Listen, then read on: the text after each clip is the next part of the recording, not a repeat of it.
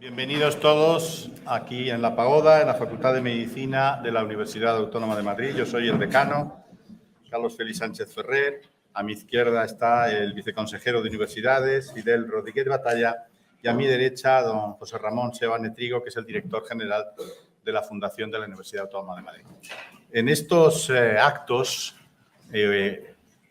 de celebración, porque es una celebración entre las cátedras y la universidad, siempre se expresan dos cosas. Uno es la satisfacción.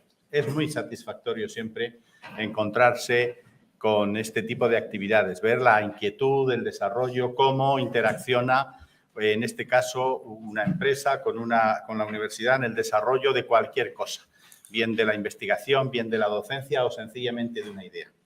Y el segundo lugar es el agradecimiento. Siempre se dice, pero es que es verdad, hay que agradecer en primer lugar a las personas que están iniciando este trabajo, pues a Damián, a Mariano, a todos los que estáis en esta cátedra de patrocinio, pero desde luego también a la empresa Pitches, porque sin su apoyo, sin su soporte financiero, pues esto no sería posible, ¿no? Creo que José Ramón nos va a hablar precisamente del fenómeno de las cátedras de patrocinio y de lo que ha significado para nuestra universidad. Y yo creo que eso es algo muy importante. Además, en la Facultad de Medicina tenemos cierta querencia, por digámoslo así, por este tipo de institución, por este tipo de relación, y creo que ha sido enormemente fructífero. Como hemos venido con un poquito de retraso, porque la lluvia nos ha impedido estar aquí en hora y no quiero retrasarme, sencillamente resaltar estos dos aspectos, el agradecimiento y la satisfacción porque se celebren este tipo de eventos. Y sin más, le doy a dar la palabra a nuestro viceconsejero, a Fidel Rodríguez Batalla. Fidel, como quieres. Pues muchísimas gracias y buenos días a todos, decano. La verdad es que muchísimas gracias por abrirnos la puerta de tu facultad. Sabes que para mí es como mi casa. Con lo cual, de nuevo, muchísimas gracias, José Ramón, director de la Fundación. A ti, a todo tu equipo, buenos días. A profesores, autoridades académicas, de representantes de empresas, amigos, que hace mucho tiempo que no nos vemos, al final estudiantes, que veo también. La verdad es que un placer estar con todos vosotros.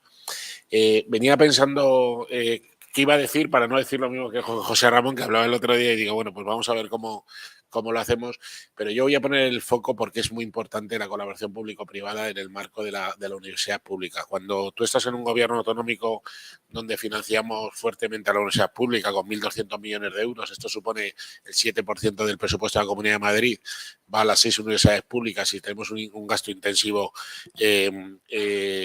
frente al presupuesto propio que tenemos, el mayor de España, con un 4,6% de intensidad sobre el presupuesto, cuando la media de España, para que os hagáis una idea, es el 1,6, o sea, estamos 3 puntos por encima porcentuales de la media de España en intensidad de gasto en las universidades públicas, y te das cuenta cuando vienes de una universidad pública que falta dinero, que necesitamos mucho más dinero para hacerlo, es cuando te pones en cuestión de que hasta cuánto, ¿no? Hasta cuánto más se necesita, ¿no? Eso, muchos que sois médicos también, en la sanidad podría ser muy parecida el comentario.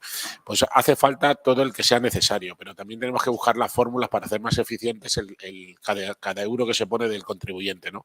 Y al final lo que buscamos todo es tener impacto final. O sea, al final lo importante de la docencia o de la investigación es que tanto la docencia prepare las mejores profesionales para que estén listos para el mercado, también listos para seguir en el mundo de la investigación, y la propia investigación con esa docencia y el doctorado, pues la investigación también sirva para avanzar la ciencia, que esa ciencia en algún momento haga productos y servicios que nos sirva a todos para que esté en una farmacia o que esté disponible en un hospital o que esté disponible en cualquier otro tipo de actividad.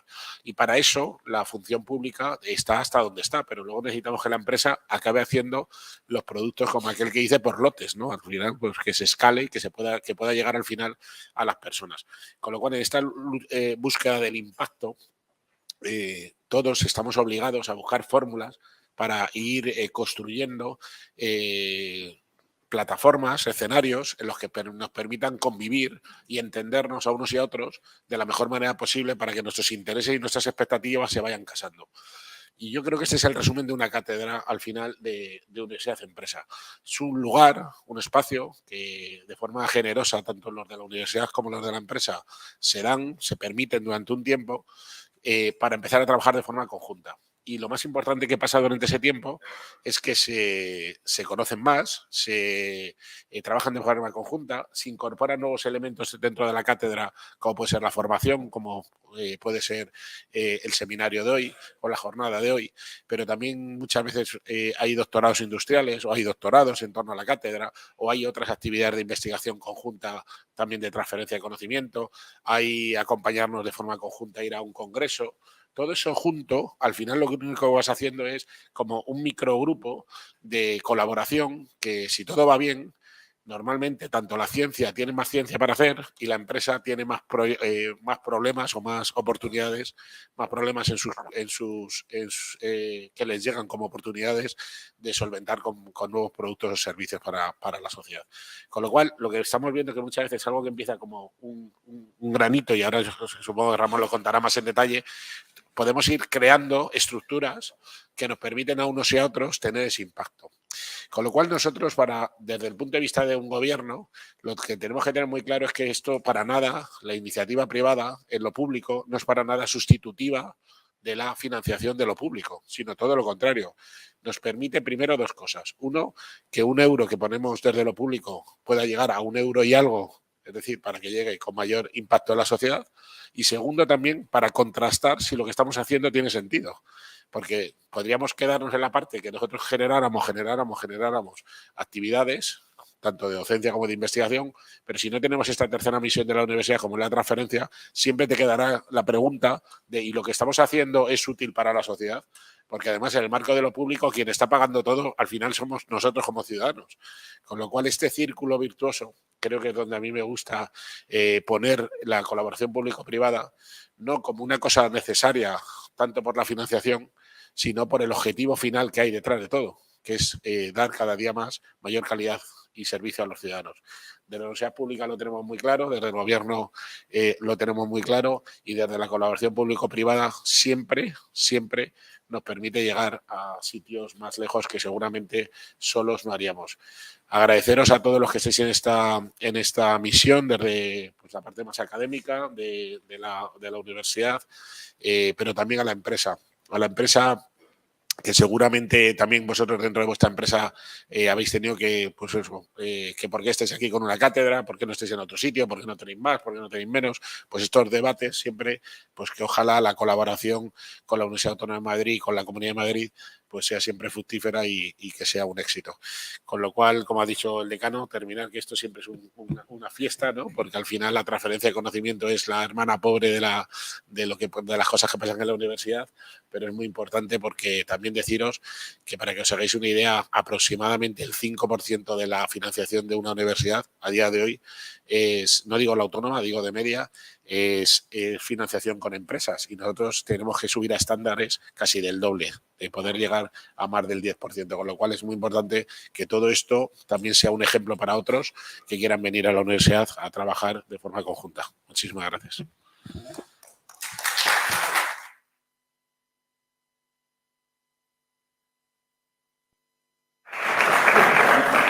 Y ahora José Ramón Seoane nos va a dar una pequeña charla, sí, subes, ¿no? Sobre innovación y transferencia en la Universidad Autónoma de Madrid, el fenómeno de las cátedras.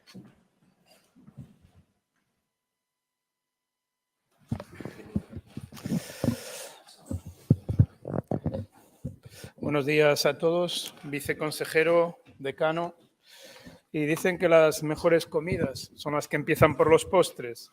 Pues vamos por ello. Primero con el agradecimiento. Queríamos agradecer desde la Autónoma y desde la Fundación a Juan Carlos de Gregorio, CEO de Pitches, el apoyo y la confianza que tuvo en nuestra universidad para poder realizar con ellos la cátedra. También a Pedro Lapuente, que es la persona científica de Pitches, y a dos personas que sin ellas sería imposible hoy estar en este acto, que es a Damián García Olmo y a Mariano García Ranz, que sin ellos no sería posible hoy tener esta charla.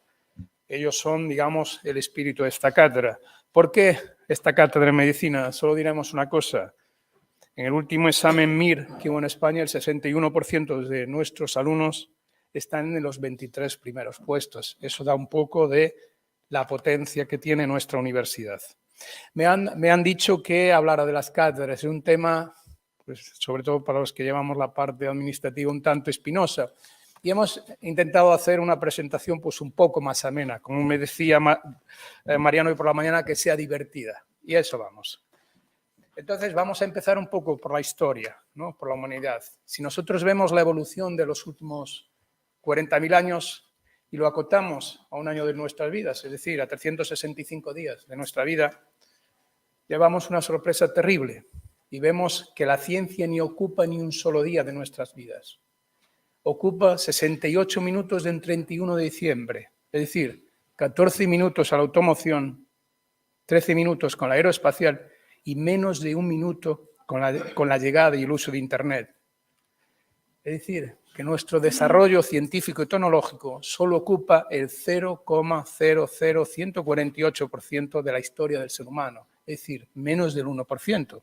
Esto quiere decir que podemos progresar y progresar mucho, pero vamos a complicarlo más. Si nosotros vemos por dónde recibimos la información, vemos que por la vista recibimos 10 millones de bytes cada segundo, por el olfato 100.000, por el gusto 1.000. Vemos que recibimos distinto tipo de información.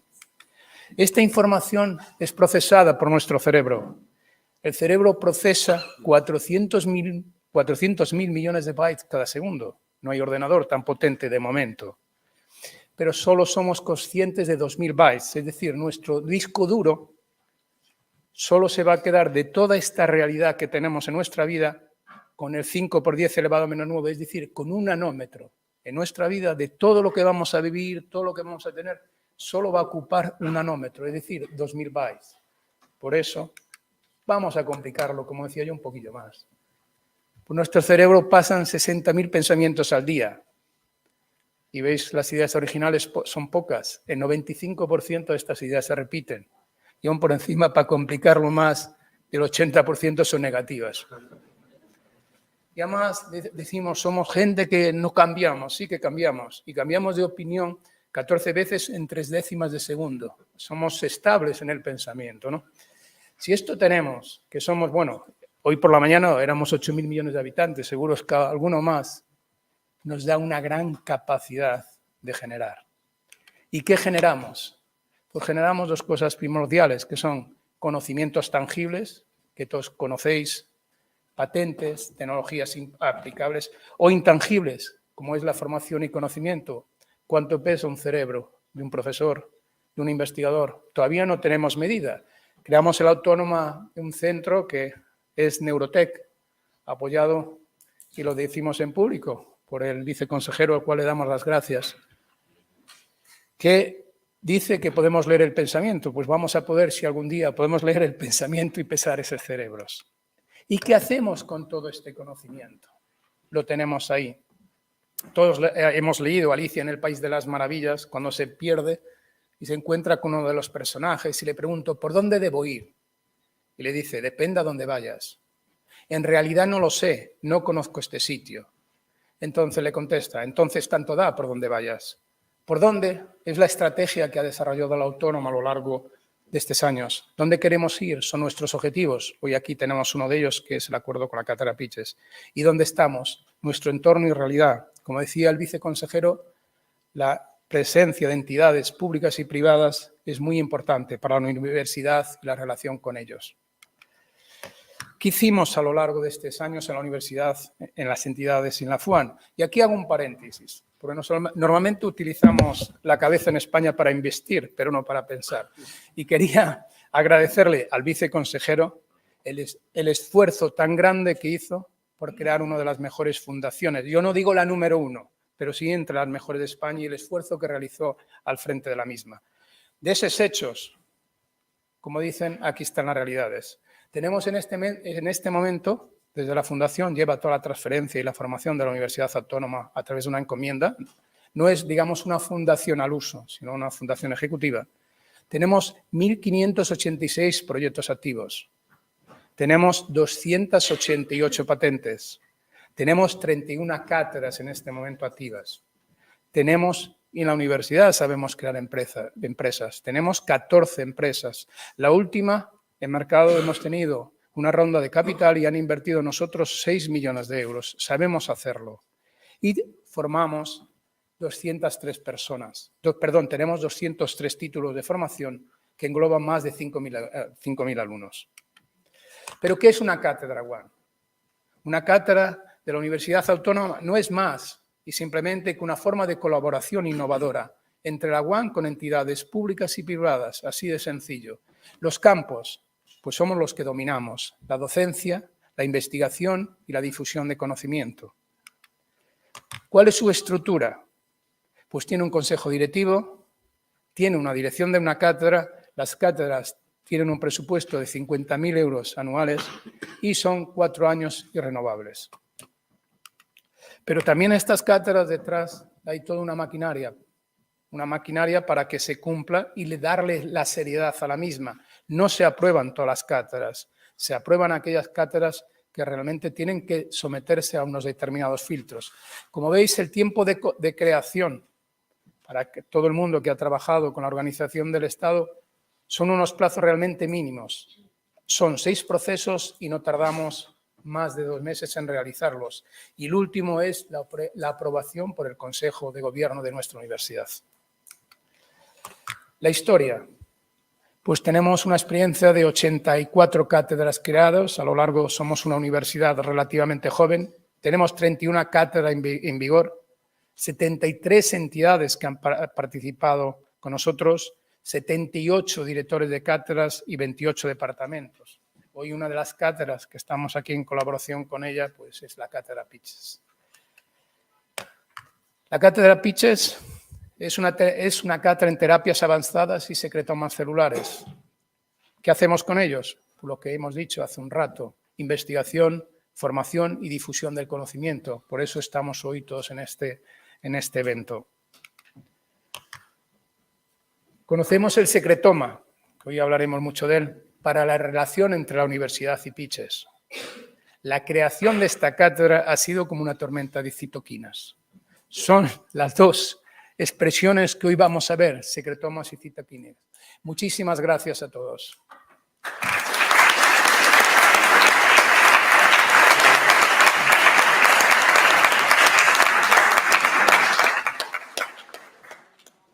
Pues si os parece, damos por finalizado este acto de bienvenida. Sé que Fidel tiene prisa y se tiene que ir. Agradecer a todos vuestra presencia, daros una vez más la bienvenida en nombre de la Universidad Autónoma de Madrid y nuestro agradecimiento tanto a los organizadores, al profesor García Olmo, a Mariano García Arranz y, por supuesto, a Pitches Biotech, que a fin de cuentas es quien sostiene la fiesta. O sea que muchísimas gracias a todos y que disfrutéis del simposio, que estoy seguro que va a ser muy interesante. Muchas gracias.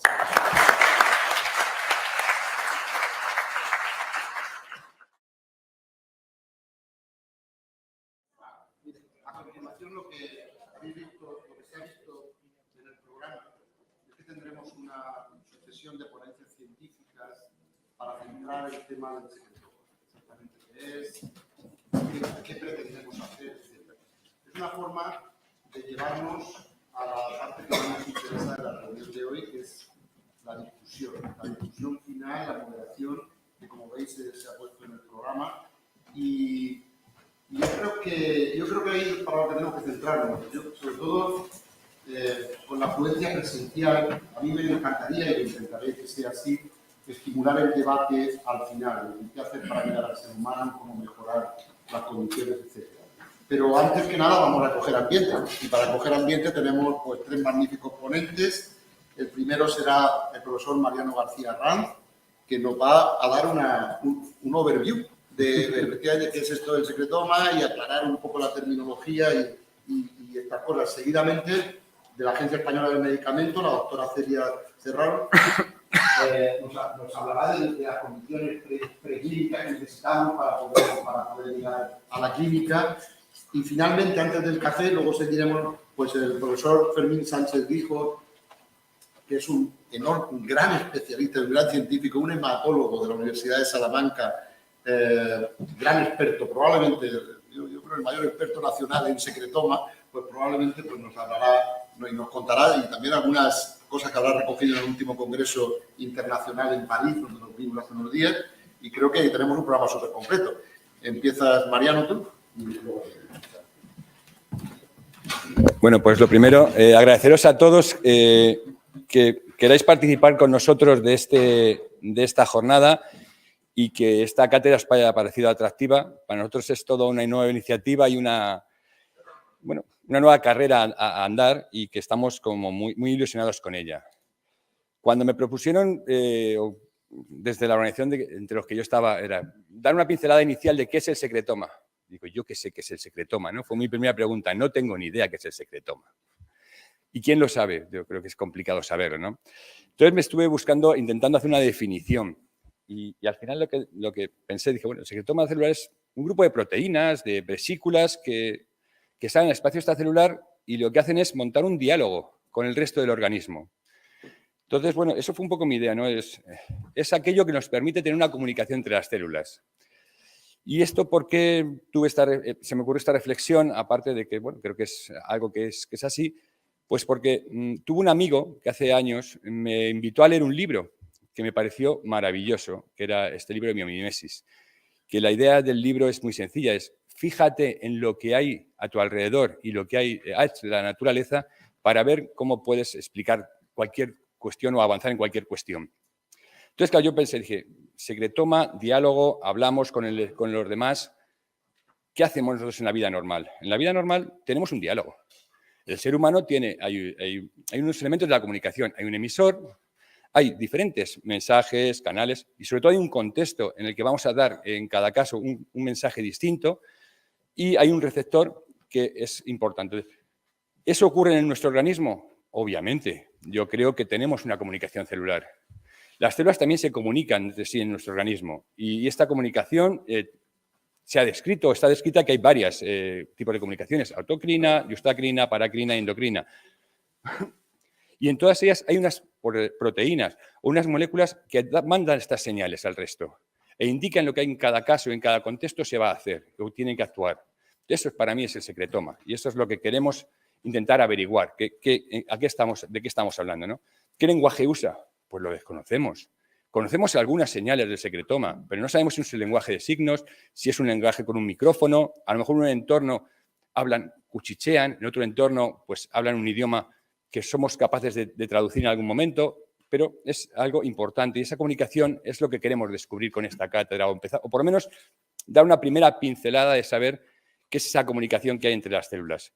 Y con ella, pues intentar llegar en el futuro, si las cosas funcionan y esperemos que sí, por las premisas que tenemos, intentar llegar al hospital y a la clínica y poder decir, vamos a conseguir que los pacientes se favorezcan y todos nos favorezcamos de qué hemos aprendido de este lenguaje, ¿no? Y hemos empezado a traducir parte de este lenguaje. Realmente el secretoma, muchos se están escribiendo desde hace 3, 4, 5 años muchísimos artículos, porque nos hemos dado cuenta, los que trabajamos en terapias avanzadas, sobre todo, que el mayor efecto de la terapia celular o de las células que se están haciendo en unos ensayos a nivel mundial es a través de factores tróficos, factores que se secretan al exterior. Y esa es el mayor uso, la mayor forma de trabajar las células que estamos en terapias avanzadas. Y esto se hace mediante proteínas solubles, bien citoquinas, quimioquinas, proteasas, enzimas factores de crecimiento, o por vesículas extracelulares. Dentro de las vesículas extracelulares hay dos que están descritas o se han empezado a describir y ya se van conociendo. Por un lado están las microvesículas, que tienen un tamaño entre 100 y 1000 nanómetros.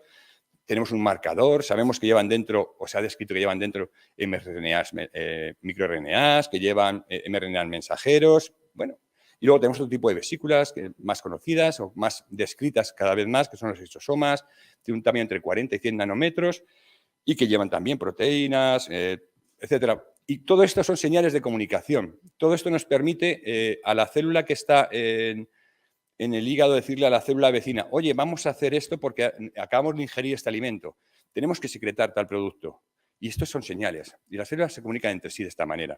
Entonces, esto es lo que nosotros queremos ver, conocer estas señales. En nuestro caso, trabajamos mucho con células mesenquimales, como la mayoría de vosotros sabéis. Y dentro de las células mesenquimales hay multitud de proteínas, dependiendo del momento o la necesidad del organismo, son tan inteligentes las células que saben qué deben secretar en cada momento. Esto es un ejemplo, una diapositiva de un artículo de Singer de hace muchos años ya, del 2011, fijaros en el 2011, y ya, dependiendo de la situación o el entorno en el que estaba la célula mesenquimal, secretaban diferentes tipos de proteínas y hacían diferentes efectos. Entonces, esto es lo que queremos saber, por qué en cada caso secretan un tipo de proteínas y cómo funciona ese efecto en cada momento.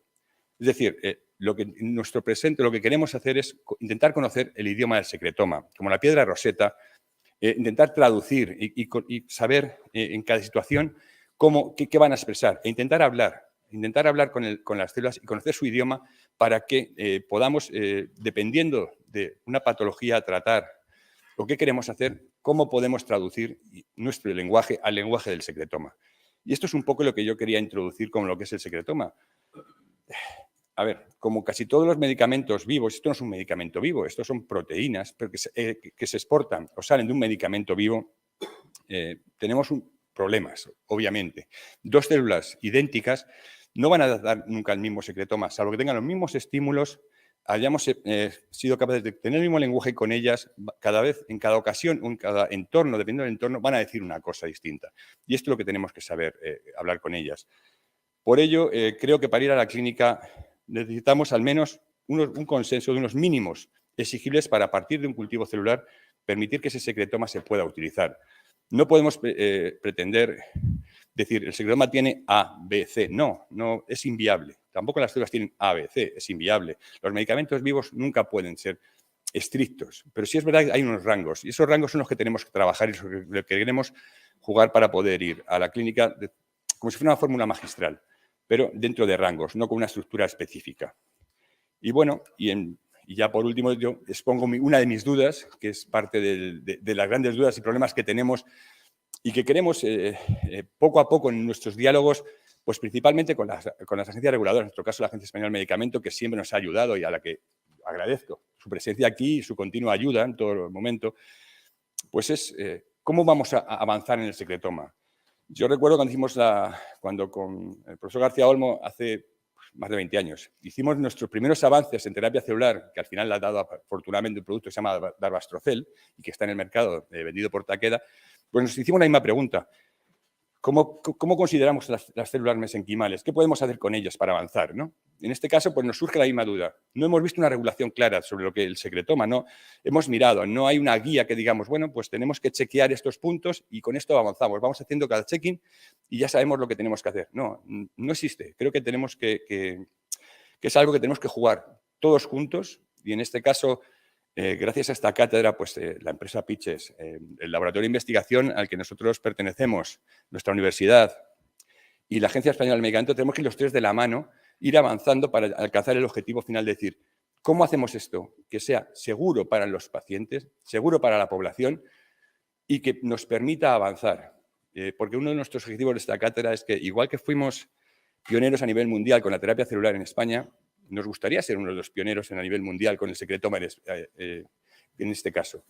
Creemos que estamos avanzando, tenemos muchos datos, pero tenemos que ir con las agencias reguladoras de la mano y ver cómo podemos avanzar de esta manera hasta llegar hasta el final. Y nada más, era una pincelada para conocer lo que era el secretoma levemente. Gracias a todos por asistir.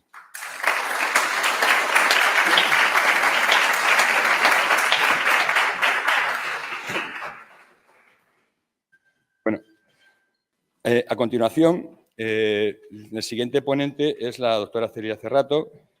Es directora en biología por la Universidad Pompeu Fabra de Barcelona y después de estar en diferentes centros, pues bueno, está en el año 2011 se incorporó a la Agencia Española de Medicamento a la parte de desarrollos preclínicos y nos va a dar la visión en ese sentido de la agencia. Muchas gracias por estar. Vale, gracias.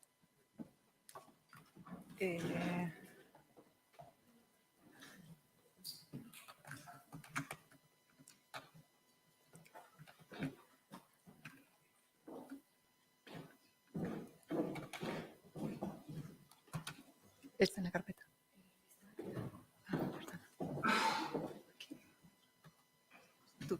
Vale, hace rato.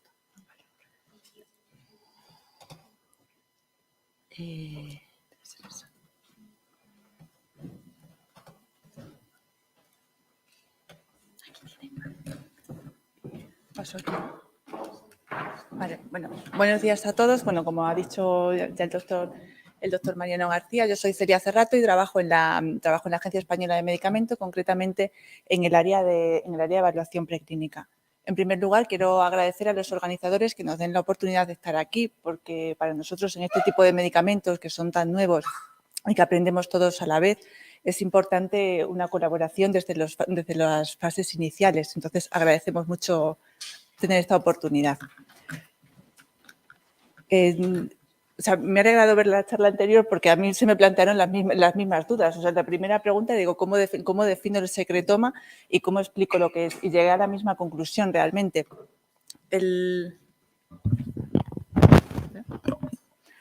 Bueno, pues el secretoma en general se describe como un conjunto de moléculas secretadas por las células al espacio extracelular, que principalmente tiene proteínas, pero también otras vesículas extracelulares que pueden contener RNA o lípidos.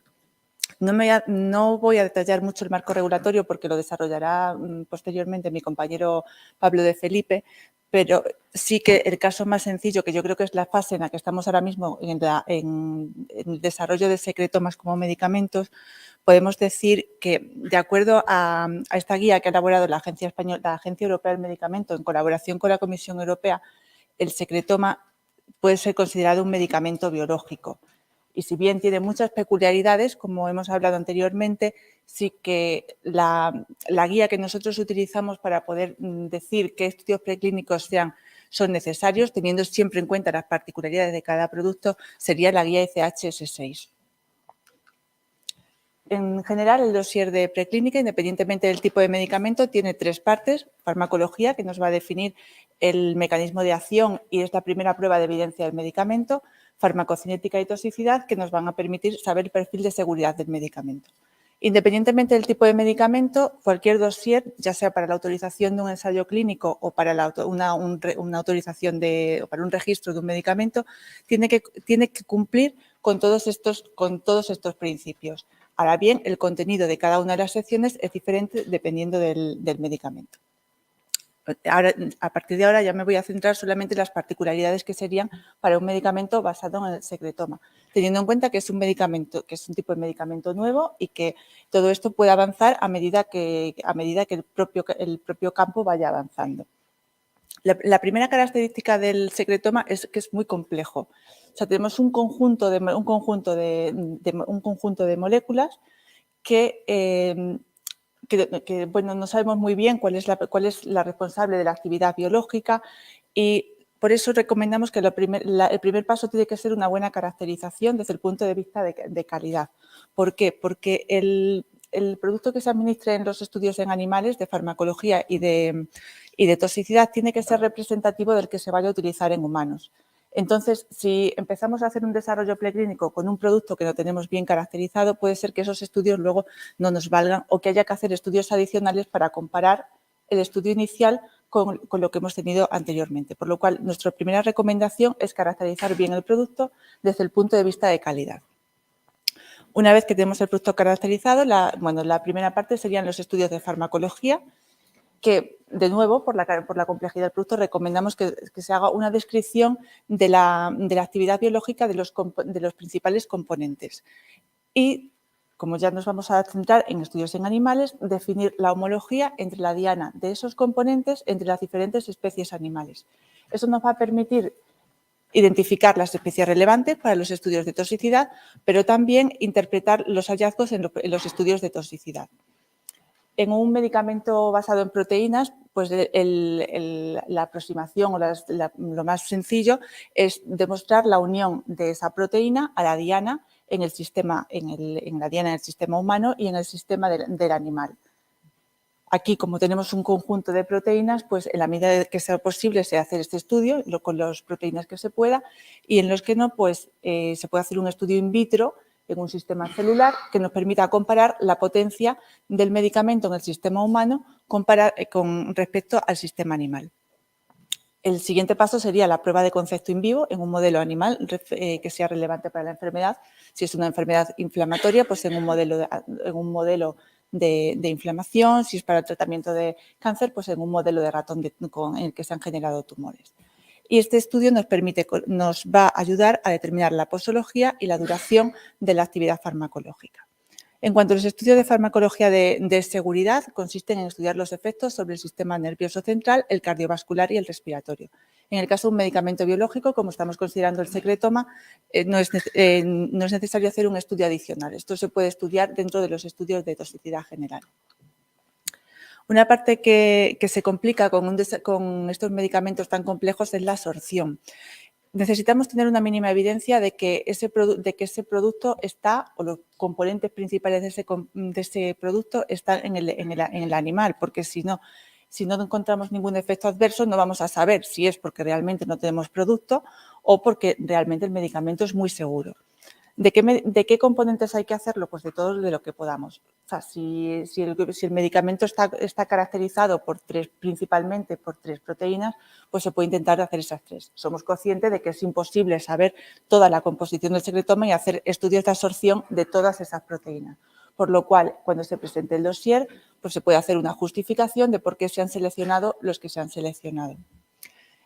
Y otro aspecto a tener en cuenta sobre la absorción es la posibilidad de reactividad cruzada, porque podemos tener problemas para diferenciar, si es el caso de una citoquina, diferenciar en el plasma del animal la citoquina humana y la citoquina del propio animal, y eso nos puede confundir los resultados de los estudios, por lo cual es otro factor que recomendamos que se tenga en cuenta cuando se estudian los componentes de los que se va a ver la absorción.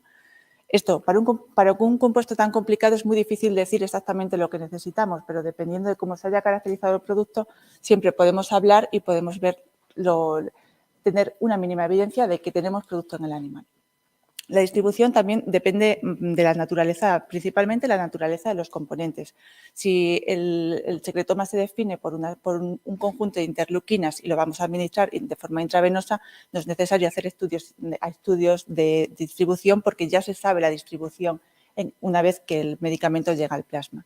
En el caso de que el secretoma esté caracterizado por vesículas extracelulares, pues estas vesículas no hay tanto conocimiento, por lo cual pueden ser necesarios un estudio de biodistribución o también dependiendo de cómo sea la administración. Un tipo de administración local, si no tenemos el producto luego en el plasma, pues igual nos simplifica los estudios de toxicidad. Entonces, todo esto hay que discutirlo y dependiendo de las características se piden unos estudios u otros. Y en cuanto al metabolismo y la excreción, como generalmente la composición son componentes endógenos y no están modificados, pues no es necesario hacer ningún estudio de metabolismo y excreción. La tercera parte es los estudios de toxicidad. Nosotros recomendamos primero hacer una selección de las especies relevantes. ¿En qué nos basamos? En la homología tener una evidencia de que el medicamento va a funcionar en esa especie animal, bien sea por los estudios in vitro, por también comparaciones in silico o por esos estudios de farmacocinética, y comparar la afinidad, esto lo he contado en la parte de farmacología, la afinidad o la potencia del medicamento en el sistema humano y en el sistema animal. En los estudios de toxicidad general, si tenemos 2 especies relevantes, una que sea roedora y otra no roedora, se realiza un estudio de corta duración en las 2 especies. Que los resultados son similares y se pueden explicar por el mecanismo de acción, el estudio definitivo o el estudio solamente sería necesario en una especie. Que no, que tenemos toxicidad diferente, es necesario un estudio de larga duración en las 2 especies. El caso de que solamente sea una especie relevante, solamente es necesario hacer el estudio en esa especie relevante. Y si no hay especies relevantes, pues la guía ICH6 nos dice que habría que intentar desarrollar un producto homólogo. En el caso del secretoma creemos que va a ser muy difícil desarrollar un producto homólogo en un sistema utilizando células del animal. De todas formas, se puede pedir una discusión y se puede intentar. ¿Que no se puede desarrollar este producto homólogo? Pues al menos necesitaríamos un estudio corto en el que se miran unos parámetros de seguridad, pues mínimo mortalidad, los efectos clínicos, no a lo mejor es necesario un análisis exhaustivo de todos los órganos, pero un estudio corto en una especie, generalmente roedor porque es la especie más asequible, con la que hay más experiencia y es más fácil. El diseño de estos estudios de toxicidad tiene que seguir siempre los principios de la buena práctica del laboratorio. Debe administrar, esto es general para todos los de toxicidad, la misma vía y frecuencia de administración que en humanos. Si no se puede, pues hay que justificarlo. Y al menos 3 niveles de dosis. Una, que sea una NOAEL, es decir, una dosis. Esto es lo ideal. Cuando no se consigue, pues se discuten los resultados que tenemos. Una NOAEL, que es una dosis en la que no vamos a tener efectos adversos y esa es la que nos va a garantizar la seguridad del producto. Y una dosis tóxica, que es la que nos va a determinar el perfil de seguridad o los efectos adversos que podemos esperar. Para determinar esas 3 dosis es importante considerar las diferencias de actividad entre las especies, porque si, como había dicho anteriormente, el sistema animal es menos sensible que el humano, es necesario que la dosis en el animal sea más alta aún, para que tengamos evidencia de que va a funcionar.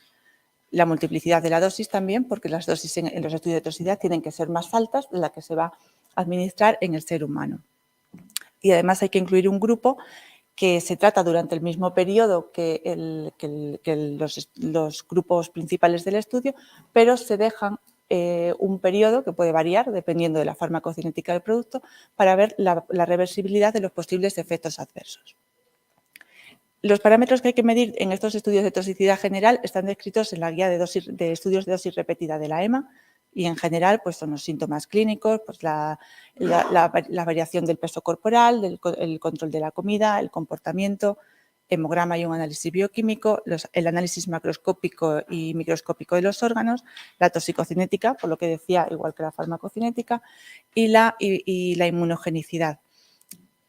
En el caso de la inmunogenicidad tenemos el mismo problema que con la absorción. Es difícil determinar la formación de anticuerpos anti cada una de las proteínas o anti cada uno de los componentes del secretoma. Pero sí se deben mirar al menos de los más abundantes o de los que sean más significativos, porque nos va a facilitar la interpretación de los estudios. Si esos anticuerpos nos van a disminuir la exposición al medicamento, estaríamos en el mismo caso. Igual no vemos toxicidad porque no tenemos medicamento. Y además hay ciertos efectos adversos que se pueden explicar por la formación de complejos anticuerpo antiproteína y que no serían relevantes para el ser humano, como puede ser por ejemplo, unas reacciones anafilácticas. Entonces, en ese caso no tendríamos que considerarlo. La duración de los estudios de toxicidad depende de la duración del tratamiento en humano. Si va a ser un tratamiento crónico, pues el estudio de toxicidad debe ser de 6 meses, salvo que la indicación sea cáncer avanzado, para lo cual sería suficiente con 3 meses. Y si es un tratamiento agudo o corto, una infección, por ejemplo, que se va a tratar durante menos de 7 días, el estudio de toxicidad podría ser suficiente de 14 días. El siguiente aspecto sería la genotoxicidad, que consiste en estudiar los daños en el material genético. En el caso de proteínas, si está formado como es lo que esperamos, que principalmente sean proteínas, pues no es necesario hacer estudios de genotoxicidad porque ya sabemos que las proteínas por su tamaño molecular no van a interaccionar con el DNA. Si de estos componentes que tenemos en el secretoma hay algún oligonucleótido antisentido y consideramos que es relevante para la actividad, sí que se ha visto que estos tienen un problema, que es que pueden formar trímeros con el DNA al que se unen. Entonces, en ese caso, habría que detectar los polimorfismos en el gen diana mediante una secuenciación. Solo si este oligonucleótido fuera relevante en la composición del medicamento o para la actividad. Lípidos y otro tipo de componentes no tendrían problemas de genotoxicidad. Y la carcinogenicidad solamente es necesario para el estudio en el momento de la autorización de la comercialización, y la necesidad de estudiar el potencial carcinogénico está descrito en esta guía de la ICHS1 sobre la necesidad. ¿De qué depende? Pues depende, por ejemplo, de la indicación, de la duración del tratamiento o de la absorción. Como comentaba antes, si un medicamento es de aplicación local y no se va a absorber, pues no necesitamos hacer un estudio de carcinogenicidad. Si es un tratamiento para una infección viral o una infección, pues tampoco, porque es corto. También el caso de cáncer avanzado, pues como la esperanza de vida de los pacientes es corta, pues igual tampoco es necesario. Caso que sea necesario, que el medicamento no cumpla los requisitos de esta guía, la primera aproximación es hacer un peso de la evidencia. El peso de la evidencia es hacer una justificación o una descripción del mecanismo de acción del producto, sus dianas biológicas, y relacionar todo esto con el potencial de carcinogenicidad.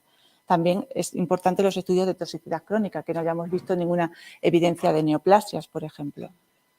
En la mayoría de los casos, con este peso de la evidencia para los productos biológicos es suficiente.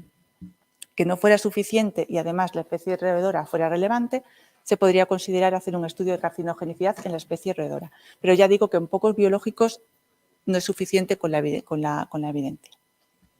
La última parte sería la reprotoxicidad, que son los daños en el feto o el embrión.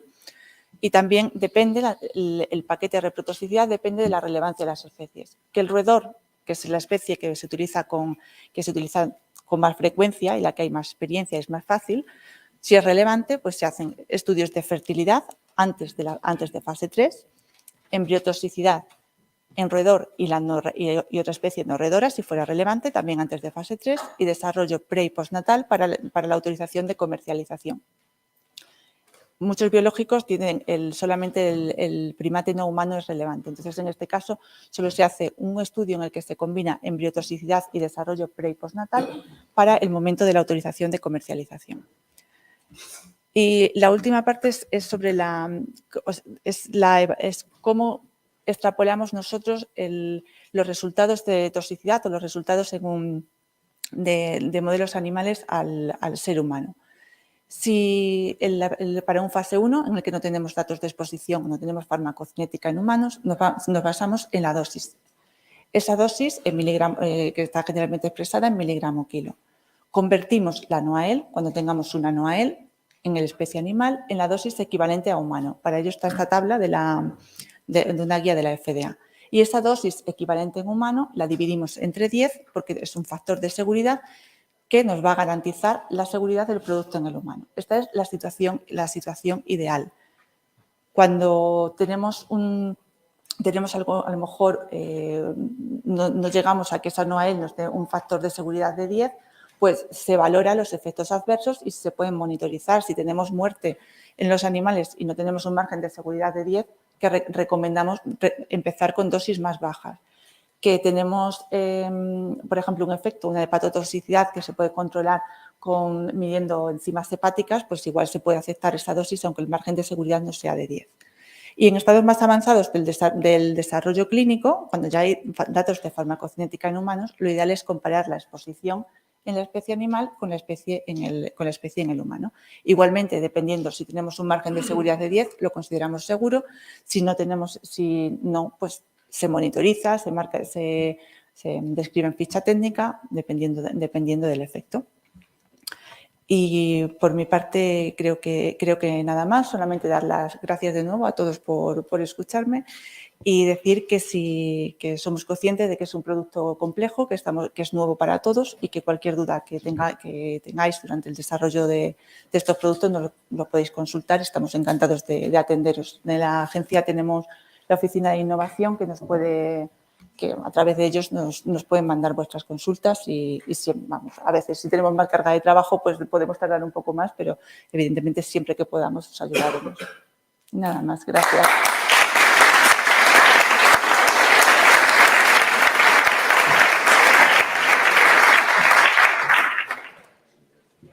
Muchas gracias.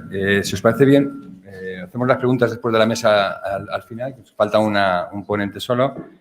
Y bueno, nos queda el doctor Fermín Sánchez Guijo, que lo primero que tengo que decir que es un gran amigo, entonces creo que es algo importante y que es el director de terapia celular y director y jefe de hematología del Hospital Clínico Universitario de Salamanca. Además es coordinador de una de las líneas de terapia celular de la Tricorterap, de nuestro World Packet. Y además de todo eso, como tiene tiempo, pues es vicepresidente de la International Society de Cell Exchange Therapy.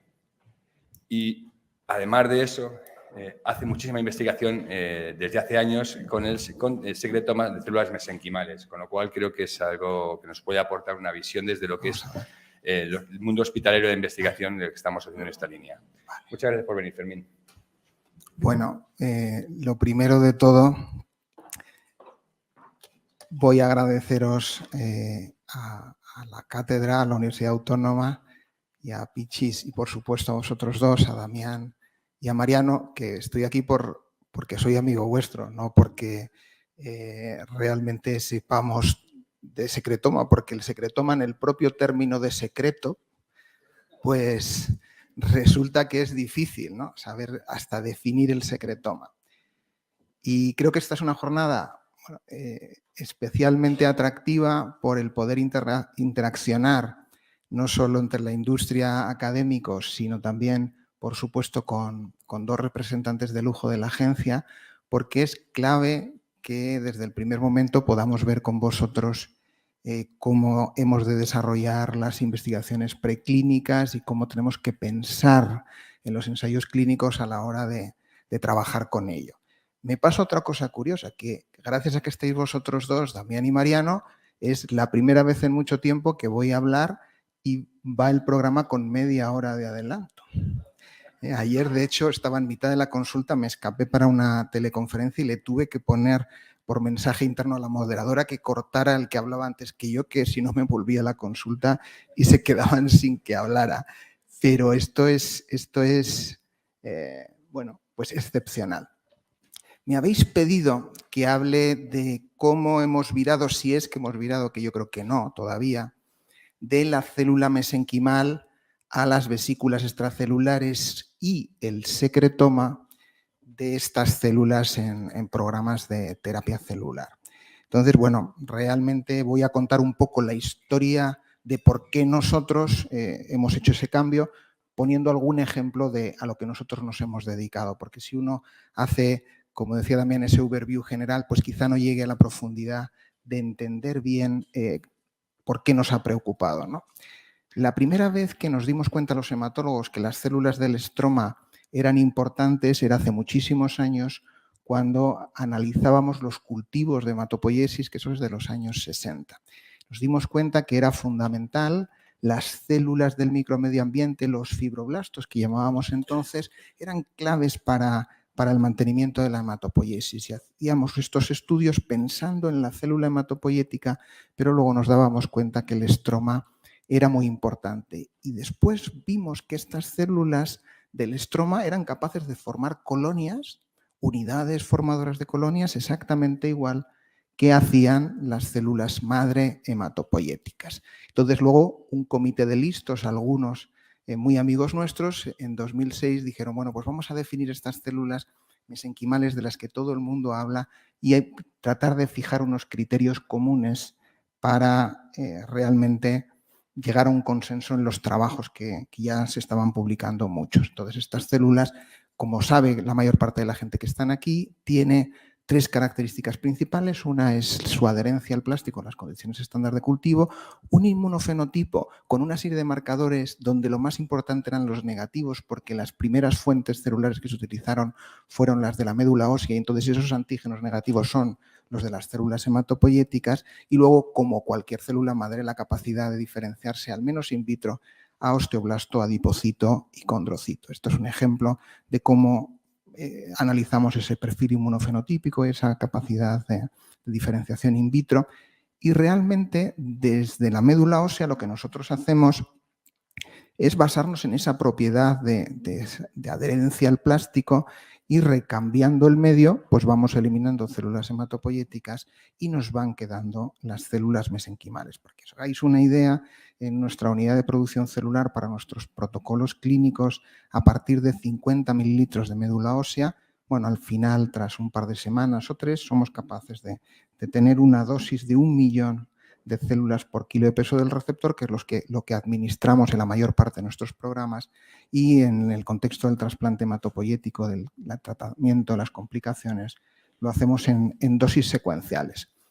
Aparte de su capacidad de diferenciación a estas 3 líneas, y entonces enseguida se encendieron las bombillas para utilizar estas células en terapia regenerativa osteoarticular, nos dimos cuenta los investigadores que cuando enfrentábamos células mesenquimales a células del sistema inmune activadas, células efectoras, producían un efecto inmunomodulador y además promovían la diferenciación de subpoblaciones inmunes reguladoras, como las células T reguladoras o los macrófagos tipo 2. Y esto era además mucho más llamativo cuando las células se cocultivaban o se administraban en modelos in vitro en un contexto inflamatorio. Eran mucho más activas al ser administradas en un contexto de inflamación activa que si se administraban de forma preventiva en un microambiente no inflamatorio.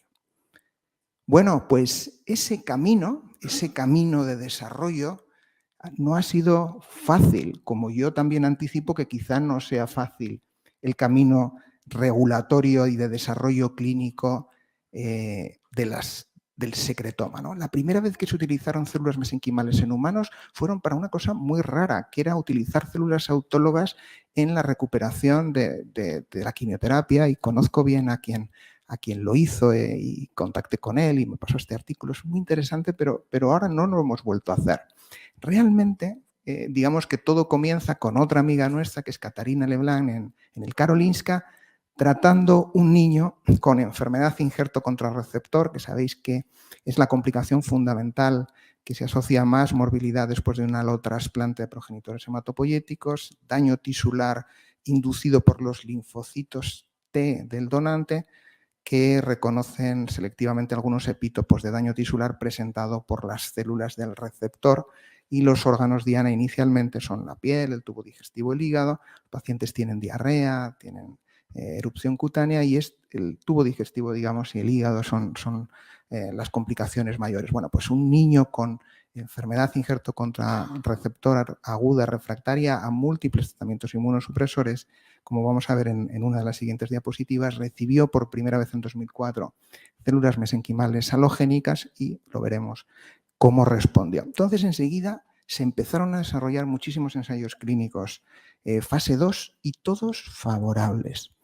Y luego viene, como pasa muchas veces, un fase 3 que se desarrolló por una compañía biotecnológica americana, Osiris, randomizado, en el que todo el mundo pusimos las esperanzas, nosotros participamos también, pero que no estaba bien diseñado. Al final te das cuenta que no solo para la terapia celular, también para los fármacos en oncología y hematología, qué importante es sentarse y tratar de hacer un diseño adecuado, especialmente, claro, aquí hay gente de la agencia, para el objetivo primario. Y si no alcanzas tu objetivo primario, tú tienes un problema, ¿no? Esto lo hemos aprendido con el paso del tiempo, y luego ya, afortunadamente, Damián y Mariano y sus colaboradores, bueno, pues por primera vez tuvieron un ensayo exitoso, un fase 3, con las mesenquimales, en este caso, que eran de tejido adiposo, en la enfermedad de Crohn, a pesar de haber tenido el problema previo en el otro fase 3, que Damián lo cuenta muy bien, de cómo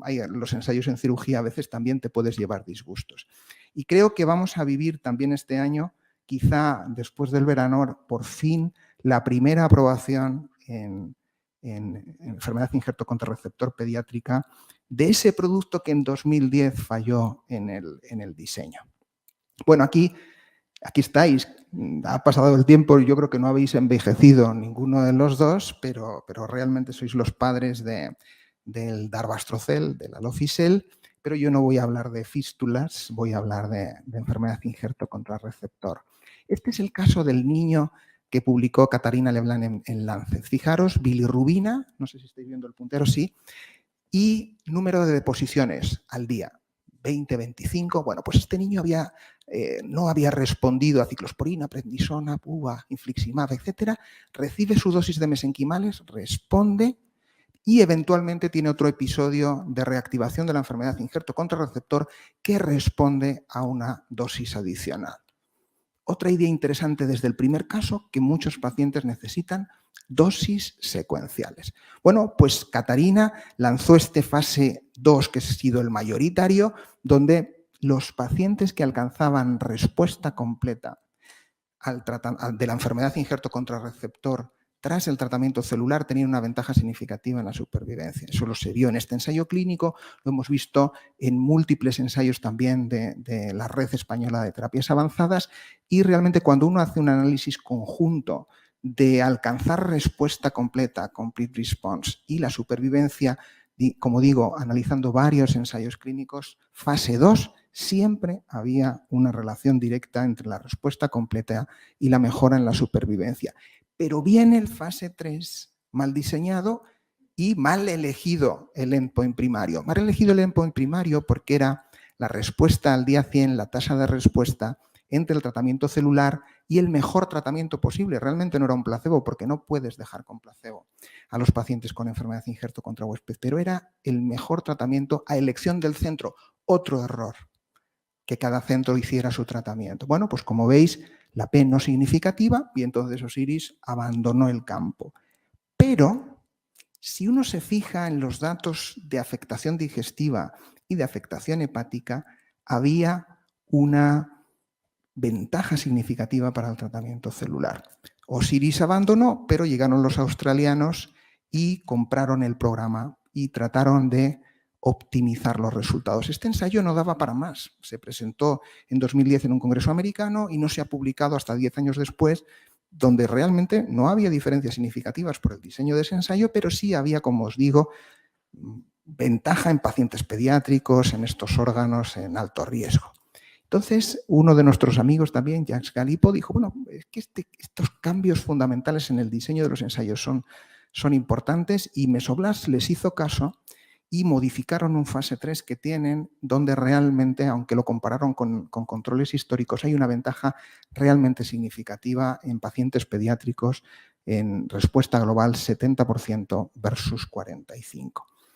Y bueno, la FDA y Mesoblast llevan 2 años intentando ver cómo llegan a un acuerdo para aprobar el fármaco en pacientes, y realmente ahora, con un montón de datos biológicos y de biomarcadores, yo creo que tendremos una respuesta, como dice aquí en esta nota de prensa de Mesoblast, pues a mediados de agosto, cuando estéis muchos de vosotros con el bañador y la sombrilla, tendremos estos datos de si realmente se aprueba por primera vez en Estados Unidos células mesenquimales halogénicas en este contexto. Porque cuando uno se va a las series grandes, 300 pacientes tratados en Japón, de nuevo se ve esa relación en vida real de supervivencia global muy significativa para los pacientes que responden al tratamiento celular. Bueno, ¿y cómo enredamos los hematólogos o cómo empezamos a pensar nosotros también en las vesículas, ¿no? Bueno, pues otra de las dianas de la enfermedad injerto contra huésped es el microambiente medular, donde las células mesenquimales, las células del estroma, no se recambian tras el trasplante, solo las hematopoyéticas, y entonces los linfocitos T, en el caso de la enfermedad injerto contra huésped, también eliminan las células del microambiente que, como dijimos en la primera diapositiva, eran fundamentales para mantener la hematopoiesis. Entonces, cuando uno analiza animales de laboratorio en modelos de trasplante en los que generamos, por incompatibilidad del sistema de histocompatibilidad, enfermedad injerto contra receptor, bueno, pues se ve que hay una depleción de las células hematopoyéticas en la médula ósea, y eso está originado por la desaparición de las células del estroma que son eliminadas por los linfocitos T. Bueno, pues en este contexto ya lo sabíamos nosotros cuando comparamos hace mucho tiempo los cultivos a largo plazo y la capacidad del estroma en pacientes que habían sido trasplantados de hermanos HL idénticos y que apenas habían recibido enfermedad injerto contra huésped, como los pacientes, con respecto a sus hermanos, es decir, misma hematopoiesis, mismo sistema inmune y solo la disfuncionalidad del estroma, el estroma era deficiente y la consecuencia, citopenias. Y empezamos en nuestros modelos preclínicos a tratar con mesenquimales a animales dañados con quimioterapia y en estudios in vitro, viendo cómo las células mesenquimales recuperaban la hematopoiesis, insisto, en los cultivos in vitro y en los modelos de xenotrasplante. La célula humana mesenquimal se sitúa en el ratón junto a la hematopoyética humana y junto a las murinas para incrementar la hematopoiesis en esa área. Y esto es un marcaje con mitocondria humana, en ese área del endostio donde realmente es necesaria la célula mesenquimal que ha sido deplecionada, y esto se traduce en un incremento significativo en ensayos de xenotrasplante del injerto humano cuando añadimos células mesenquimales bien por vía intravenosa, y si encima las ponemos intraóseas, pues muchísimo más, ¿no? Porque intraóseo y la administración local, y esta es otra cosa que podemos discutir después, mantiene la persistencia celular en el lugar de inyección frente a la inyección intravenosa, que sabemos muy bien que las mesenquimales van fundamentalmente al pulmón y desaparecen en pocos días. Y comenzamos a tratar pacientes con citopenias post-trasplante que no habían respondido a los tratamientos estándar de las citopenias de origen inmune que se producen, corticoides, rituximab, etcétera, ¿no? Y de nuevo hemos tratado una serie grande de pacientes con citopenias con ventaja significativa de nuevo en supervivencia para aquellos que responden al tratamiento. Bueno, pues este viaje en el tratamiento de los defectos de injerto después del trasplante, pues en un momento concreto dijimos, vamos a cambiar o vamos a explorar las vesículas y vamos a explorar el secretoma. Yo fui un incrédulo total, os tengo que decir, en secretoma. De hecho, en mi etapa postdoctoral en Estados Unidos tenemos un trabajo que se citó muchísimo, que se publicó en Stem Cells en 2006 o en 2007, al que yo no di la menor importancia. Yo volví a España y seguí trabajando con las mesenquimales, y fue cuando empezó a hablarse del papel de los exosomas y de las mesenquimales en el contexto de las hemopatías malignas, cuando volvimos a mirar para atrás y bueno, hemos ido aprendiendo a creer poco a poco en la capacidad de las vesículas extracelulares, porque cuando uno mira cómo funcionan, cómo actúan las células mesenquimales, pues evidentemente, como hemos dicho, por su capacidad de diferenciación, por su capacidad de ir y reparar los tejidos a distancia, contacto célula-célula, secreción de factores solubles, que es lo que nos trae aquí hoy, y también la emisión de vesículas extracelulares e incluso nanotubos que permiten que pasen hasta mitocondrias de una célula a otra. Esto es, como decía Mariano, las nuevas formas de comunicación intercelular. Entonces, ¿de qué entendemos por secretoma? Ya lo habéis dicho, desde lo que va libre hasta quizá microvesículas, o sea, vesículas extracelulares en general. No voy a entrar en estos detalles, pero tenemos todavía que aprender que dependiendo del estímulo en el que la célula mesenquimal libera su secretoma, vemos unas cosas u otras. Entonces se está trabajando el secretoma en cultivos 3D, expansión de las células en hipoxia, priming con toll-like receptors, estímulos proinflamatorios, etcétera. Mucho que aprender para los próximos años. Pero unos compañeros nuestros alemanes se lanzaron ya hace tiempo a tratar algunos pacientes con enfermedad de injerto contra receptor refractaria con exosomas, viendo respuesta, aunque luego a nivel regulatorio no han sido capaces de poner el ensayo clínico en marcha, porque hay que aprender cómo hay que poner esos ensayos clínicos en marcha. Entonces, la disyuntiva quizá que tenemos aquí hoy es células versus secretoma, y el secretoma, pensando de esa manera amplia, vesículas extracelulares y también quizá lo que lleva a nivel soluble, ¿no? Bueno, pues no es tan. Lo que sí sabemos es que la agencia, la FDA, ha dicho que no son medicamentos de terapia avanzada, son biológicos. Tenemos aquí a la gente de la agencia que ya nos lo ha dicho. Evidentemente, al no tener células, pues ese potencial carcinógeno de que siempre teníamos, de la transformación, de las alteraciones cromosómicas, parece que no nos preocupa. Los exosomas son, y el secretoma es estable, se puede congelar, puede pasar la barrera hematoencefálica, y también es muy fácil desde el punto de vista translacional y del diseño inmortalizar una línea de mesenquimales y que eso pues libere un producto homogéneo, que es muy importante. ¿Y dónde empieza el lío? El lío empieza en cómo aislar las vesículas extracelulares, cómo tener el secretoma, que simplemente voy a ir pasando alguna diapositiva para que veáis la complejidad y las técnicas. Y de nuevo, pues algunos listos se han puesto a decir, bueno, pues tiene que ser así, tenemos que definirlas, tenemos que hacer, pero al final va cambiando. Nosotros, en uno de nuestros primeros trabajos con vesículas extracelulares, pues quisimos ver si al menos llevaban los marcadores típicos de la célula mesenquimal y tenían el tamaño, esto es citometría de flujo, el tamaño que tenían que tener y los marcadores descritos y, bueno, evidentemente el tamaño adecuado por nuevas tecnologías que no conocíamos, como el Nanoparticle Tracking Analysis, que nos mide la cantidad de partículas y su tamaño en una concentración. Y bueno, nos planteamos en nuestro modelo que teníamos en la cabeza, si la célula mesenquimal, cuando contacta con la célula CD34, la célula madre hematopoyética, incrementa el injerto, ¿por qué no nos olvidamos de la célula mesenquimal y la cocultivamos exclusivamente los exosomas, las vesículas extracelulares, el secretoma liberado por las células mesenquimales, solo el secretoma con células CD34 purificadas de la médula ósea, y veamos qué cambia en la célula hematopoyética y si eso se traduce funcionalmente en una capacidad mejor para injertar? Esta es un poco la idea.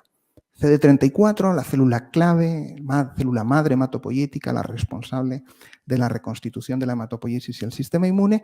¿Qué le pasa si recibe exclusivamente vesículas extracelulares provenientes de una célula mesenquimal sana? Bueno, este es nuestro protocolo experimental en el que no voy a andar entrando en detalles, caracterizamos las vesículas como debemos hacer y, como os digo, incorporamos las vesículas a las células CD34 durante 24 horas y después analizamos qué había pasado, ¿no? Bueno, pues evidentemente esta es la caracterización, la incorporación, se incorporan obviamente a la célula CD34 y se modifican unos cuantos genes después de la incorporación, porque claro, esto era la misma CD34 en cada muestra con o sin vesículas extracelulares, con o sin secretoma. Bueno, pues pasa lo siguiente. Entre otras cosas, que aumentan los genes antiapoptóticos y bajan los proapoptóticos. La célula vive más. No hay cambios en el ciclo celular, pero sí en moléculas de adhesión claves para el injerto hematopoyético. Cuando nos vamos a esas CD34 y exploramos su capacidad para producir colonias hematopoyéticas, que es su función, la función de una célula madre hematopoyética es fabricar células de la sangre, colonias más diferenciadas, pues hay una ventaja significativa para las células hematopoyéticas que han recibido secretoma de células mesenquimales. Y cuando nos vamos a nuestros modelos animales de senotrasplante, esas CD34 humanas que han recibido secretoma de células mesenquimales injertan de una manera significativamente mayor en estos modelos que las células que no han sido cocultivadas con secretoma de una manera muy clara. Y este es el ejemplo que hemos vivido en primera mano de cómo realmente el secretoma cambia la funcionalidad de las células y que quizá para obtener algunos efectos no necesitamos un trasplante celular. Acabo con 3 diapositivas, como decía Damián, del próximo día, de este congreso que hemos visto.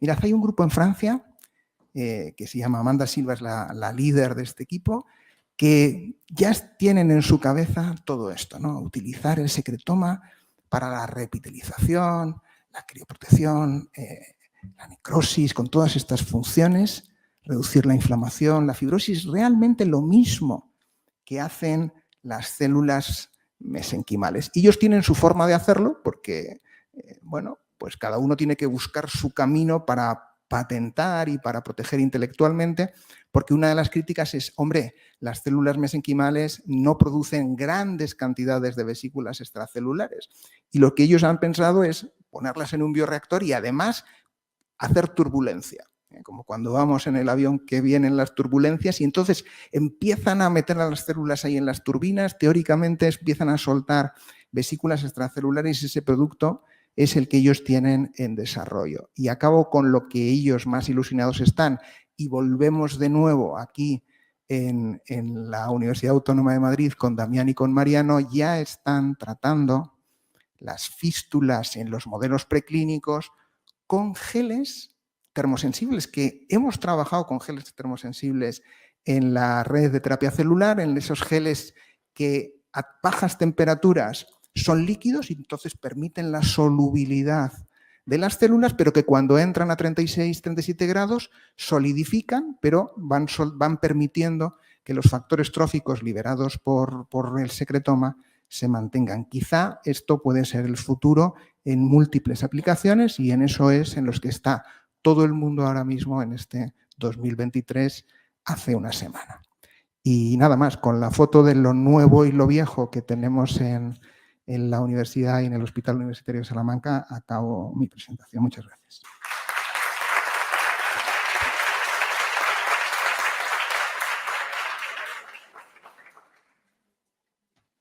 Bueno, afortunadamente, y como te ha dicho Fermín, esto es muy raro, vamos con media hora de adelanto, con lo cual podemos abusar de nuestros interlocutores y preguntarles todo aquello que consideremos oportuno.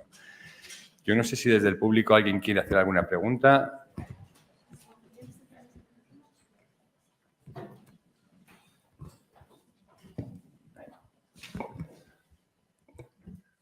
Hola, buenos días, ¿qué tal? Soy María Yañemo y me dedico a la parte más de vesículas extracelulares Y de hecho, pues bueno, pues actualmente tenemos una sociedad española y vamos a hacer un evento similar en un par de semanas. Tenemos algunos de los ponentes en Badalona, hablando un poco de los aspectos translacionales y de lo complicado que es trabajar con un producto tan heterogéneo en su composición, ¿no? Que eso siempre asusta un poco. Y sin embargo, creo que Damián y Mariano siempre son más listos que nosotros. Y realmente creo que el concepto de secretoma, aunque tenga parte de secretismo, es muy interesante, porque yo estoy bastante convencida de que las vesículas extracelulares son muy interesantes y muy importantes en el diálogo intercelular, pero que se complementan mucho con los factores solubles que forman parte del secretoma. O sea que realmente cuando se han hecho estudios en los que, como hay técnicas ahora que ya nos permiten con cromatografía de exclusión analizarla con el componente vesicular y el componente soluble del secretoma, pues sí que vemos que hay parte de la función que se pueda escribir a un componente o a otro y que muchas veces hay sinergia entre esos dos componentes, ¿no? Entonces, esto por otra parte también complica un poco la parte de regulatoria y yo querría lanzar un poco la cuestión de cómo abordar esto realmente desde un punto de vista translacional, porque se ha comentado que, por ejemplo, los exosomas se congelan muy bien, ¿no? Y que son muy estables, pero si ya estamos partiendo de un secretoma en el que tenemos componentes vesiculares que pueden tener una estabilidad muy grande y componentes proteicos solubles como citoquinas, donde la estabilidad pues a lo mejor ya se reduce pues, en procesos de congelación y descongelación. Todo este tipo de cosas en un ensayo clínico en el que vamos a trabajar con componentes mixtos, o es un poco lo que abordáis aquí, ¿no? ¿Cómo hacemos todos los ensayos realmente para analizar los distintos batch y la reproducibilidad del efecto y demás, y cómo veis esta complicación, ¿no? de estos dos componentes del secretoma? Ya sé que es larga y complicada, pero... La pregunta, la verdad, que es compleja. Primero, caracterizar el secretoma es complejo de per se, aunque es verdad que cada vez tenemos mejores herramientas, pero es complicado. ¿Y cómo afecta la criopreservación o la liofilización de esos productos? Tenemos pocos datos. Es verdad que los pocos que tenemos hemos visto que no hay alteraciones, ni en la estructura de las proteínas, ni si la congelación es buena, ni en la estructura de las vesículas, de las microvesículas. Pero son datos muy preliminares. Para eso hemos hecho, entre otras cosas, esta cátedra, ¿no? Para poder avanzar en esa idea. La idea es, vamos a avanzar, vamos a conocer y vamos a... Los datos que tenemos son muy preliminares y son yo creo que interesantes y muy positivos en cuanto a la estabilidad del producto, desde el criopreservado al post-criopreservado. No hemos visto grandes variaciones, pero son datos muy limitados, con lo cual habrá que incrementar los resultados, incrementar las Ns y cambiar las condiciones de los cultivos para ver diferentes tipos de secretomas, si hay más alteración. Pero de momento parece que no hay una diferencia importante en cuanto a criopreservación, con un buen método de criopreservación versus y posterior. Al igual ocurre cuando liofilizamos el producto y después reconstituimos. No parece que haya unas alteraciones importantes, pero la idea de este estudio es avanzar ahí. O sea, es una de las cuestiones, ¿no? Es importante. Por otro lado, tenemos la experiencia de la terapia celular, como ha dicho Fermín, que llevamos... pues teníamos muchos años, yo tenía pelo cuando empezamos con la terapia celular, o sea, fijaos, hace tiempo, ¿no? Con lo cual es algo interesante. Y sí es verdad que hemos probado toda esta parte de congelar, criopreservar, diferentes cambios con diferentes condiciones y hasta ahora no hemos visto mucha diferencia pre- y poscongelación. Al revés, de hecho ahora mismo yo creo que el 90% de los ensayos que se hacen son de uso halogénico, sobre todo con mesenquimales, y son criopreservadas, pero porque hemos visto que tienen las mismas propiedades. ¿Pasará lo mismo? La idea es avanzar e intentar descubrirlo, ¿no? No te podría contestar. Yo no sé si hay alguna... ¿Me oís? Sí. Es un tema complejo, pero creo que no debemos perder la perspectiva que aquí ya no estamos con células en la última parte. Es decir, que todo lo que tiene que ver con criopreservación lo tenemos en cuenta por lo que hemos aprendido con la criopreservación de entrada, con las células hematopoieticas para el trasplante, que luego hemos traducido a las células mesenquimales y ahora con las células CART, que vienen también criopreservadas. Yo no tengo claro que sean productos que haya que criopreservar. De hecho, bueno, pues hay otras estrategias para conservar el secretoma, que no tienen por qué ser exclusivamente la criopreservación.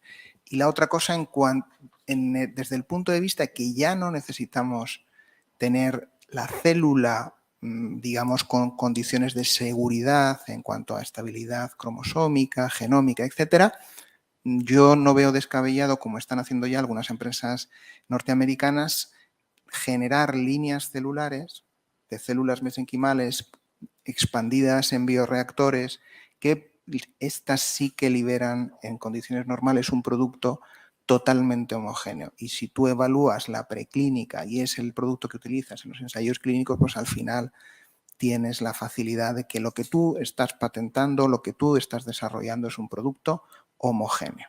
Y eso no lo tenemos o es mucho más difícil con las células porque no utilizamos células inmortalizadas, ¿no? Esa es una cosa que creo que tenemos que tener en cuenta. Es decir, no podemos ahora mantener en nuestra cabeza la regulación de las terapias avanzadas, que nos ha costado mucho integrar, para un producto que no es un medicamento de terapia avanzada. Entonces, esto tenemos que considerarlo también. Sí. ¿Qué?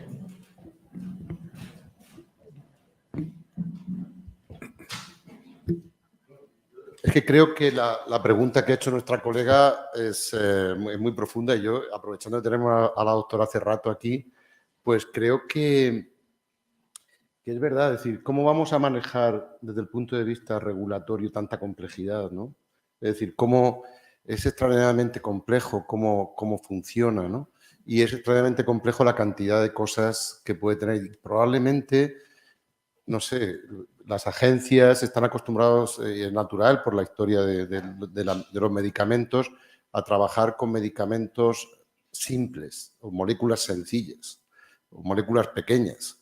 Estos son otra cosa, esto es otra cosa absolutamente distinta y en el que no podemos conocer todo el mecanismo de acción maravillosamente bien y en el que además otro de los grandes problemas es que no hay acción-reacción, sino que uno las pone, señaliza y las cosas pasan meses después.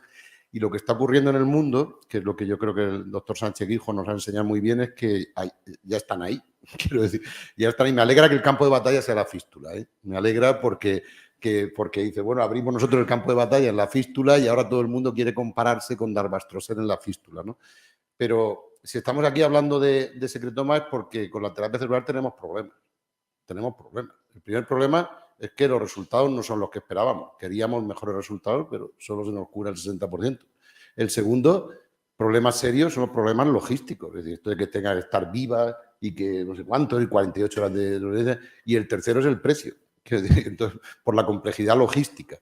Y ahora, con la pregunta, yo creo, clave que nos ha hecho nuestra colega es, Celia, desde la agencia,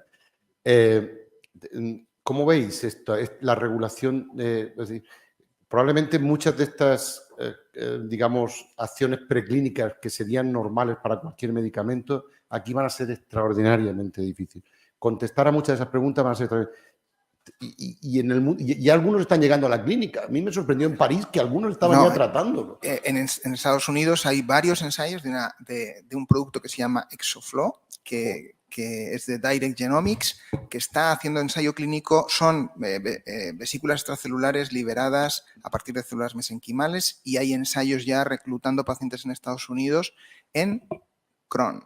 No fístula, sino tratamiento intravenoso en Crohn. Sí, una de las cosas que se vio es que cuando tratábamos la fístula mejoraba del estado del Crohn general. Y dices, coño, no era nunca fue nuestro endpoint, y por lo cual no pudimos publicarlo, pero era evidente, con lo cual está pasando eso. Bueno, vamos a lo que nos... O sea, estamos en España, en Europa, en la regulación europea, y somos científicos, queremos estar absolutamente alineados con el regulatorio. ¿Cómo lo ves esto, Celia? Yo estoy de acuerdo con lo que comentáis, que es imposible saber, porque la experiencia que tenemos nosotros con secretomas es un ensayo clínico que, bueno, muchos conocéis y es verdad que nos ha costado mucho decir, o sea, en cuál es lo mínimo que vamos a pedir. Entonces nos basamos en la caracterización. La caracterización yo creo que ha sido complicada, eso Pablo os lo puede contar mejor que yo, y de la preclínica nos vamos a basar dentro de lo que está dentro de lo que las moléculas que utilizamos para la caracterización, una primera parte muy descriptiva y que vosotros nos contéis cuáles son las limitaciones que tenéis con esa parte. Si tiene una concentración muy baja de interleuquina 6 y posiblemente la interleuquina 6 no se puede detectar o no sois capaz de detectarla en el sistema animal, pues no vamos a pedir eso. O sea, somos conscientes de la complejidad del producto, pero sí que necesitamos al menos una discusión y avanzar un poco en el conocimiento de lo que se puede hacer, porque para nosotros es nuevo. Es verdad que conocemos esos otros productos, pero la parte preclínica es mucho más sencilla con una vesícula extracelular, porque una vez que está caracterizado es un producto aislado. El problema del secretoma es que no sabemos lo que hay. Entonces pedimos lo mínimo que se pueda, pero sí que necesitamos unas evidencias de que el producto esté en el animal. Y dependiendo de lo que nos vayamos encontrando, se puede pedir más o menos. Si encontramos un efecto adverso que no podemos explicar de ninguna manera, igual se necesita una caracterización de cuál es la parte del secretoma o cuál es el componente del secretoma que causa eso. Pero esto es todo caso por caso y por eso insistía mucho en la importancia de que tengamos estas reuniones o que tengamos asesorías a través de la Oficina de Innovación, que nosotros tampoco queramos que invertáis dinero ni tiempo en cosas que luego no merezcan la pena. Y somos conscientes de la complejidad del secretoma. Muchas veces yo creo que es más sencillo, por lo menos la parte de preclínica, cuando se aísla la vesícula o se aísla la proteína que se crea que es necesaria, que es la responsable. A ver, yo ahí estoy de acuerdo, que es muy complejo, pero también tenemos una cuestión. Cuando hacemos un tratamiento de terapia celular, no aislamos la vesícula ni el secretoma. Realmente incluimos la célula y esa célula va a hacer una secreción continua de ambas cosas. Tenemos la fortuna que llevamos más de 20 años y no ha habido ni un solo efecto adverso, sobre todo con las mesenquimales, no ha habido ni un solo efecto adverso, con lo cual estamos muy seguros. O sea, yo cuando decimos, vamos a probar esto, sabemos qué daño no vamos a hacer, no sabemos si va a funcionar, pero seguro que daño no hacemos porque no se ha descrito a ninguno, ¿no? Entonces, describir el secretoma como una parte de él, cuando el efecto clínico realmente que estamos viendo es el complejo, es que el completo, a mí, desde la parte de investigación que me gusta ir a la clínica, se me hace difícil, porque no sé si yo le quito la mitad de las cosas y voy a una parte sola, me va a funcionar, o si realmente, ¿cómo voy a hacerlo? Entonces, claro, y son tantas porciones, son tantas proteínas, y en cada situación es distinto, porque no es lo mismo inyectar un secretoma en un ambiente inflamatorio o en un ambiente de baja angiogénesis. El entorno va a condicionar cómo va a actuar ese secretoma. Con lo cual, hay tanta la N de variabilidades que a mí se me hace muy difícil, pero bueno, que habrá que avanzar, pero se me hace yo muy estoy complejo. totalmente de acuerdo, pero la gran diferencia yo creo que es en la farmacocinética y la toxicocinética. Al final nosotros el estudio de prueba de concepto nos vale con el secretoma tal cual se haya caracterizado o se haya producido para administrar en humanos. La diferencia entre utilizar una célula desde el punto de vista preclínico a utilizar el secretoma es que nosotros la célula, al final tú la puedes marcar y sabes que la tienes en el animal. Pero ¿cómo demostramos nosotros que la falta de efectos adversos se debe, si no tenemos datos de exposición, que posiblemente no es el que lo causa, pero necesitamos una evidencia de que el producto está en el animal? Que encontramos que utilizamos dosis muy altas y llegamos a ver un efecto adverso y vemos que el producto está en el animal, pues igual no necesitamos una caracterización tan profunda de cuáles son cada uno de los componentes, pero eso hay que verlo caso por caso, dependiendo de la dosis que podamos administrar, del efecto que veamos, pero los pocos, diría que hemos visto un ensayo clínico, no tenían ningún efecto adverso, entonces no podemos descartar que eso sea porque no haya nada o porque realmente el producto sea muy seguro, que sería lo ideal, pero estamos ahí un poco en el medio. A ver, yo estoy de acuerdo, pero fíjate, nosotros hemos llegado a poner hasta 50 millones de células mesenquimales en un roedor. Eso es una barbarie. Una barbarie en cuanto a N, y no hemos visto efecto adverso. Es que a lo mejor es tan seguro que no hay efecto adverso. Y no sabemos si somos capaces de Eso es lo que demostrarlo. nos descoloca a todos. Yo Sí, creo nos que tiene un poco descoloca a fuera de todos. juego. Los que venimos de la terapia celular y comprendo que los reguladores se descoloquen.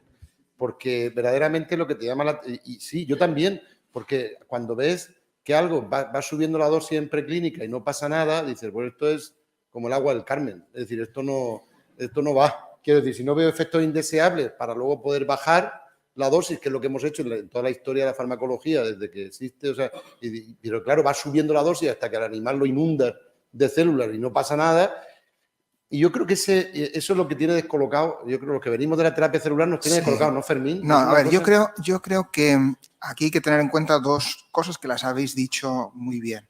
Una es que estamos evaluando un producto que es el mecanismo de acción de las células que ya llevan muchos años de recorrido. Es decir, el secretoma no va a hacer cosas distintas a las que han hecho las células. Lo que pasa es que evidentemente hay que hacer toda la preclínica exactamente igual. Pero lo que hemos aprendido muchas veces con las células, en eso que decía Celia, de claro, no vemos, es difícil detectar el secretoma una vez administrado, es que, claro, las células cuando las ponemos por vía intravenosa, lo he presentado en los estudios de bioluminiscencia, apenas en 48 horas las perdemos. Los estudios de incorporación que también hemos hecho de vesículas extracelulares en células hematopoyéticas, se incorporan el 90% de las vesículas a las células adyacentes en menos de 24 horas.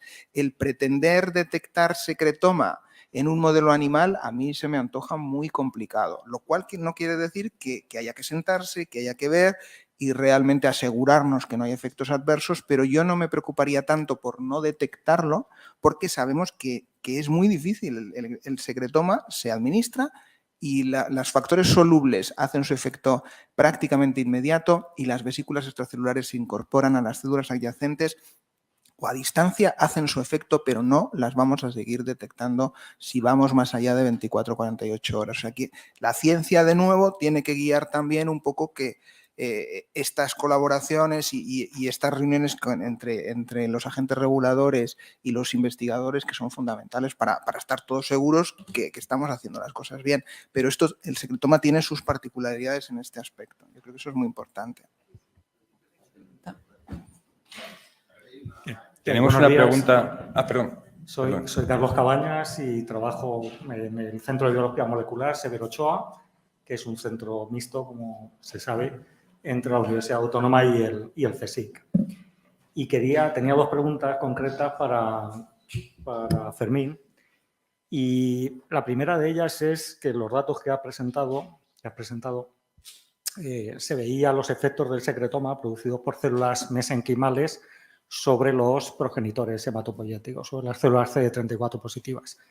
Y mi pregunta es si ese secretoma, habéis dividido el secretoma, habéis aislado por una parte las microvesículas, por otra parte los exosomas y por otra parte la proteína soluble del secretoma, y habéis comparado la potencia de cada uno de estos componentes sobre las células target, en este caso sobre los progenitores hematopoyéticos. Esa era la primera pregunta. Que es muy buena. Pues esa, te voy a decir que hemos evaluado exclusivamente exosomas y además lo hemos hecho por ultracentrifugación, lo cual quiere decir que hemos puesto exosomas y otras cosas. He visto el protocolo que se ha mostrado. Entonces, de nuevo, al final uno tiene que saber bien exactamente en función de su protocolo de aislamiento, saber realmente qué está poniendo. Nosotros queríamos ver en estos experimentos preliminares si realmente había efecto o no. Y no hemos entrado en detalle, pero es obviamente obligado para plantear un desarrollo con las técnicas que hemos utilizado, las más fáciles que teníamos a mano con ultracentrífugas, la técnica básica de ultracentrifugación. Pero bueno, os diré que mucha gente está pensando ahora que es muy importante también el efecto de la membrana.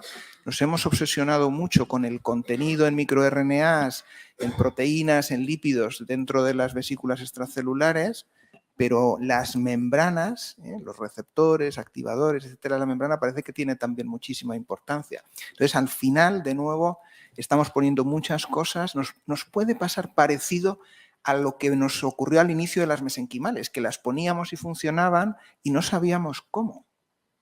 Pero esta es la historia de la medicina, ¿no? Los primeros trasplantes hematopoyéticos se hicieron sin conocer el HLA. Yo no digo que hagamos eso ahora, pero es verdad que conocer cómo funcionan y cada componente de un secretoma es muy difícil.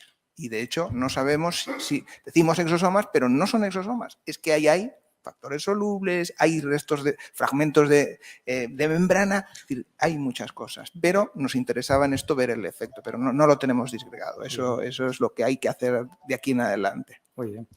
Y gracias. Y la segunda pregunta que tenía era, has mencionado brevemente también que había cambios en la molécula de adhesión en los progenitores hematopoyéticos cuando internalizaban o interaccionaban con los componentes del secretoma.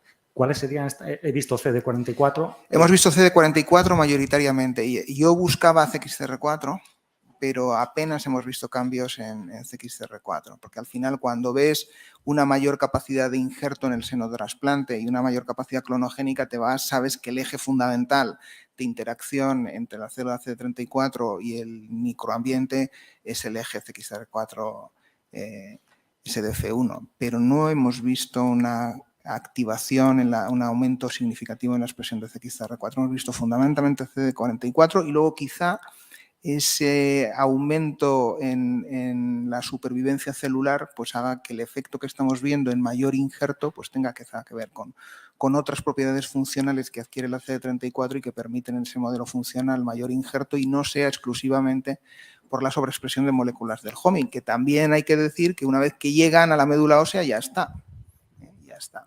No necesitamos que sigan sobreexpresando CXCR4, pero solo lo hemos visto con CD44, que es un eje importante, pero no es el eje fundamental. Muy bien, muchas gracias. Antes de pasar aquí, tenemos una pregunta que ha salido en el chat por screen, que es ¿qué papel creen que puede tener la aplicación de los secretomas al tratamiento de pacientes críticos con sepsis y síndrome de disfunción multiorgánica severa? ¿Existe algún ensayo clínico al respecto? Ensayos clínicos, solamente tenemos una solicitud de un ensayo clínico la preinfección era para el tratamiento de COVID. No tenemos más, es que es nuestra única experiencia de ensayos clínicos es esa. Conocemos el producto de la FDA que está en ensayos clínicos, pero es vesícula. Y ahora estamos teniendo, en 15 días hemos tenido muchas consultas de vesículas, pero secretomas. Yo creo, no sé si Pablo recuerda alguno más, pero yo solo recuerdo ese. Sí, en España ahora no. La tendencia es más a vesículas. Claro. Sí, es más. Si vais a la base de datos del clinicaltrials.gov, ahí ensayos clínicos en reclutamiento hay varios. Yo creo que salen con la última vez que lo he mirado era como unos 30, 35.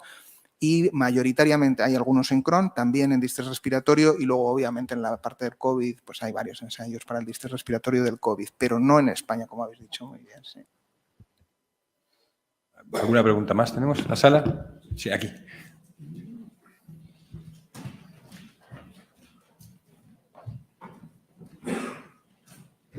Hola, buenos días. Me llamo Federico José Nicolás y trabajo en el IMIP Pascual Parrilla en Murcia. Y mi pregunta va relacionada con un tema que has sacado que me parece muy interesante. Cuando las células producen toda su batería de vesículas extracelulares, lo hacen en respuesta a un estímulo, a un entorno concreto. Entonces, nosotros estamos también persiguiendo ese tipo de creación de vesículas para un entorno concreto. Entonces, mi pregunta es, ¿cómo entrenamos a las células para que tengan ese conjunto de vesículas extracelulares, más proteínas, etcétera, etcétera, que yo necesito para mi condición concreta, que quizá va a servir para esa, pero no va a servir para otra? Te lo digo porque en colaboración con un grupo en Alemania que me mandaba unas vesículas extracelulares, decían, este tubo es el bueno y este es el malo. Yo lo pruebo en mis ensayos y el malo es bueno para mis ensayos y el bueno no me hace nada en los ensayos. Entonces, mi pregunta es, ¿cómo hago el training específico de mis células para que sean sus vesículas extracelulares adecuadas para lo que yo quiero? ¿Alguna idea? ¿Sabéis por dónde va la cosa? Porque yo no sé, no tengo ni idea cómo hacerlo. A ver, lo he presentado, aunque he pasado rápido sobre eso. Se está trabajando mucho ahora en mesenquimales en ver las modificaciones funcionales que se inducen por determinados estímulos distintos, desde el cultivo en hipoxia, estimulación con toll-like receptors, priming, como se dice ahora, con citocinas proinflamatorias diferentes, y cada cosa hace efectos distintos. O sea que claramente añade complejidad mayor todavía que el estímulo que debe recibir la célula mesenquimal para producir un secretoma u otro, también lo ha dicho Mariano, es distinto. Entonces tenemos que retrotraernos de nuevo al estudio biológico de la célula mesenquimal para ver qué le funciona más. De hecho, por ejemplo, sabéis que hay células que se están evaluando en la red de terapia celular, mesenquimales, que tienen modificaciones genéticas para favorecer determinadas acciones, desde el injerto hematopoyético, mayor capacidad inmunomoduladora, es decir, hay distintas cosas que se están evaluando y ya nos vamos moviendo a las células 2.0, que son esas modificadas, y van a ser esenciales para tener secretomas distintos. O sea, que eso abre el campo, pero también abre la complejidad de saber. Y me alegra que digas eso porque no es todo, como decía Damián, agua bendita para todo. O sea, no vale todo para todo. Hay que tener un estímulo. ¿Y qué haría yo? Pues si yo tengo un modelo de enfermedad inflamatoria intestinal en el que pongo células y funcionan, o pongo secretoma y funciona, tengo que entender cuáles son los estímulos inflamatorios que hay en ese entorno concreto en mi modelo, que son los que están haciendo que la célula que funciona haga lo que está haciendo. Y a lo mejor en otro contexto infeccioso es distinto, porque las células mesenquimales en el distrés respiratorio o en la sepsis están en un contexto de estímulo totalmente diferente la sepsis que de una enfermedad fibrótica, que de una enfermedad proinflamatoria. Es decir, que eso es distinto. Entonces la célula hace cosas distintas, produce secretomas distintos y tenemos mucho recorrido. Veo allí muchos jóvenes, pues hay mucho campo por hacer también entre todos, ¿no? En los próximos años. Yo creo que la pregunta es una pregunta clave, la pregunta de nuestro colega, ¿no? Yo no sé, pero quizás el doctor Lapuente puede... Yo le he oído alguna conferencia muy interesante sobre el condicionamiento y cómo conseguir efectos distintos. Yo creo que el compañero ha tocado una de las claves y nosotros llevamos tiempo estudiando secretomas y no tienen nada que ver el secretoma que obtienes de los macrófagos de un paciente a los macrófagos de otro. Hablando de macrófagos sueltos, ¿vale? Cuando tú condicionas el macrófago, pues evidentemente consigues cosas más homogéneas.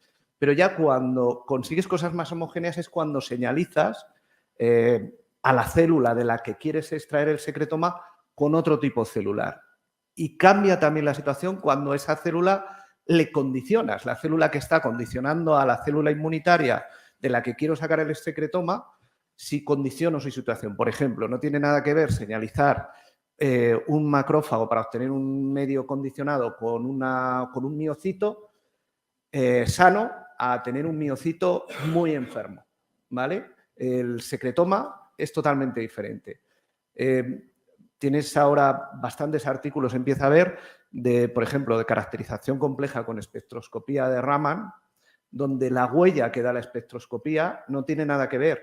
Cuando tienes un miocito que está señalizando un macrófago M2 en condiciones de una hipoxia normal, de las de cultivo normal de toda la vida, que es un estrés mínimo, a cuando has cogido y le has puesto al cultivo celular del miocito interleuquina 1 beta para provocar una inflamación. Cambia totalmente la película, cambia totalmente lo que hay. Entonces es muy importante, yo creo, definir la condición. Básicamente, la ventaja que yo le veo a los secretomas, luego hay desventajas a nivel regulatorio, ya sabemos todos, aquí todos somos investigadores de base, unos estáis en el campo regulatorio, otros estamos en otro campo, pero realmente todos buscamos lo mismo. La realidad del secretoma, la ventaja que te da es que tú puedes tener un medicamento complejo, que es como funcionan las cosas en la naturaleza. Estamos imitando a la naturaleza. Pues observar los actores principales de una patología, sacarlos del cuerpo y ponerlos en condiciones de laboratorio a funcionar.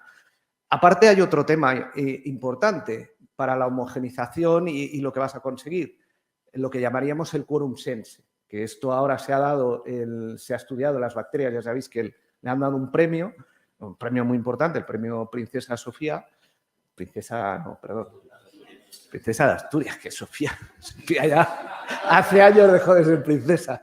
Bueno, Es que soy viejo.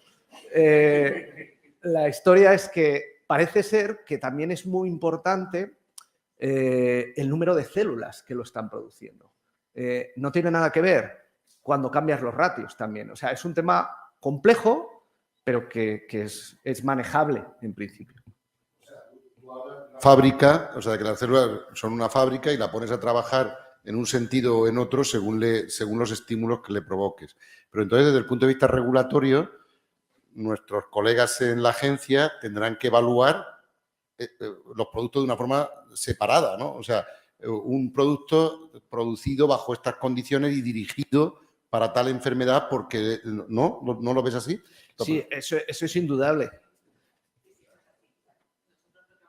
El estudio es el producto tal cual como se vaya a administrar en humanos. No podemos, es muy difícil hacer un puente o comparar este tipo de productos uno con otro. Entonces, eso sí que es importante que el producto que vaya a preclínica y el que vaya a clínica sea el mismo. Por eso hacía un poco hincapié en que es relevante la caracterización antes de comenzar con los estudios. Cuando ya sepamos bien qué es lo que tiene y cómo lo vamos a definir, empezamos a hacer estudios en animales. Porque si no, hay que hacer una comparación y comparar dos productos que son ya de por sí son heterogéneos y son complicados, es que va a dificultar mucho. Los investigadores clínicos, la gente que estamos más en la clínica diaria, buscamos un problema y luego vamos al laboratorio, vamos a los básicos a que intenten a ver si nos lo resuelven, ¿no? Entonces, por ejemplo, en el mundo de la inflamatoria, nosotros, la enfermedad de Crohn, la enfermedad inflamatoria, pues fuimos al laboratorio básico a que nos ayudaran a que cuál sería la célula que mejor funcionara. Yo no sé, por ejemplo, yo por pensar algo que se oye, ¿no? En el mundo de la patología osteoarticular, en donde hay muchísimos problemas de inflamación y de regeneración y tal, ¿cómo fabricarías tú el producto? ¿Cómo lo condicionarías? Es decir, si tú quieres arreglar tendones, por ejemplo, o mejorar, estoy pensando en algún tenista, o mejorar algún... Es decir, ¿qué secretoma, cómo llevarías tú a la agencia? ¿Cómo le dirías tú a la agencia? ¿Cómo condicionarías ese proceso? Vaya pregunta. Ya. A ver, lo que está muy claro es lo que decía, preparar secretomas, bien nos quedemos con el secretoma, bien nos quedemos con las vesículas o con exosomas solo, lo que queráis. Desde luego es muy importante plantear una condición previa que sea estandarizable, homogénea, que se pueda llevar a una fabricación GMP, porque si no, todo lo que hacemos en los laboratorios de investigación no vale para nada. Al final, más que para la mayor gloria del que investiga, pero nada más. Entonces, efectivamente, si queremos llevarlo, tenemos que empezar por esos condicionantes que están muy marcados y hay muchas normas que nos obligan a ello. A partir de ahí, siguiendo tu pregunta del tenista, pues no sé, yo creo que habría primero que identificar los actores principales de una patología. Yo entiendo que una patología tendinosa, los actores principales son los tenocitos por un lado y por otro lado, pues la policía que vive en el tendón, ¿no? Estamos hablando pues también de los macrófagos residentes en ese tejido a nivel peritendinoso, etcétera, etcétera. Vale, otra cosa luego son las condiciones, qué condiciones hay, etcétera. Pero yendo un poco más allá, yo creo que tenemos que empezar a cambiar un poco la forma de investigar para descubrir nuevos fármacos, sobre todo cuando hablamos de fármacos biológicos o de terapia celular avanzada o cualquier tipo de fármacos de este tipo. Yo creo que ha llegado la era ya de la genómica funcional y creo que tenemos que empezar a buscar dianas y a buscar medicamentos basados en estudios de genómica funcional. Entonces, hacer estudios de transcriptómica, lipidómica, etcétera, etcétera, y eso con una gran mezcla y una gran carga de bioinformática. Creo que esa es la vía que nos puede definir cosas. Luego viene el problema de cómo lo explicamos esto a nuestros compañeros que están en la parte reguladora. Pues es complicado, pero lo que está claro es que la predisposición es muy positiva, nos están ayudando en todo. El problema viene en aspectos técnicos. Cómo, por ejemplo, hablando del secretoma, ¿cómo sigo yo lo que queda de un secretoma o cómo actúa un secretoma dentro de la sangre de un animalito? Las pruebas in vitro es fácil, pero en un animalito es más complejo. Entonces, ahí lo único que se me ocurre, y hoy no sé si sería aceptable por una agencia reguladora, sería el observar los cambios fenotípicos que puedan producirse, porque es una manera indirecta de ver, de alguna manera, si tu medicamento ha hecho algo, porque esos cambios fenotípicos los puedes relacionar al estudio genotípico de tu medicamento. Digo yo, no sé, es una cosa para comentar. Cambios fenotípicos, cambios en el comportamiento del animal o cambios a nivel ya molecular. No, a nivel molecular me refiero. Claro, yo creo que es una opción que se puede valorar. Esto es un medicamento nuevo. Nosotros sabemos lo mismo y lo mismo que vosotros. Tampoco hay muchos más productos en Europa. Entonces, yo creo que hay que buscar la estrategia de que tengamos una evidencia de que ese producto está en el animal. Cuando tengamos esa evidencia, pues a lo mejor dentro de unos años simplemente pues pasa como las células. Pedimos un estudio muy sencillito porque ya sabemos que es muy seguro. Pero nuestra prioridad es la seguridad de los pacientes. Entonces, no podemos autorizar la administración de un producto en el que no tengamos evidencias de que sea seguro. Y por eso, a lo mejor, al principio podemos ser más exigentes y, dependiendo de las limitaciones de la técnica o de cómo vaya evolucionando el campo, estos criterios van cambiando. Por eso, yo creo que en este producto es muy importante una descriptiva. Una descriptiva al principio de qué es, qué dianas tengo. Yo creo que esto se explica por este mecanismo de acción. Y dependiendo de lo que vayamos viendo, es muy descriptivo y yo creo que necesitamos mucha comunicación, que vosotros nos expliquéis vuestra experiencia, vuestras limitaciones, pues lo que veis, y nosotros dar nuestra opinión sobre eso. Pero es nuevo, y como es nuevo y complejo, entonces yo creo que se unen dos criterios que tenemos que investigar todos y ver cómo va evolucionando. Bueno, yo quería vamos a terminar porque si no se nos va a enfriar el café. La verdad que teníamos pensado tomar el café en los jardines de la universidad, pero el tiempo no ha acompañado, con lo cual tendremos que ir a la cafetería. Nos han reservado una salita dentro de la cafetería y tomaremos un café. Quiero dar las gracias a Celia porque realmente es un placer teneros aquí y siempre es un placer contar con vosotros. Siempre nos ayudáis. Nosotros igual. Y obviamente a mi amigo Fermín, que bueno, nos ha demostrado que en media hora, como dice el programa, intentaremos a las 12 venir aquí y seguir on time para seguir triunfando. Muchas gracias a todos. Gracias.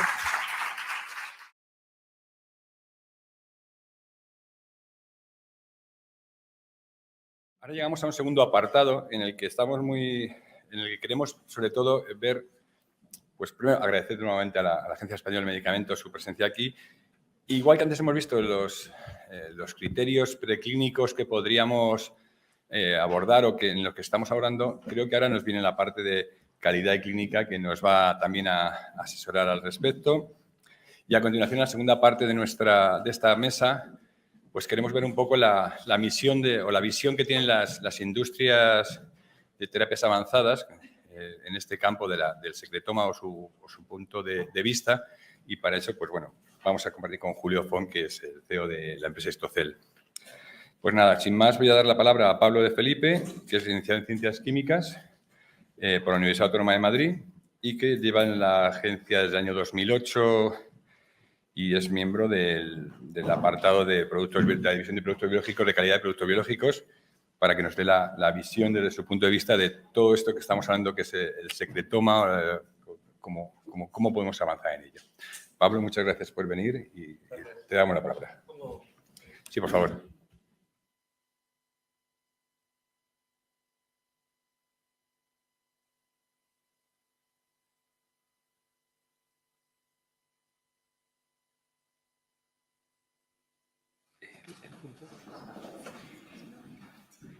Sí. Muy bien, pues muchas gracias por la invitación a participar hoy. Como en la presentación provengo de la Universidad Autónoma, aunque del otro campus, de las mitas de la biología molecular, pero siempre es un placer estar en la Autónoma. Y bueno, pues la idea es un poco... Lo que yo quería hacer aquí es empezar con una especie de mapa de los productos biológicos y cómo encaja este ámbito del secretoma y también las vesículas. Os he planteado aquí todos los productos que de alguna manera se ven en nuestra división de productos biológicos en la agencia. Desde productos muy tradicionales como vacunas, aquí estarían pues lo que son vacunas del calendario vacunal, tradicionales, hemoderivados, donde hay, pues, tenemos inmunoglobulinas, hay factores de coagulación, hay albúminas, hay todo otro tipo de productos que se obtienen principalmente por fraccionamiento de plasma. Luego empezaron a llegar productos biotecnológicos.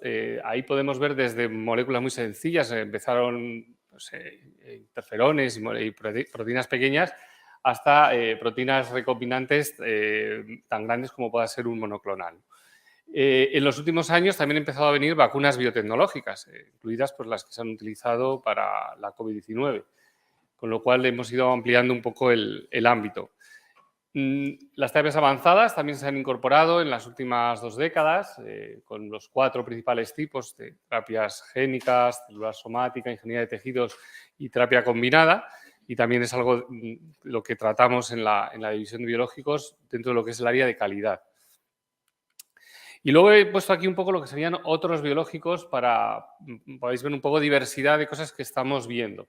Hay derivados de animales, heparinas, pancreatinas, monoglobulinas, antitoxinas que provienen de otros animales, por ejemplo, caballos, otros animales, derivados de orina, especialmente hormonas. Para eso también hay otros diferentes grupos de compañeros que trabajan en la regulación de todos estos tipos de productos. Hemos llegado a ver invertebrados, larvas, sanguijuelas, que parecen cosas como un poco extrañas o del pasado y que siguen teniendo aplicaciones médicas y hemos podido ver esto también.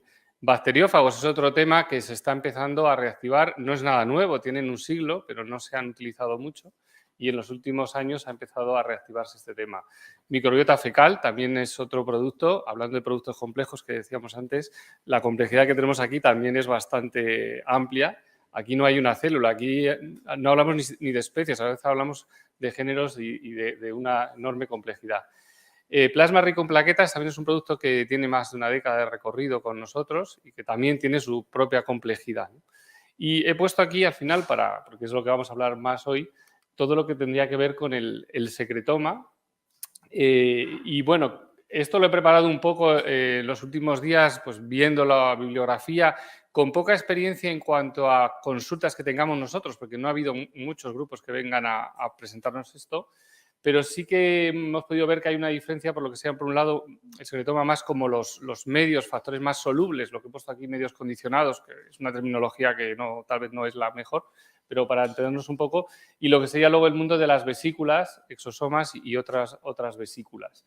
Dentro de lo que sería nuestro mapa conceptual, no tanto en España, sino a nivel de la Unión Europea, esto lo consideremos un medicamento en base a este tipo de definición, que como podéis ver es la definición que está en el glosario de la EMA y que deriva de alguna manera de la Directiva 2001/83 medicamentos, ¿no? Como un medicamento es una sustancia, combinación de sustancias con un objeto de tratar, prevenir, diagnosticar una enfermedad, etcétera. Aquí lo que he querido plantear un poco yo sé que hay personas aquí que tienen mucha interacción con nosotros y mucho recorrido en el mundo regulatorio, pero pensando también habría personas más nuevas, un poco lo que son los diferentes agencias, los diferentes organismos que están en este mundo regulatorio a nivel desde nacional hasta nivel internacional. Entonces, como una especie de anexo muy breve, a nivel nacional, nuestra agencia nacional sería la EMS. La competencia de los ensayos clínicos actualmente es competencia nacional en Europa, aunque a partir del 31 de enero de este año entró en vigor un reglamento de ensayos clínicos que tenía ya muchos años, desde el 2014, pero todavía no había entrado en vigor en todas sus áreas. Y a partir de ahí, las solicitudes de ensayos clínicos nuevos entran por vía de un portal europeo global, que es el portal CETIS.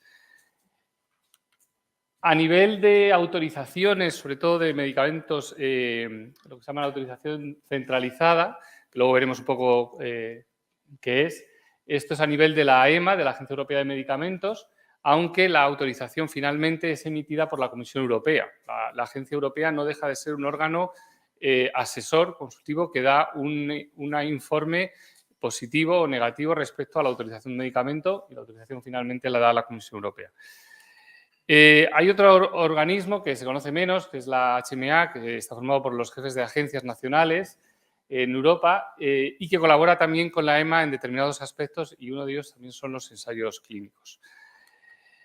Y otro organismo que también es importante tener en cuenta a la hora de desarrollar medicamentos en Europa es la Farmacopea Europea, que es parte del EDQM, del Consejo de Europa, y que pues, en la Farmacopea hay toda una serie de capítulos generales y monografías que tienen que ver sobre todo con las metodologías y aspectos técnicos del desarrollo de medicamentos.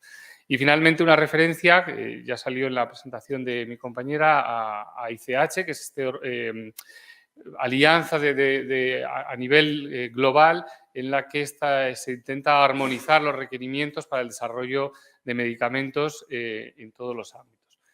Entonces, bueno, esto es un poco en donde nos vamos moviendo. Y bueno, volviendo un poco a nuestro tema de hoy, he querido poner algunas de las definiciones que tienen que ver con terapias avanzadas para poder ver hasta qué punto el ámbito de secretoma y de las vesículas se parece o no. Esta es la definición que tenemos actualmente de la Directiva 2009-120 de lo que es la terapia celular somática. En esta definición, como veis, hay dos apartados. El primer apartado indica que tiene que contener células o tejidos que hayan sido objeto de una manipulación sustancial o de un cambio de función esencial. Y el segundo apartado pues tiene que ver con el tipo de acción que tiene. En este caso, y a la vista de lo que hay, yo creo que no hay un producto de secretoma que pudiera encajar en esta definición de terapia celular somática porque no cumpliría lo que es la primera línea, ¿no? No tendría células o tejidos como lo entendemos.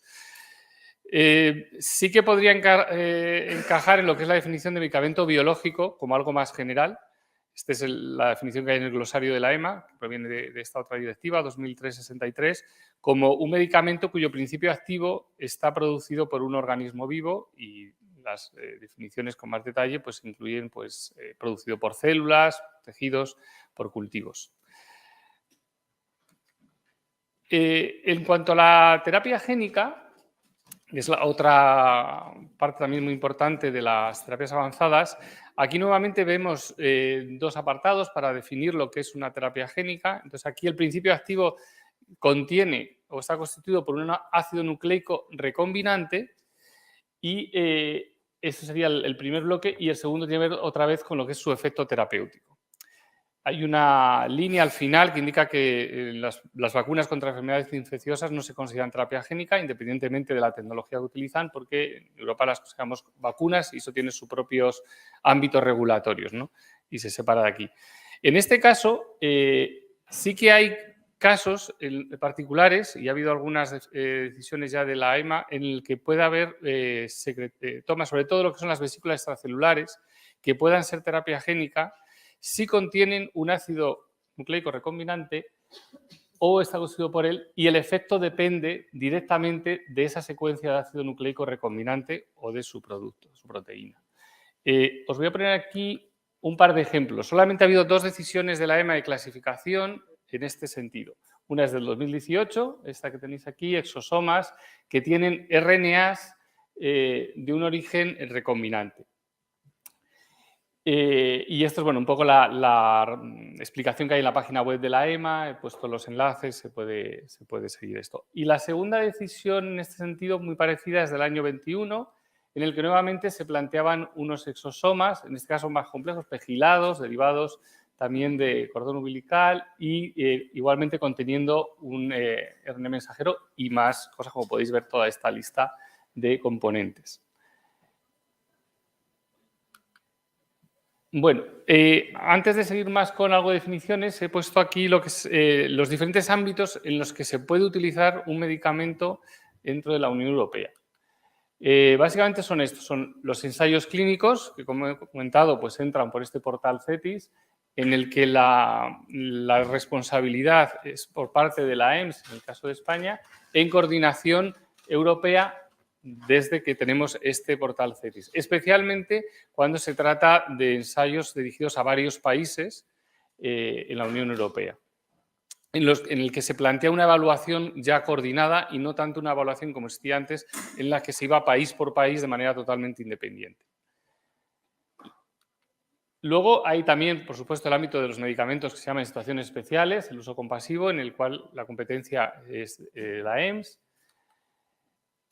Y después, si esto ha ido bien a nivel de ensayos clínicos, la idea sería poder pasar una autorización de comercialización para utilizar estos medicamentos.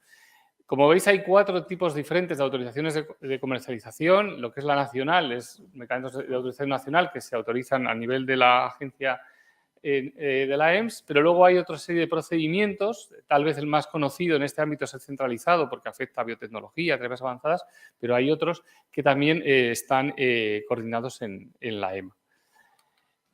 Y aparte de esto, también hay otras situaciones muy particulares, que he puesto aquí un poco para que esté completa la presentación, que son las autorizaciones de uso, que probablemente ya habéis oído este término, que es algo que se usa solamente para terapias avanzadas de fabricación no industrial y en el ámbito hospitalario, que es unas autorizaciones que se tienen que hacer también a nivel de la EMS porque están excluidas del procedimiento centralizado.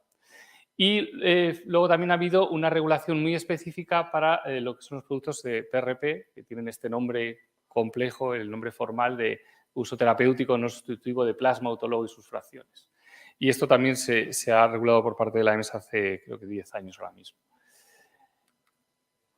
Bueno, lo que es el procedimiento centralizado, que es el más usado para biotecnología y para terapias avanzadas, lo que he puesto aquí no es explicar cómo funciona, sino más bien lo que tenía interés es poner qué productos entrarían dentro de esto para que luego podamos ver dentro del ámbito que estamos hablando hoy qué cosas pueden o no seguir este procedimiento.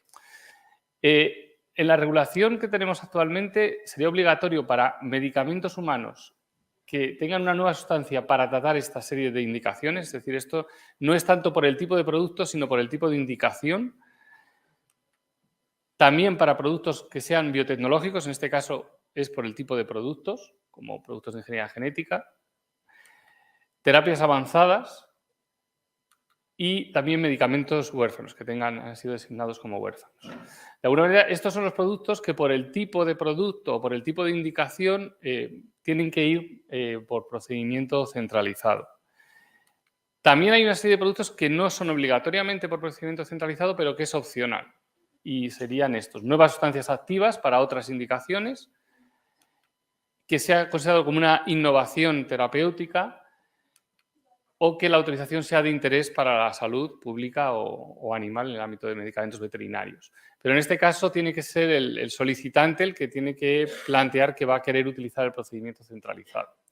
Entonces, bueno, el ámbito de lo que vamos a ver, tanto de secretoma como de somas, pues puede caer en esto según el tipo de producto que tengamos y de indicación, como podéis ver, pues según lo que se quiera tratar, puede que acabe teniendo que ser un procedimiento centralizado o podría, por ejemplo, no siendo terapia avanzada, pues no tendría que ir, pero si alguno se consideraría terapia avanzada, como estos que se han clasificado como terapia génica, pues eso ya le haría entrar en este procedimiento.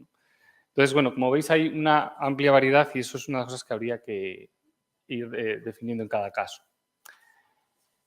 En el caso de lo que es el secretoma y de lo que viene a partir del secretoma de las vesículas, yo he intentado hacer aquí una clasificación, que una de las ideas es también, pues, con lo que yo aprenda hoy también en la interacción con vosotros, ver si esto es así, si hay que hacer más o menos, y realmente es un poco un principio, ¿no? Hay algunos casos, que, pues, como estos que hemos visto, que se considerarían terapia génica en línea con estas definiciones de la EMA, del CAD, que de alguna manera tienen que ser productos de secretoma que contengan ácidos nucleicos recombinantes con un fin terapéutico.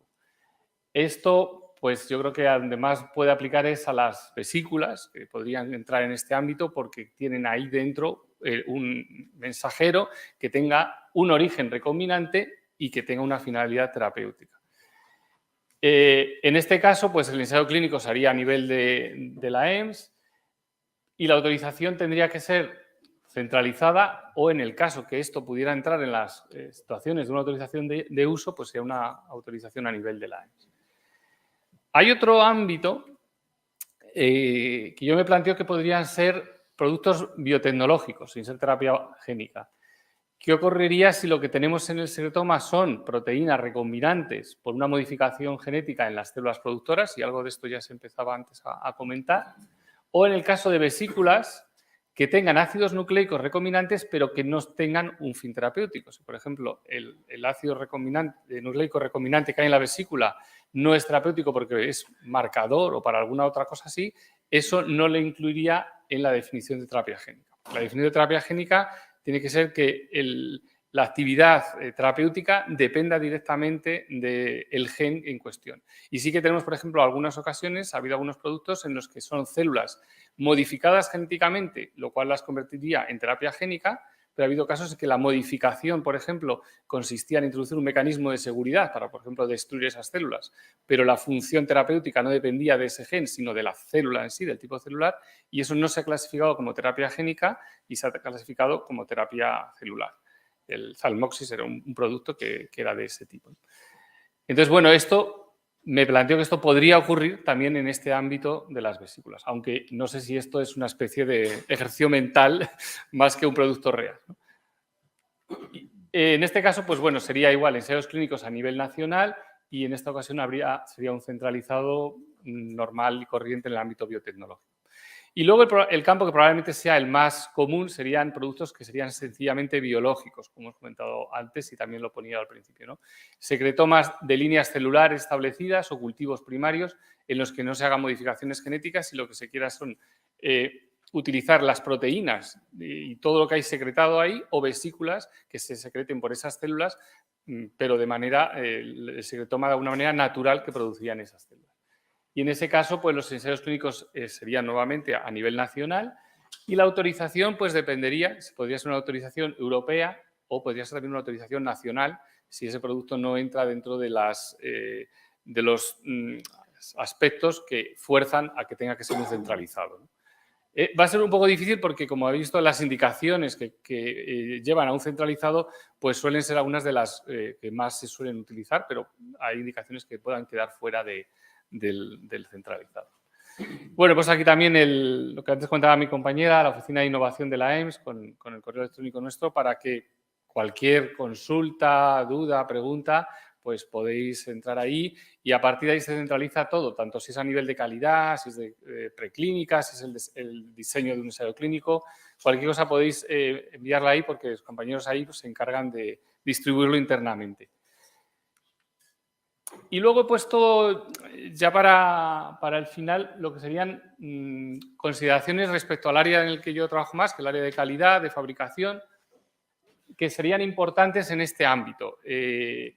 Una idea así muy general, porque como os decía, no hemos todavía visto mucho en este campo y no conocemos todavía mucho cómo se fabrican y no hemos visto un dossier completo de fabricación de estos productos. Pero por lo que hay publicado y por lo que ya empieza a salir, pues he generado un poco esta lista, ¿no? La fabricación sería en el ámbito de GMPs y, bueno, esto es parte también de la agencia, otro área, que es el área de inspección y control. Por un lado, es importante lo que es el control de las células de partida, un poco como lo que se hace en el ámbito de la terapia celular. Si se partiera de otra fuente, de plasma o de sangre, pues sería otro tipo de regulación, tendría que ver más con el ámbito de donaciones y hemoderivados. Y si se modifican genéticamente esas células, pues habría que controlar también lo que sería esa modificación, ¿no? Eso sería un poco lo que es el material básico del que se va a obtener todo este secretoma o las vesículas. Y ahí incluye ese control pues muchas cosas, ¿no? Desde las divisiones celulares hasta una caracterización de lo que es ese sustrato celular. He puesto aquí como proceso de fabricación lo que son las condiciones de cultivo, esas divisiones, pero también las condiciones en las que se ha cultivado esas células y también las condiciones de las recogidas del secretoma o en este caso de esas vesículas. Es importante tener en cuenta que si hay cambios como por ejemplo lo que es el escalado, aumento de la escala de fabricación, pues esos cambios van a requerir estudios de comparabilidad, por lo cual es importante tener todo esto planificado lo más posible desde el principio. Antes que el coloquio sí que se comentaba un poco de todas esas circunstancias que pueden influir el tipo de secretoma que se obtenga. Entonces, eso entraría un poco aquí, de esto que he puesto de manera así muy genérica, de condiciones de cultivo. Es decir, poder caracterizar bien cuánto tiempo tengo que tener las células en cultivo, pero también cuál es el medio en que las tengo que tener, qué condiciones pues si hay hipoxia o si hay que utilizar determinadas citoquinas para estimular. Esto otra cosa que se comentaba también muy interesante, ¿no? De si las células las someto a algún tipo de fuerzas físicas, de determinadas condiciones. Todo eso se puede estudiar y es parte de caracterizar esas condiciones de cultivo. Luego vendría lo que es la caracterización de lo que ya es el producto en sí. En el caso de las vesículas, pues el tamaño, su estructura, su composición lipídica, qué proteínas hay en la membrana y qué hay dentro de las vesículas, tanto en ARN, ADN, proteínas. Es decir, hay una gran complejidad, pero también hay muchas cosas que se pueden ir estudiando. Hay diferentes tecnologías cada vez más para poder conocer todo esto.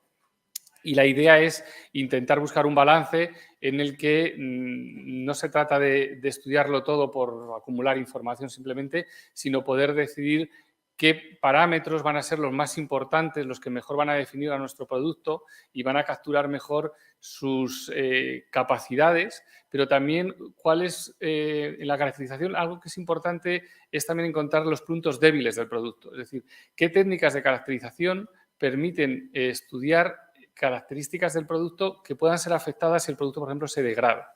Entonces, ese tipo de técnicas son muy buenas porque nos permiten luego estudiar a nivel de estabilidad. Entonces, es importante no solamente eso, acumular información, que está bien, pero ver esa información que sea un poco dirigida. El tema de las impurezas, pues claro, aquí va a ser muy importante porque estamos con un producto tan complejo que es, de alguna manera, lo que tenemos para empezar es todo lo que sale de la célula. Conocer bien el medio de cultivo es muy importante y luego pues las proteínas celulares residuales que vaya a haber, el ADN celular que vaya a quedar también. En principio esto serían impurezas y habría que ver hasta qué punto se pueden purificar, cómo se puede minimizar esto. También fragmentos de vesículas, fragmentos de las membranas celulares, agregados, es decir, también para esto es importante las condiciones en las que se haga esa recogida y cómo se mantengan las células durante ese tiempo de recogida del sobrenadante, en el cual se va luego a hacer el procesamiento. Eso también es algo clave. Y luego está el ámbito de la potencia, que también esto siempre a veces es un caballo de batalla importante, ¿no? Cómo definir la actividad biológica. Idealmente siempre decimos que lo ideal es tener un tipo de test que sea in vitro, es mejor si es posible in vitro frente a in vivo, que pueda reflejar el mecanismo de acción. Eso es lo mejor que se puede esperar, es algo que refleje el mecanismo de acción, pero no siempre en todos los productos, incluso productos tradicionales que hay autorizados, el test de potencia es exactamente una reproducción del mecanismo de acción. Puede ser algún otro tipo de test que capture la actividad biológica del producto que tenemos entre manos.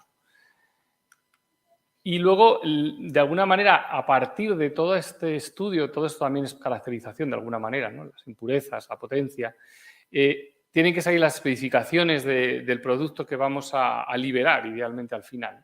Entonces, las especificaciones es algo que tiene que decidir el propio desarrollador del producto a partir de la experiencia que ha tenido en cuanto a esa caracterización. Poder ver de todas esas técnicas de caracterización, unas pocas de ellas van a ser las que de alguna manera permitan definir el producto, asegurar que el producto está en buenas condiciones, no se ha degradado, no ha habido algún problema con él, y esto es lo que permite tener una buen lista de especificaciones. Hay que incluir pues lo que son las impurezas, la potencia también es parte de las especificaciones, y luego hay una serie generales que tienen que ver, pues, en este caso, apariencia, pH, la cuantificación, según lo que tenemos. Claro, no es lo mismo cuantificar vesículas, que si no tenemos vesículas, pues habrá que ver qué otra cosa vamos a cuantificar ahí, ¿no? Luego hay una serie de especificaciones que esas son iguales para todos los productos, porque tienen que ver con la seguridad, esterilidad, micoplasmas y endotoxinas. Para eso hay toda una serie de test que ya están en la farmacopea europea y que son conocidos. Y luego, bueno, a nivel de seguridad, en parte solapa un poco con esto, ¿no? Hay todo el tema de los agentes alimenticios no virales, el que está el ámbito de TSE, de los priones, que esto tiene que ver sobre todo más con los reactivos. Y luego, pues todo lo que es el control de bacterias, micoplasmas y hongos, que se va a hacer tanto en los reactivos como en las especificaciones para el producto en sí. Y luego lo que es el ámbito de agentes alimenticios virales, esto habría que verlo tanto a nivel de las células productoras, de estos bancos celulares, por eso comentaba al principio que es como terapia celular, los que habéis trabajado en terapia celular pues ya conocéis este tipo de cosas, sería algo parecido. También a nivel de la seguridad de los reactivos se van a utilizar. El medio de cultivo recogido, esa especie de lo que se dice en inglés los bulks, lo que serían las cosechas de ese medio del que se va a partir, ahí es donde también se hacen test para seguridad viral. Y luego, algo que es muy corriente en los biotecnológicos, pero mucho menos en las terapias avanzadas, especialmente cuando se trabaja con células, que es el proceso de fabricación. Un monoclonal se puede someter pues, a etapas en las que haya detergentes que destruyen virus con membrana, nanofiltraciones. Todo eso no se puede aplicar con líneas celulares y lo que hay que plantearse es en el ámbito del secretoma y de las vesículas qué técnicas de esas se podrían aplicar. Según el tamaño, pues a lo mejor algún tipo de nanofiltración o de filtración se podría aplicar.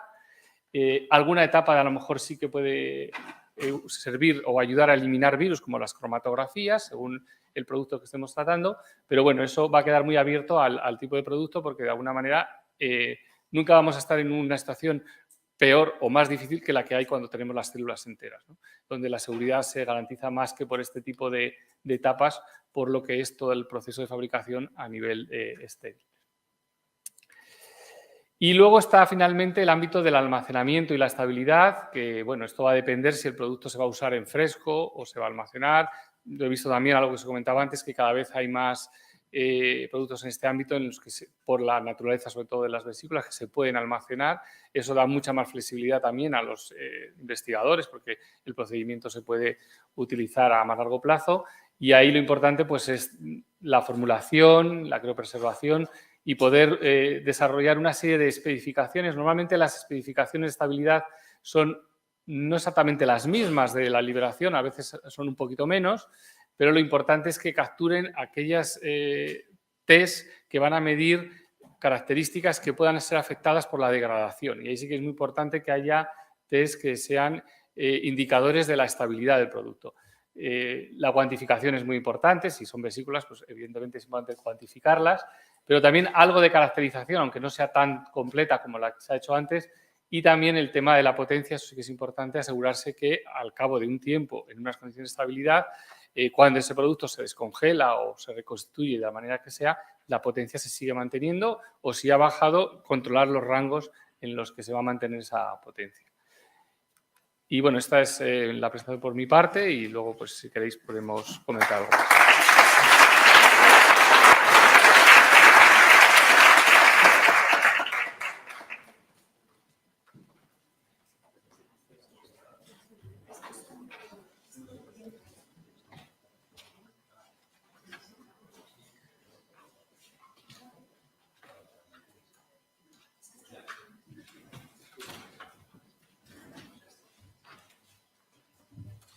Muchas gracias. Nos hemos bajado porque se habían apagado las pantallas, como suponéis. A veces es. Bueno, ahora tenemos la suerte también de contar con Julio Font, que es licenciado en Químicas, doctor en Bioquímica y Biología Molecular por la Universidad del País Vasco. Desde el año 2006 es director general de la empresa Histocell, una de las empresas que para mí pioneras en este país en terapias avanzadas. Además es presidente y cofundador del Noray Bioscience Group.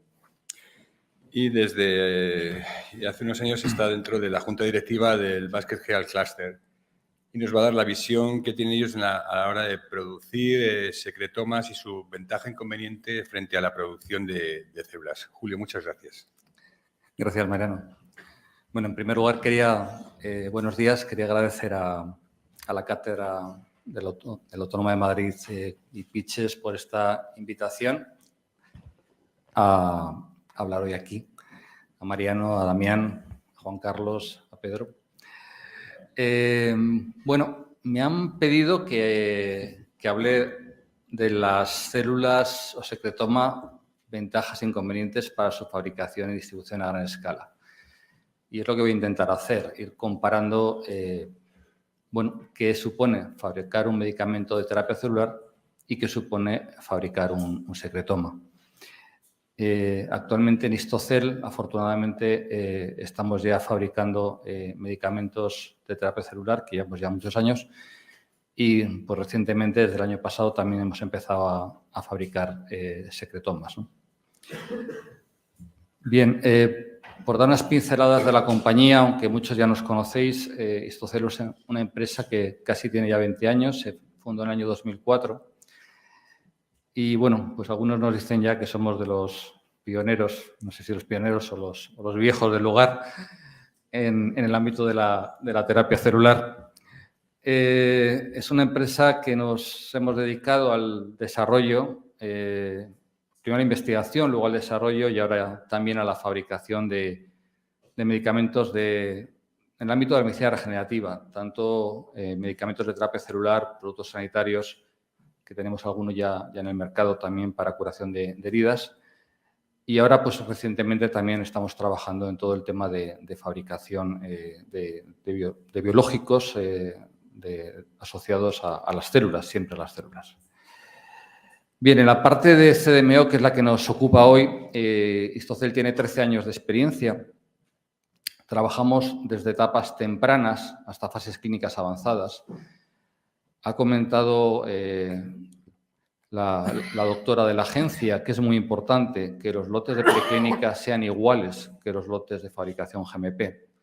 Por lo tanto, una CDMO tiene que primero fabricar los lotes de preclínica y luego fabricar los lotes GMP para asegurar que sean idénticos o lo más parecidos y que se pueda asegurar la trazabilidad entre el proceso de fabricación del lote GMP-like que se va a utilizar en preclínica con el lote que luego se va a fabricar GMP para los estudios clínicos.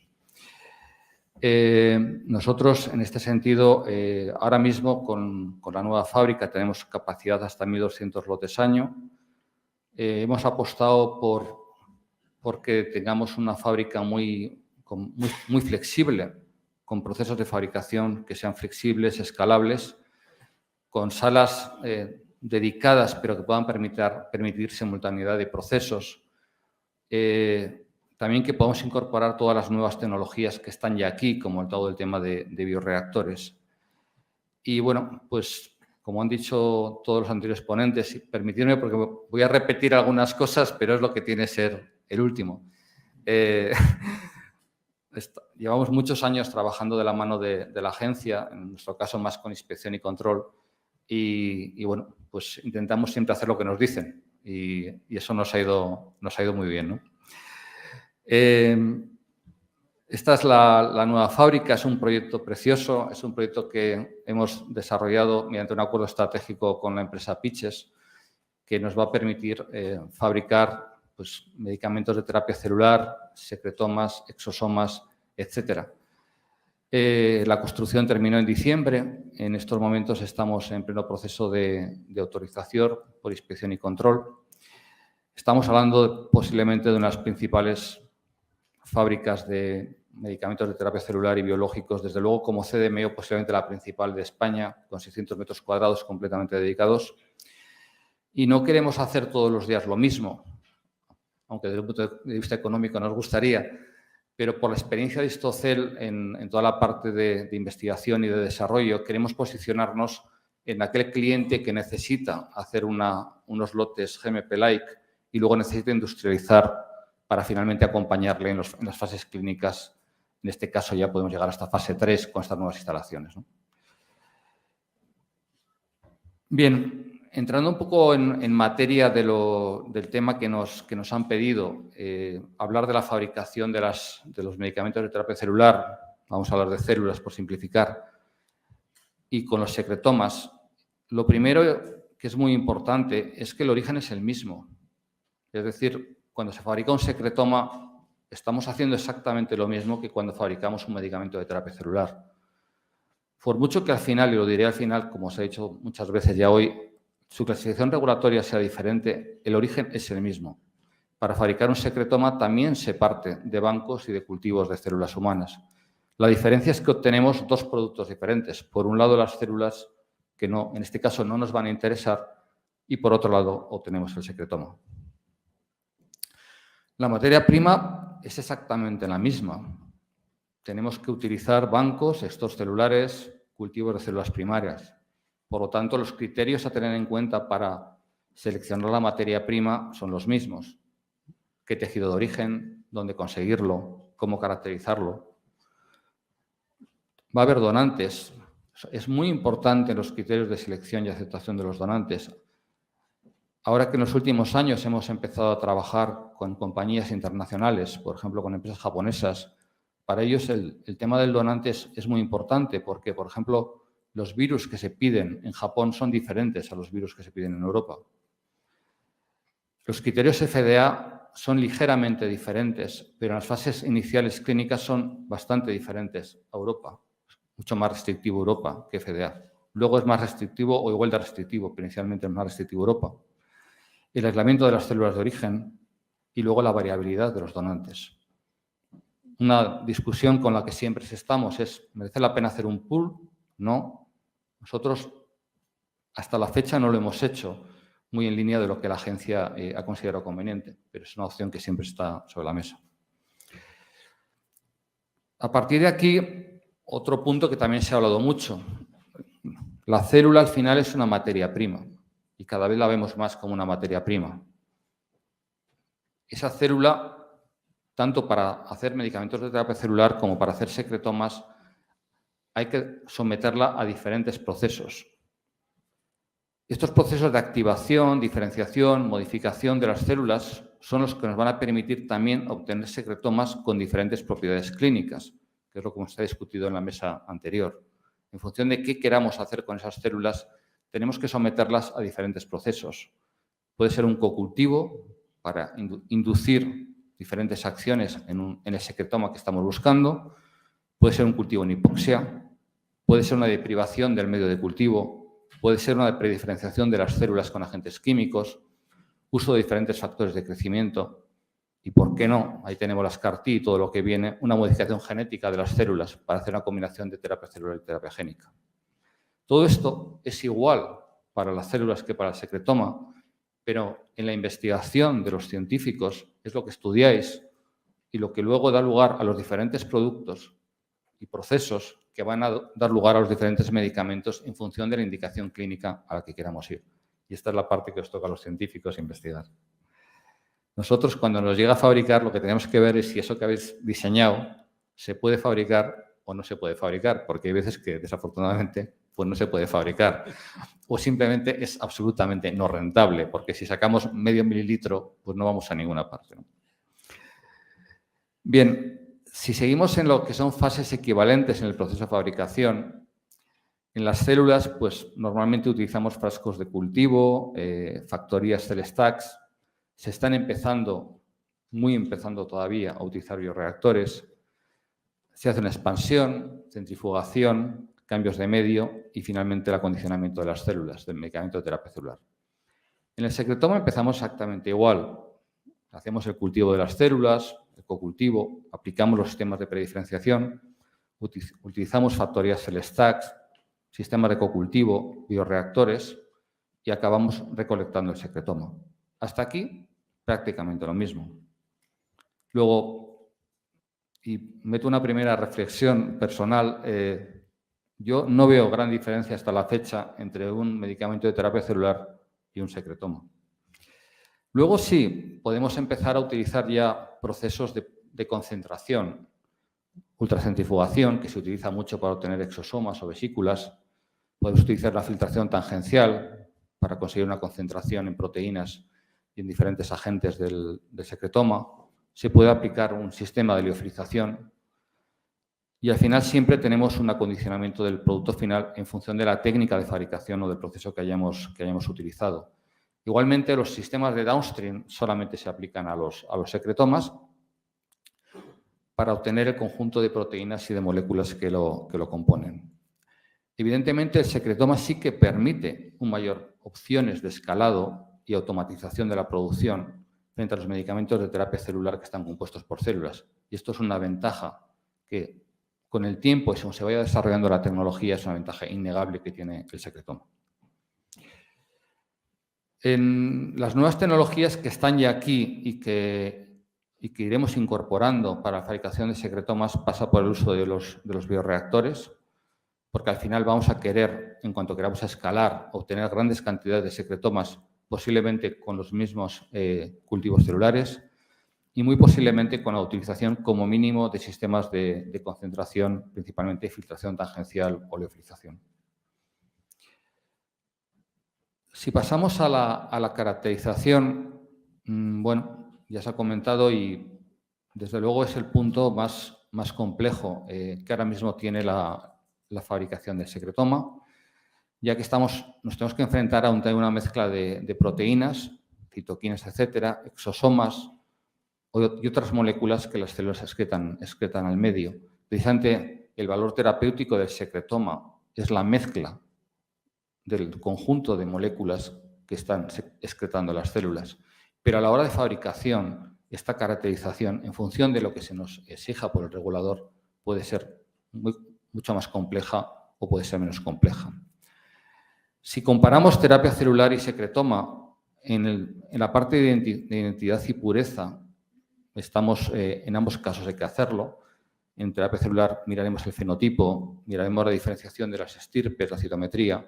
En el caso del secretoma, analizaremos la presencia de tantos componentes como identifique el fabricante o nos pida el regulador, la concentración total de proteínas, etc. En la parte de viabilidad y estabilidad genética, anomalías, cariotipo, esto solo lo tendremos que hacer en el caso de los medicamentos de terapia celular. Nos lo ahorramos en el caso del secretoma porque ya no tenemos células.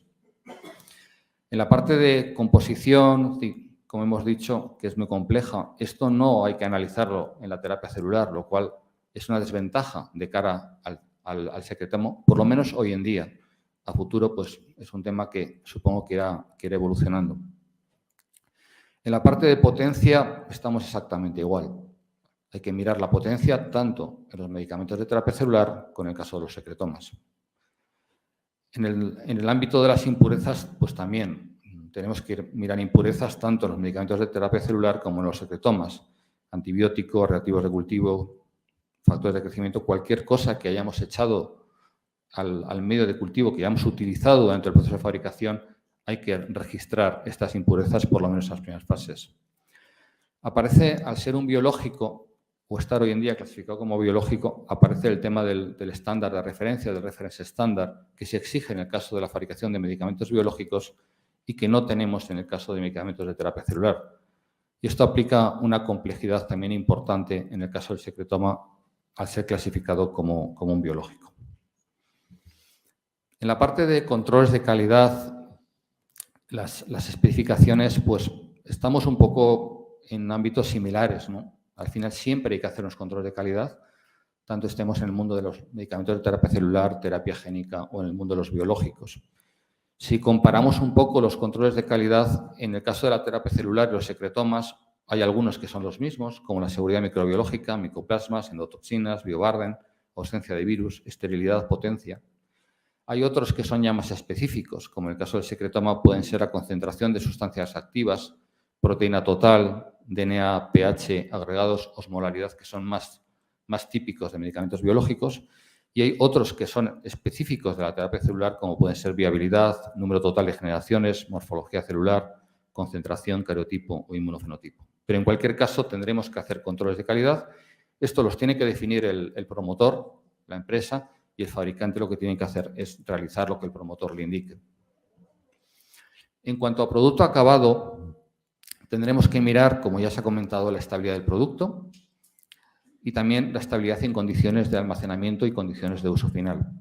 Si volvemos a comparar, en el caso de la terapia celular, las células tenemos un producto vivo que es absolutamente sensible y que, por lo tanto, tenemos que asegurarnos, y este es un punto muy crítico en la terapia celular, la viabilidad de su almacenamiento a temperaturas muy bajas. Por eso normalmente vamos a la criopreservación y tenemos que utilizar además criopreservantes como el DMSO, lo cual en el momento de la aplicación clínica es un gran problema, porque el tema de aplicar un medicamento de terapia celular con DMSO es un tema que solo se puede utilizar en algunas indicaciones clínicas. Por ejemplo, cuando es en vía intravenosa se puede diluir, pero en otros casos, cuando es aplicación directa, no se puede utilizar. En el caso del secretoma, estos problemas no los tenemos, pero bueno, en cambio tenemos otros que van apareciendo que también tenemos que tener en cuenta. Pero es cierto que el secretoma, por ejemplo, no requiere criopreservantes como el DMSO, lo cual es una gran ventaja. Y sí que tendremos que buscar estrategias para aumentar la estabilidad, encapsular, utilizando biomateriales o la liofilización, como hemos comentado. Y luego tendremos que asegurarnos que mantenemos estables las proteínas clave, que son las que nos están caracterizando el secretoma. En cuanto a su estabilidad en almacenamiento, los medicamentos de terapia celular, las células, cuando son autólogas en fresco, se utilizan en solución, pero en el momento que estamos con halogénicas tenemos que ir directamente a la criopreservación. Hoy en día sabemos, afortunadamente, que las células criopreservadas, las mesenquimales, pueden durar muchos años. De hecho, hay gente que dice que todavía no sabe el límite de los años. Las hemos tenido 5 años, más de 5 años, y si no se rompe la cadena de frío, una célula criopreservada puede estar estable durante muchos, muchos años. En el caso del secretoma, hoy en día los proyectos que están en clínica, y conocemos también proyectos que están en Estados Unidos, lo normal es mantenerlos congelados a 80 bajo cero, lo cual nos evita muchos problemas a nivel de logística, porque manejar un producto a 80 bajo cero es completamente diferente que transportar un producto criopreservado. Y también se puede buscar la forma de liofilizarlo, y si logramos liofilizarlo, la estabilidad puede ser mucho más larga también en una situación de liofilización, y desde luego facilita muchísimo su logística y distribución, como luego comentaremos. ¿Qué estabilidad tienen? No me atrevo a decirlo, todavía es pronto. Estamos empezando los primeros estudios y espero que dentro de 5 años podamos responder a esta pregunta con mayor seguridad. De momento sabemos la estabilidad de los medicamentos de terapia celular. Lo que sí sabemos es que no es muy corta. Eso ya lo sabemos porque hemos hecho los primeros estudios de estabilidad y sabemos que no es muy corta. Bien, a nivel de la estabilidad en uso clínico, también tenemos que saber en cada caso, en caso de cada medicamento, qué viabilidad van a tener esos medicamentos ya en el momento de que lo tengamos en el hospital, lo descongelemos o lo vayamos a disolver un liofilizado para su utilización en el caso del paciente. Y esto es algo que el promotor también tiene que hacer los estudios adecuados antes de entrar en un ensayo clínico. Bien, a nivel de acondicionamiento primario, bueno, lógicamente lo primero tenemos que saber qué práctica clínica, qué diseño de ensayo clínico tenemos para saber cómo hay que dosificar ese producto para luego facilitar la práctica clínica. Y esto es un tema muy importante y que a veces se nos olvida. El clínico no tiene por qué absorber nuestros problemas como fabricantes o como promotores. Al clínico hay que darle un producto que esté preparado en la forma más sencilla de utilizar. Y esto se sabe por el pasado, que un error o una complicación en la preparación, en el acondicionamiento primario del producto, de hacerlo muy complejo, nos puede provocar mayores riesgos de dispersión o de fallos en un ensayo clínico. Con lo cual, esto es un tema que hay que definirlo muy, muy bien. En el caso de la terapia celular, hasta la fecha, típicamente se acondiciona en viales o en jeringas de pequeño volumen. Hay que mirar cuántos millones de células vamos a utilizar por kilo de paciente o por mililitro. Y la aplicación clínica también tenemos que tenerla controlada. Si es una disponibilidad no inmediata o es una disponibilidad inmediata, tenemos que ver la descongelación, si hay que hacer pases de rescate, si es un ready to use o no. Todo esto tendremos que tenerlo en cuenta y hay múltiples opciones que se han utilizado hasta la fecha. En el caso del secretoma exactamente igual, tendremos que ir viendo qué tipo de acondicionamiento primario necesitamos, igual que se hace con el resto de activos farmacéuticos, y también saber si es necesaria una disponibilidad inmediata, si lo podemos tener liofilizado o congelado en el hospital, qué pasa después cuando se va a descongelar o se va a reconstituir. Bien, a nivel de almacenamiento yo sí quiero volver a recalcar este mensaje porque es una de las ventajas que vemos en el secretoma y es que el secretoma se puede mantener congelado en principio a -80, habrá que ver en algunos casos y también a -20, o se puede mantener liofilizado. Y esto es una de las grandes ventajas del secretoma, mientras que las células, como hemos dicho, esto no es posible. Si entramos en la parte de logística y distribución, es muy importante tener en cuenta el transporte, en general en cualquier medicamento. Desde luego, en los medicamentos de terapia celular es un tema muy crítico y, de hecho, es muy importante validar el transporte, porque muchas veces estamos transportando producto fresco con una habilidad de 48-72 horas. Y también, incluso aunque lo transportemos criopreservado, es muy importante asegurar que no se rompe la cadena de frío. Como hemos dicho, la estabilidad de las células puede ser muchos años, pero cae en picado si se rompe la cadena de frío. Con lo cual, este es un tema que es fundamental en el caso de la terapia celular y en el caso de los secretomas, en principio será más sencillo, pero también tenemos que tenerlo claro. El ciclo desde el fabricante, la empresa de transporte y cómo se va a almacenar en el hospital donde se va a aplicar el tratamiento. Desde luego, a priori tenemos unas significativas diferencias entre las células del secretoma. El secretoma tiene que ser más fácil de almacenar, tiene que ser más fácil de transportar y esto es como ha dicho, ha comentado Damián, una de las grandes ventajas del secretoma frente a uno de los grandes problemas que tiene hoy los medicamentos de terapia celular, como es todo el tema del transporte y la logística.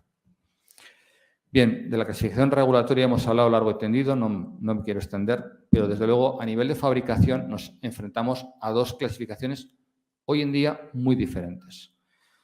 Y es un tema un poco sorprendente porque como hemos dicho, el proceso es muy similar, excepto en sus fases finales, pero la clasificación regulatoria es completamente diferente. Y es cierto que el secretoma sigue teniendo una gran variabilidad por su origen. Estamos obteniendo de células vivas, de donantes diferentes, son mezclas de múltiples proteínas y otras moléculas. Pero es un medicamento biológico y a día de hoy, y por lo tanto tenemos que fabricarlo siguiendo las guías de medicamento biológico. Y esto básicamente es lo que dificulta su fabricación, especialmente en la parte de caracterización, controles de calidad o la disposición de un reference estándar. Pensamos que, como todo en esta vida, irá evolucionando también a nivel regulatorio o irán saliendo guías específicas para el caso del secretoma, como en su caso también ha pasado con las terapias avanzadas. Estamos en los comienzos y lo normal es que el secretoma tenga, aunque siga siendo un medicamento biológico, tenga sus guías específicas y su consideración. Y en esto creo que el trabajo, yendo de la mano entre científicos, reguladores y fabricantes, pues irá avanzando. Por resumir en una sola diapositiva el tema de la ponencia, de una forma muy rápida, a día de hoy la terapia celular y el secretoma a nivel de fabricación, en cuanto a origen, es lo mismo. En cuanto a proceso de fabricación, no es igual, pero es muy similar a día de hoy. Veremos incluso la incorporación de bioreactores también se va a hacer en las células, igual que en los secretomas. A nivel de caracterización, a día de hoy es más favorable para la terapia celular, es mucho más fácil la caracterización de medicamentos de terapia celular que de secretomas. A nivel de conservación es muy similar, quizás con alguna ventaja para el secretoma. A nivel regulatorio, hoy en día está más claro porque lleva más años la terapia celular que el caso del secretoma, pero posiblemente dentro de unos años estaremos en una situación parecida. A nivel de logística y distribución, claramente el secretoma presenta unas grandes ventajas frente a la terapia celular. A nivel de economía, finalmente, que de precio hoy se habló muy poco o nada, a día de hoy es similar el coste, pero aquí sí que estoy convencido que en un futuro muy, muy próximo será más barato fabricar secretoma que medicamento de terapia celular. No tengo ninguna duda de ello. Pues muchas gracias y cualquier pregunta a su disposición.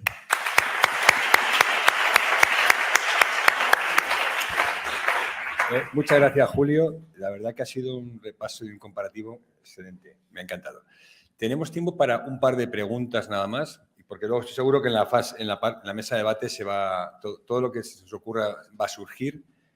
Y si me permitís, yo tenía una cuestión. Es verdad, viendo esta gráfica esta tabla que has puesto aquí al final, yo creo que la parte de caracterización es más compleja ahora mismo en los secretomas, pero por desconocimiento, hasta que hay una guía de regulación. En ese momento igualará, pero en la terapia celular también al principio no sabíamos qué mirar, ni teníamos claro, era muy, muy complejo. Creo que eso se va a igualar, al igual que la parte de la situación regulatoria, en cuanto ya se sepa algo más o haya más gente trabajando, también se va a igualar, con lo cual yo creo que es una apuesta interesante la del secretoma. Bueno, un par de preguntas, si alguien las tiene en la sala. Adelante. Bueno, estupendas las dos presentaciones. Yo, para Pablo, claro, estamos con un producto, cuando has planteado pues, todas las cuestiones importantes para la evaluación, donde digamos que las impurezas son la parte activa del producto. Es decir, yo veía la diapositiva y decía, claro, fragmentos de membrana, microRNAs, proteínas. ¿Cómo vamos a poder en los dosieres plantear las impurezas con el sistema estándar de los biológicos cuando realmente la impureza es el producto ahora del secretoma? ¿Cómo lo veis? Porque esto es un problema que yo veo, este cambio de mentalidad para estos productos en concreto, ¿no? ¿Qué piensas de esto, Pablo? ¿Cómo lo veis? Bueno, la verdad es que eso, cuando escribí eso, estaba pensando más en las vesículas, casi más que en el secretoma como todo. Entonces, claro, es que lo que es impureza y lo que es el producto va a depender en cada caso. Porque, claro, si uno, por ejemplo, quiere purificar unas vesículas muy específicas, pues bueno, pues eso es el producto y todo lo demás serían impurezas, ¿no? Si uno lo que quiere es algo más de la parte más líquida del secretoma, pues a lo mejor lo que quiere es quitar las vesículas, ¿no? Entonces, lo que tiene que hacer es purificar las vesículas para quitarlas y quedarse con el resto, ¿no? Entonces, eso va a depender, yo creo, mucho, ahí sí creo que va a depender mucho de investigación básica. Yo creo que hay que hacer más el trabajo de investigación básica de lo que estáis haciendo, ¿no? De secretoma, de vesículas, y caracterizar qué es lo que hay ahí que quiero enriquecer, porque también he visto que hay quien habla de que las vesículas tampoco es que uno tenga solo vesículas, las vesículas son como un secretoma enriquecido en vesículas, porque has quitado parte del secretoma, del resto, y tienes más, pero sigue habiendo algo. Entonces, al final es un poco un juego de qué parte voy a querer enriquecer frente a otra, y a nosotros no nos importa que haya mezclas y complejidades, simplemente la idea es que podáis justificar un poco y decir, bueno, tengo interés en esto y por eso enriquezco más esta fase, y lo que queda del otro no hay un problema si está por debajo de tal límite, y ese límite también lo definís vosotros en base a los resultados que haya, ¿no? Entonces, eso es yo creo un tema abierto y que en cada producto habrá que ir definiendo. Y un poco también, en relación a esto, lo que comentamos antes, ¿no? De que es un producto muy complejo porque es lo que secretan las células. Y algo que yo no sé si realmente es muy relevante o no, los antibióticos empezaron así, con el secretoma de unos microorganismos, ¿no? Y luego se vio que de todo eso que había ahí, lo que era importante era una determinada molécula, que en ese caso era química, ni siquiera era una molécula biológica, era un químico que se podía sintetizar químicamente y no tenías que utilizar el microorganismo, ni el secretoma, ni nada, ¿no? Entonces, probablemente aquí estamos en un camino, se ha empezado con las células, ahora se habla de lo que las células secretan y a lo mejor con el tiempo lo que queremos es usar algo de lo que hay allí, ¿no? Pero bueno, hay que recorrer todas las etapas intermedias, eso es normal. ¿Alguna pregunta más en la sala? Pues yo creo que vamos para ir en tiempo y no demorarnos mucho, vamos a ir al punto de debate. Muchas gracias a ambos, ¿eh? Un placer.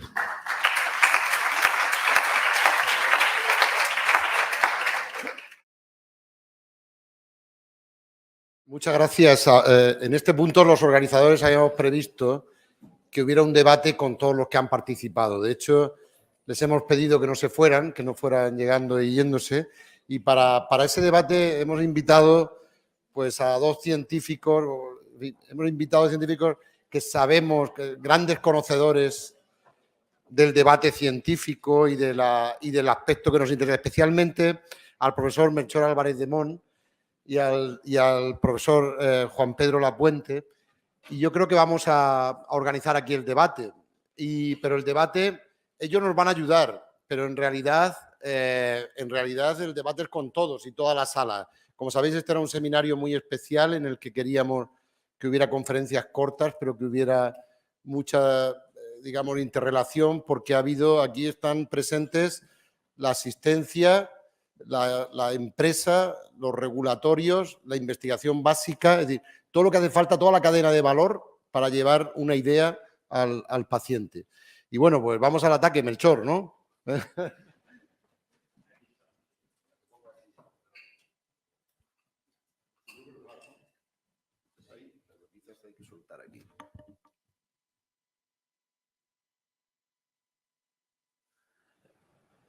Sí. Muchas gracias por haberme invitado. Yo he disfrutado esta mañana. Realmente creo que ha habido unas ponencias extremadamente relevantes y yo creo que también la participación de los compañeros con las preguntas que las preguntas relevantes y además muy precisas. Yo en resumen creo que, bueno, yo creo que la medicina, si tú ves los últimos 30 años, estamos en cambios continuos y progresando. Yo recuerdo las viejas épocas. Mi tesis doctoral fue sobre el factor transformante, sobre el factor de crecimiento de células T, células NK, y fíjate en aquella época la inmunoterapia y tal, y resulta que estábamos purificando la interleuquina 2 y nos creíamos que el mundo era interleuquina 1 y interleuquina 2, y ahora estamos hablando de centenas de moléculas dentro de ese gran concepto de citoquinas, interleuquinas, quimioquinas. Bueno, la verdad es que esto, fijaros, también en aquellas viejas épocas nos creíamos que éramos capaces de movilizar la terapéutica con la administración de una citoquina, de una. Estábamos con la interleuquina 2, después llegó el interferón alfa, la leucemia de células peludas, el virus C, bueno, que ni sabíamos que había virus C, era virus no A, no B, bueno, y de pronto se descubre que era el virus C, bueno, tal. Bueno, y seguimos, empieza en aquel momento Rosenberg, también en el NIH, empezando la primera terapia celular. Bueno, y nos creíamos que aquello tal, unas dosis enormes de interleuquina 2. Aprendimos que había que asociar interleuquina 2 e interferón alfa, por ejemplo, en el cáncer renal. Yo he tenido largas supervivencias de pacientes. Y ya nos dábamos cuenta que administrar una quenaifera, todo un sistema complejísimo, pretendiéndolo movilizar con una molécula. Bueno, pero fijaros, seguimos avanzando, entramos en crisis, los que nos gustaba la inmunoterapia, tal cual, pues en los 90 fueron horas muy bajas, nadie nos quería y éramos gente que llevábamos a los congresos como especuladores.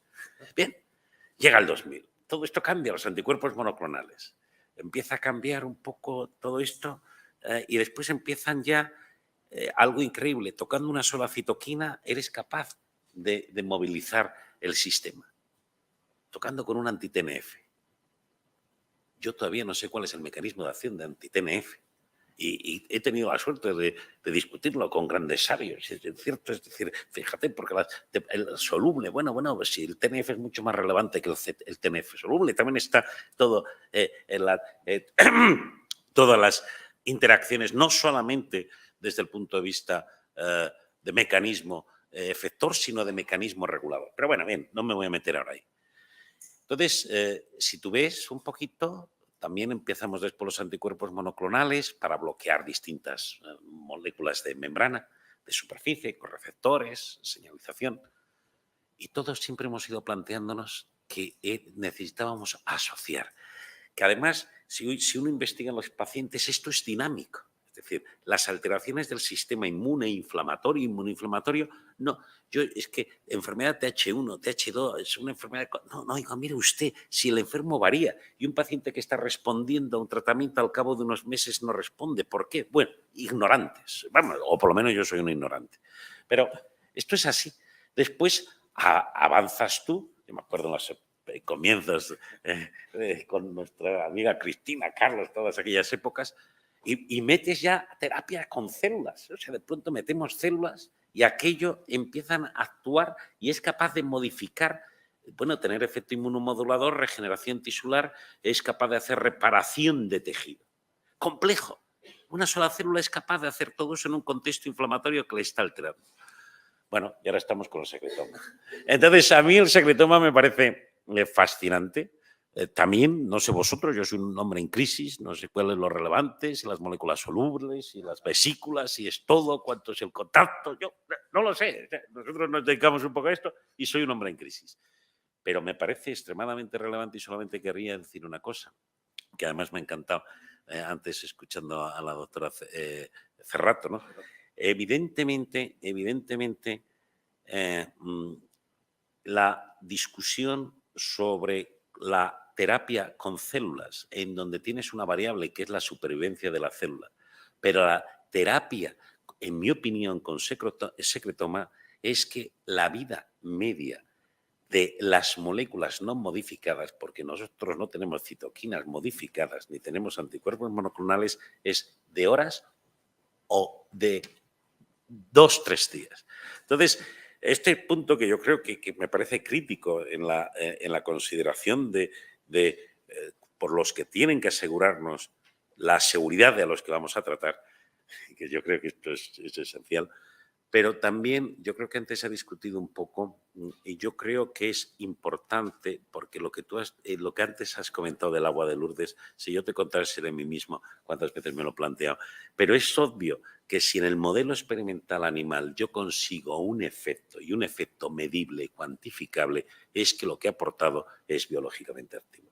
Pero bueno, no sé, esto simplemente a breve comentario. Muchísimas gracias, Melchor. A mí también me ha gustado muchísimo lo que ha dicho Pablo el símil que ha hecho del secretoma, los antibióticos como secretoma de la Penicillium notatum y las evoluciones que ha habido posteriores. Verdaderamente creo que es un símil que va a ser bastante aplicable. Pero yo me gustaría, Pedro, ¿en qué necesidades médicas, en qué necesidades médicas reales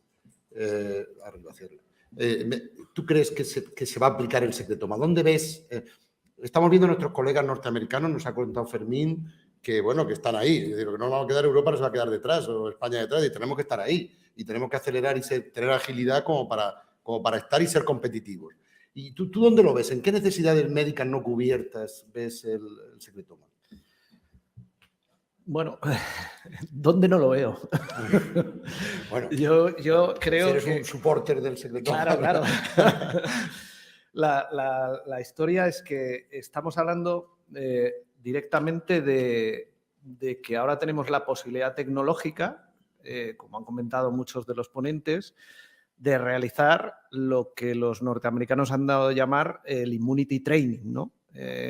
Hacer un entrenamiento del sistema inmunitario, pero fuera del cuerpo, para evitar todos los trastornos de falta de comunicación o defectos que pueda haber dentro del cuerpo. Y podemos adelantar cuestiones que, por ejemplo, en una cuestión muy simple, dado que está el doctor Abascal aquí, que es un amplio conocedor de las lesiones deportivas, en algo tan simple como una ruptura muscular, adelantar el concurso de unas células que tienen que actuar en vez de pasar por la fase de la cicatriz que generan las plaquetas, el trombo, etcétera, adelantar esta fase, sacar los monocitos antes, esos monocitos ya convertirlos en macrófagos y hacer que todo lo que va a hacer en el músculo el día 7 de la lesión del jugador, en este caso, pues eso se produzca en un laboratorio en el minuto 1. Entonces, ¿dónde no tiene aplicación esto? Esto puede tener aplicaciones miles. El problema es que tenemos que hacer un esfuerzo de imaginación y de diálogo entre todos para ver cómo aseguramos la calidad de estos productos, cómo aseguramos la seguridad de estos productos y cómo los llevamos al mercado. Porque ahí estoy viendo también al doctor Anel, catedrático de Biología Molecular y Celular de la Universidad de Zaragoza, un experto en las terapias contra el cáncer, y él tiene mucha experiencia en esto. No sé si, Alberto, puedes decirnos qué tema de secretomas no pueden ser llevados al mundo de la oncología. O sea, se me ocurren millones ahora mismo, pero está todo por investigar, evidentemente. Sí, tiene que deslizar. Bueno, esto ha sido una cazada, Pedro. Esto estaba prevista. No te pillo muchas veces. No me lo habías anunciado, ¿no? Bueno, a ver, secretoma en el tratamiento... Así, secretomas como los que estáis describiendo aquí, directamente en el tratamiento del cáncer, pues bueno, yo tampoco lo veo, pero claro, yo qué sé, sabemos que en el tratamiento del cáncer tenemos pues todos los anticuerpos que hay en marcha, todos los biespecíficos, triespecíficos, todo eso es biotecnología y son medicamentos biológicos, ¿no? Que es lo que hemos estado hablando aquí. Y luego, pues algunos nuevos que vienen detrás, ¿no? Como las inmunotoxinas, ¿no? Que también pues, son medicamentos biológicos y que están funcionando, ¿no? Ahora hay una gran revolución en la terapia del cáncer con todo lo que se le ha llamado antibody drug conjugates, pero que ahora ya no es solo esto, sino sino que hay que ampliar el término para decir inmunoconjugados. O sea, todo eso son cosas que se producen en forma soluble. Y de hecho, en los últimos congresos en los que se está comparando, como ha hecho Julio, me parece que se llama, ¿no? Como ha hecho Julio, que ha comparado las células con los secretomas, pues ahora lo que se está intentando comparar en estos congresos, que a lo mejor es un poco... Se está intentando comparar, por ejemplo, los biespecíficos que activan a los linfocitos T con los CAR-T. ¿Quién da mejores resultados? Y la cosa no está clara, ¿eh? Y claro, los biespecíficos son mucho más baratos de producir y mucho más fáciles de hacer la logística y mucho más fáciles de distribuir, etcétera, etcétera. Es decir, que todo esto, bueno, pues, hombre, lo bueno que tiene es que estamos en movimiento, ¿no? Y de cara a los secretomas, si me dejas aprovechar la oportunidad, un punto que yo creo que no se ha tratado aquí con respecto al efecto de los secretomas, yo le veo una gran ventaja en los aspectos terapéuticos en los que todos vosotros los estáis aplicando, los queréis aplicar, y es que es un tratamiento muy fisiológico. Es decir, procede de una célula, de células normales, que si quieres las cocultivas, y, bueno, pero son normales, ¿no? Entonces, yo veo que el efecto terapéutico va a depender en realidad del efecto sinérgico que producen todos esos componentes producidos de forma fisiológica al mismo tiempo. Entonces, si queremos, a lo mejor, por ejemplo, los reguladores he oído pues como que dice, me tienes que decir cuál es el principio dentro de todas estas citoquinas que se están produciendo, cuál es la que produce el efecto terapéutico. Entonces, a lo mejor puedes decir, bueno, pues es esta, en concreto la que más efecto terapéutico puede tener. ¿Por qué? Porque a lo mejor si se lo quitas, si esa citoquina se lo quitas al secretoma, el efecto terapéutico es menor. Pero eso no quiere decir que si coges solo esa citoquina va a tener ningún efecto terapéutico. Probablemente no tenga ninguno. Porque lo importante es la sinergia de la interacción entre todos esos componentes fisiológicos. Y a lo mejor el responsable último de esa sinergia es un componente que cuando hemos intentado caracterizarlo por proteómica, por ejemplo, no hemos llegado a detectarlo porque está a niveles por debajo de la detección de la proteómica. Es decir, todavía sabemos muy poco. Pero yo sí que creo en que el secretoma, la potencia que tiene es esa sinergia de un producto producido de forma fisiológica. Esa es mi opinión. Simplemente una provocación. Si uno piensa en carticelos o todos estos mecanismos fundamentalmente citotóxicos, es un secretoma.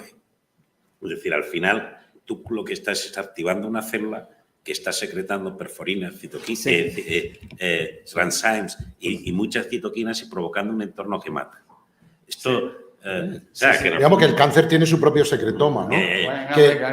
Los linfocitos citotóxicos secretan y también secretan microvesículas. Claro, es decir, es un secretoma. Que llevan moléculas citotóxicas. Que es lo mismo que decía Fermín. En el fondo, las células mesenquimales al final es lo mismo. Y el cáncer tiene su propio secretoma que además lo vemos en la biopsia líquida, ¿no? Hace poco hemos tenido una tesis doctoral identificando, tenemos un colega bioinformático, el doctor, estás ahí, y yo creo que si quieres comentar algo sobre el secretoma que hemos visto y cómo las capacidades de activación que tenía, etcétera, pues es decir, que realmente tiene su sí, ahí lo tienes el micro. David Rubio acaba de hacer su doctorado informático sobre biopsia líquida y sobre detección de señales metastásicas del cáncer colorectal. Sí, eso es. Hemos detectado una firma de exones que circula en pacientes con cáncer colorectal metastásico, que es distinto al que tienen los pacientes con cáncer colorectal localizado y también distinto en controles sanos. Y esta firma de exones se ha visto que está correlacionado con genes que intervienen en rutas que tienen que ver con la matriz extracelular. Muchas gracias, David. Yo que me gustaría, ya que estamos metiéndonos en harina ya de que vamos hacia algunas enfermedades, ¿cómo vamos a manejar el tema de la dosis? Celia, Es decir, el tema de la dosis para nosotros es complicadísimo porque en las células todavía no lo hemos resuelto, ahí estamos. Y lo mismo ponemos 100 millones que 10 y no sabemos por qué, porque no hay una respuesta a dosis-efecto. No la hemos tenido nadie que tiene una respuesta a dosis-efecto en la terapia celular. Es más, han visto cosas paradójicas, ¿no? ¿Y cómo vamos a manejar esto desde el punto de vista regulatorio? Yo creo que es un problema entre producción o entre, no sé, y cómo lo vais... ¿Cómo vais a entender esto? Porque nosotros no lo entendemos muy bien. Yo no sé si podemos pasar un micrófono por aquí a... Yo también creo que esto es un tema que tenemos que ver. Va un poco relacionado con lo que decían el estudio de toxicidad y el estudio de farmacología. Es cierto que si en un modelo animal hemos visto un efecto, yo creo que el medicamento está en la especie animal. Pero la diferencia es la dosis. Puedo tener un efecto, o sea, lo ideal es encontrar la dosis en la que tengo un efecto, pero no tengo un efecto adverso. Por eso es necesario que y los parámetros que se miden en el estudio de farmacología son completamente diferentes a los que se miden en el de toxicidad. Por eso necesitamos esa evidencia de que en los modelos animales del estudio de toxicidad tenemos también el producto. ¿Cómo lo vamos a manejar? Yo creo que depende, para un fase 1, pues va a depender mucho de cómo caractericemos el producto. Si lo vamos a caracterizar por microgramos de proteína o microgramos, pues aplicaremos lo que explicaba de la NOAEL. Es decir, si hemos administrado tantos microgramos de producto total o de, no sé cómo, dependerá, o mililitros, si lo vamos a medir por mililitro al animal, hacemos la extrapolación y calculamos el margen de seguridad. En cuanto a lo que decía, o sea, es verdad, yo creo que al principio de la charla lo comenté, nosotros somos conscientes de que la actividad no se debe solamente a un principio activo, que es una combinación. Por eso en estos productos no pedimos tanto la unión, como decía al principio, la unión de cada una de las proteínas a su receptor y compararlo con la especie animal, sino un sistema in vitro, que puede ser el que se utilice para definir la potencia del producto, que nos dé una idea del mecanismo de acción, no de la actividad de cada uno de los componentes por separado, sino de todo el secretoma en un sistema celular o si es para cáncer, pues en unas células tumorales y ver que disminuye el crecimiento del tumor. Una aproximación diferente. Julio, y en el dossier que vais a presentar, ¿por qué dosis vais a empezar? ¿Cómo está esto, ¿no? ¿Cómo lo vais a mover? Pues ya estamos en nivel de producción, es decir, esto ya es nivel de producción para poder llegar a la agencia y decirle, vamos a hacer esto. La dosis al final se relaciona con las características del medicamento, en este caso el secretoma, con lo cual la dosis depende de cuáles sean, en este caso, las proteínas que caracterizan ese secretoma y en base a esto se define la dosis. ¿Qué parámetro se define la dosis? ¿Cómo lo medís? Yo quería puntualizar una cosa que hay que partir de aquí. Plantear, encontrar, que la doctora Cerrato y el doctor De Felipe ya lo han hablado, y otros ponentes también lo han hablado, pero claro, ellos están más en la parte reguladora y es algo que sale en las guías y hay que cumplir. Plantear, buscar la dosificación de un secretoma o de microvesículas o incluso de terapia celular con una dosis NOAEL, yo creo que todos los que estamos aquí sabemos que es imposible, porque eso no mata a nadie, ¿vale? Entonces, ¿dónde te tienes que mover? Pues un poco lo que decían ellos, a lo mejor partiendo de dosis Mabel, ver qué dosis de tu medicamento, qué cantidad de tu medicamento empieza a mover algo y dice, bueno, si empieza a mover algo esto, pues a partir de ahí tengo una dosis y luego ya veremos a ver qué dosis planteo yo como la dosis que quiero llevar a la clínica, que ya me tengo que fiarme de pruebas in vitro, pruebas de potencia, actividad biológica, etcétera. O sea, al final acaba siendo un método muy indirecto. Me ha sorprendido que últimamente nosotros hemos hecho mucho esfuerzo, pues como decía ahora Julio, en identificar unas moléculas, pues unas porque son más prevalentes en nuestro secretoma, otras sencillamente porque les damos una importancia fisiológica, que a lo mejor luego no es tanta, pero de momento se la damos y teóricamente así lo dice la bibliografía, etcétera. Pero realmente estoy viendo estudios en Estados Unidos que, como decíamos, ahí las normas son un poco al principio, las reglas de juego son un poquito diferentes, un poquito más flexibles o llamarlo como queráis, diferentes, porque tampoco es que sean más flexibles, yo lo veo diferente. es que, por ejemplo, están dosificando secretoma pues, por microlitros del bulk del que parten. O sea, realmente ya no hay un drug product. O sea, parten de un bulk general y dicen, bueno, pues mi dosis de este bulk es 0,1 microlitros. ¿Por qué? Pues porque las pruebas de in vitro de potencia han visto que 0,1 tiene un efecto X que buscaban y sale bien. Y lo dosifican a partir de ahí y dices, bueno, pero ¿qué hay? 0,1 microlitros de qué? Y al final ellos lo único que te dan es una foto. Una foto incluso a veces de genómica funcional. O sea, esto es todo lo que hay aquí y yo solo pongo 0,1 microlitros. Y así hay un producto que ahora mismo se llama ST226 que está en este ensayo clínico en varias indicaciones. Además, ¿dónde no lo van a aplicar? Porque parte de la misma célula y sin embargo lo están aplicando a un montón de historias ya en ensayo clínico. Sin embargo, yo veo mucho más estable un secretoma que una célula. Las células sabemos que cambian y que la célula en un momento es una cosa y 6 meses después es otra cosa. Es decir, las células evolucionan. Sin embargo, el secretoma una vez que lo has fijado, es decir, la célula ha hecho algo y ya lo tienes fijo. Pero la célula no, el problema que tenemos con la célula era su inestabilidad. Tú la pones hoy y la semana que viene es otra cosa. Y a la otra es otra cosa. Y funciona de otra manera. Es decir, creo que es una gran ventaja a favor del secretoma. Pero yo cuando estaba escuchando a Julio, estaba pensando, ¿no? Y para Fermín esto, ¿no? Porque dice, bueno, ¿y cómo vamos a manejar el tema de los donantes? Porque esto es un tema bien importante, ¿no? Es donante y luego producción. Es decir, las células de origen humano, no sé, acordaros la historia de la argila, ¿no? Y estas cosas, ¿no? Luego, los que hemos trabajado en terapia celular hemos aprendido mucho de la diferencia de efecto entre un donante y otro. Es decir, nosotros sabemos a qué donante hay que hacerle una liposucción y a cuál no.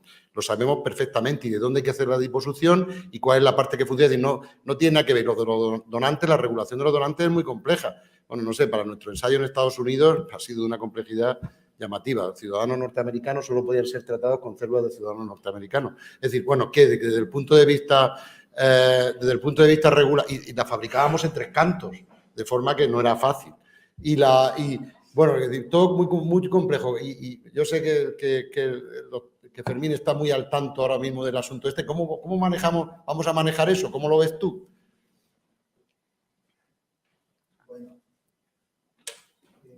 Sabes muy bien que en este año y el que viene se van a modificar o actualizar tanto el SOHO, el reglamento que regula las sustancias de origen humano, que eso es lo que significa, y luego la nueva regulación europea de medicamentos. Entonces, lo que se está intentando ver es realmente los productos donados de forma altruista que luego van a ser utilizados para fines, digamos, con ánimo de lucro para generar productos, pues eso, digamos que hay un intento ahora de retomar de esa manera sobre todo el retorno y el asunto de los consentimientos del donante. Nosotros, decía antes Melchor, la verdad es que realmente tú dices, paciente con una hemopatía maligna hace su leucaféresis, todo en nuestro hospital, procesamos el producto va a una compañía farmacéutica y nos viene el retorno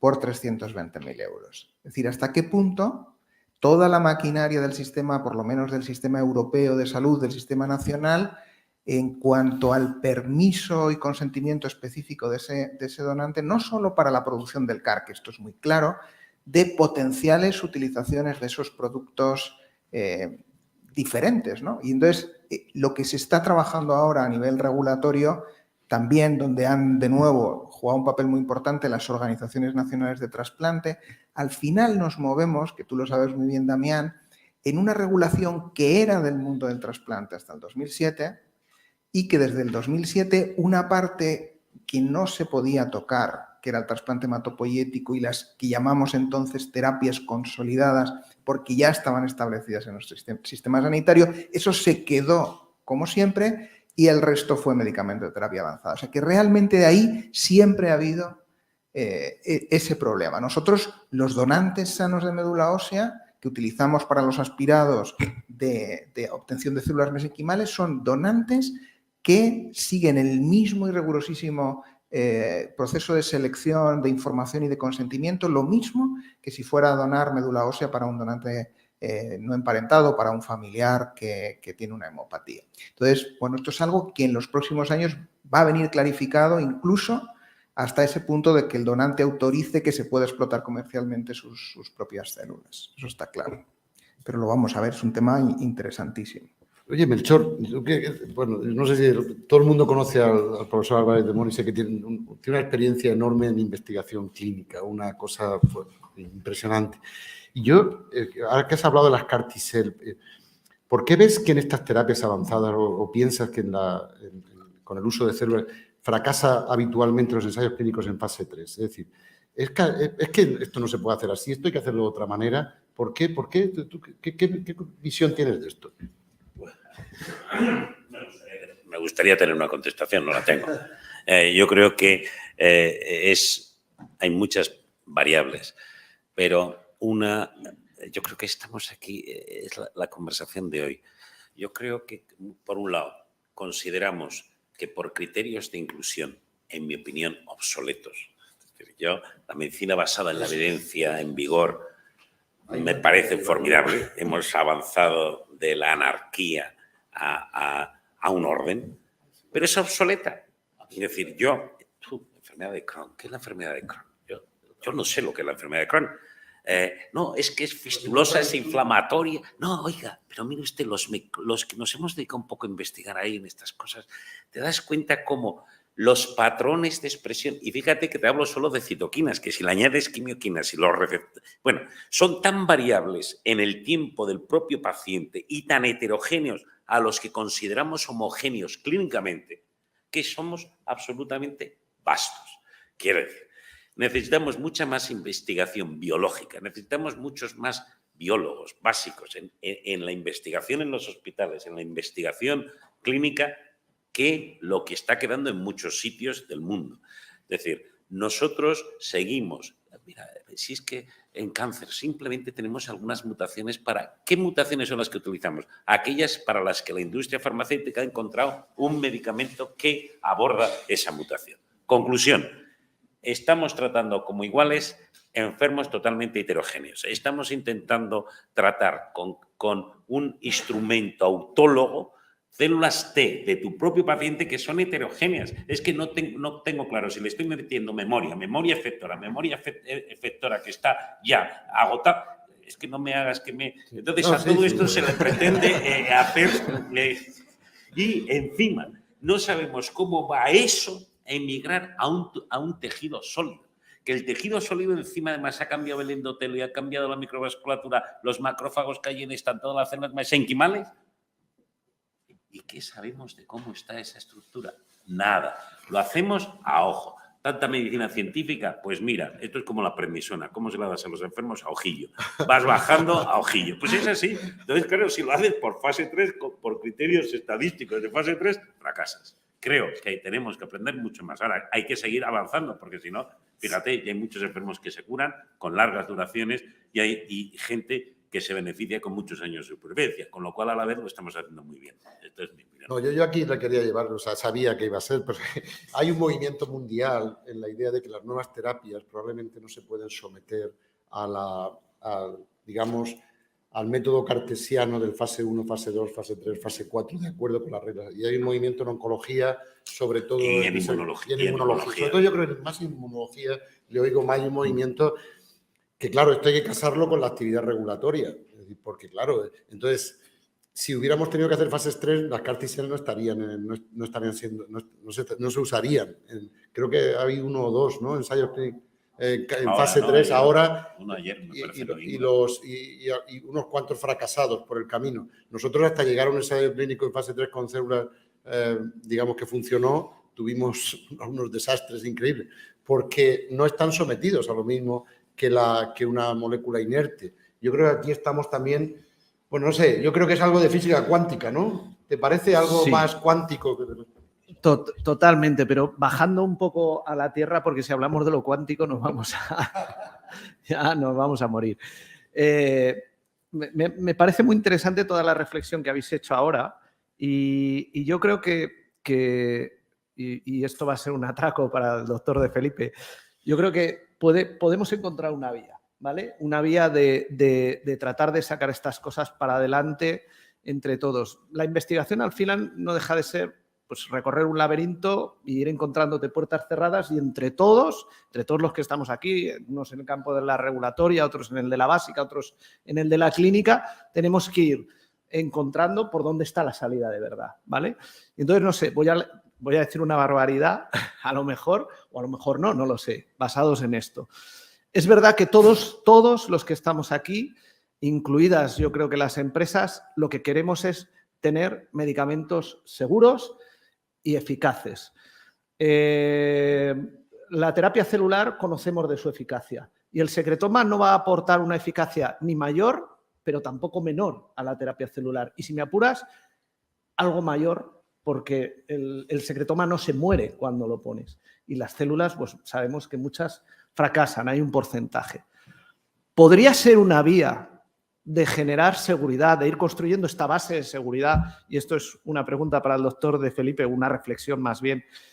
En una de las figuras que ha puesto en su diapositiva, la figura del uso desde un hospital público, desde un laboratorio de un hospital público, quizás con el concurso para ser GMP o GMP-like de un fabricante, poder fabricar un secretoma, aunque fuese en ese momento de forma autóloga, para un caso concreto, para casos muy concretos, competición previa, evidentemente, a la Agencia Española del Medicamento, con toda la caracterización de ese medicamento.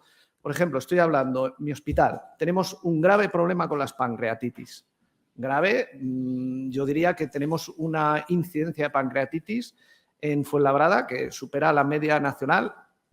No sé si será por chupe, yo creo que no, porque no todo el mundo bebe, pero la realidad es que eso está ahí, eso es un hecho, tenemos mucha pancreatitis. ¿Podría ser una vía de ir generando seguridad el utilizar esa vía desde el hospital público, fabricación GMP con el concurso de un fabricante de formato autólogo para una enfermedad y un paciente concreto y que eso nos pudiera ayudar a generar una base segura? De decir, bueno, lo hemos puesto, ha sido eficaz, igual que lo podría haber sido la terapia celular, pero hemos visto que no ha habido ningún problema. Y eso nos ayudaría, yo creo, a ir generando una base para futuro y una base construida de un modo seguro. O sea, lo que no se puede hacer es empezar a fabricar este tipo de cosas encima de una pollata. Esto está claro. O sea, quizás en el laboratorio que nosotros tenemos en el hospital, pues no sería el ideal. Pero quizás desde una instalación como un fabricante GMP, fabricando un medicamento, insisto, en formato autólogo, insisto, dirigido para un único paciente, ¿cómo veríais esa posibilidad? No sé si le veis lógica a lo que estoy diciendo o es una barbaridad. Esto es casi un examen, ¿eh, Pablo? Pido perdón. Ahora te pasamos enseguida, es que estábamos enfrascados en esta discusión. No sé si a ver, es que hay varios conceptos que a lo mejor se pueden dar un poco a confusión.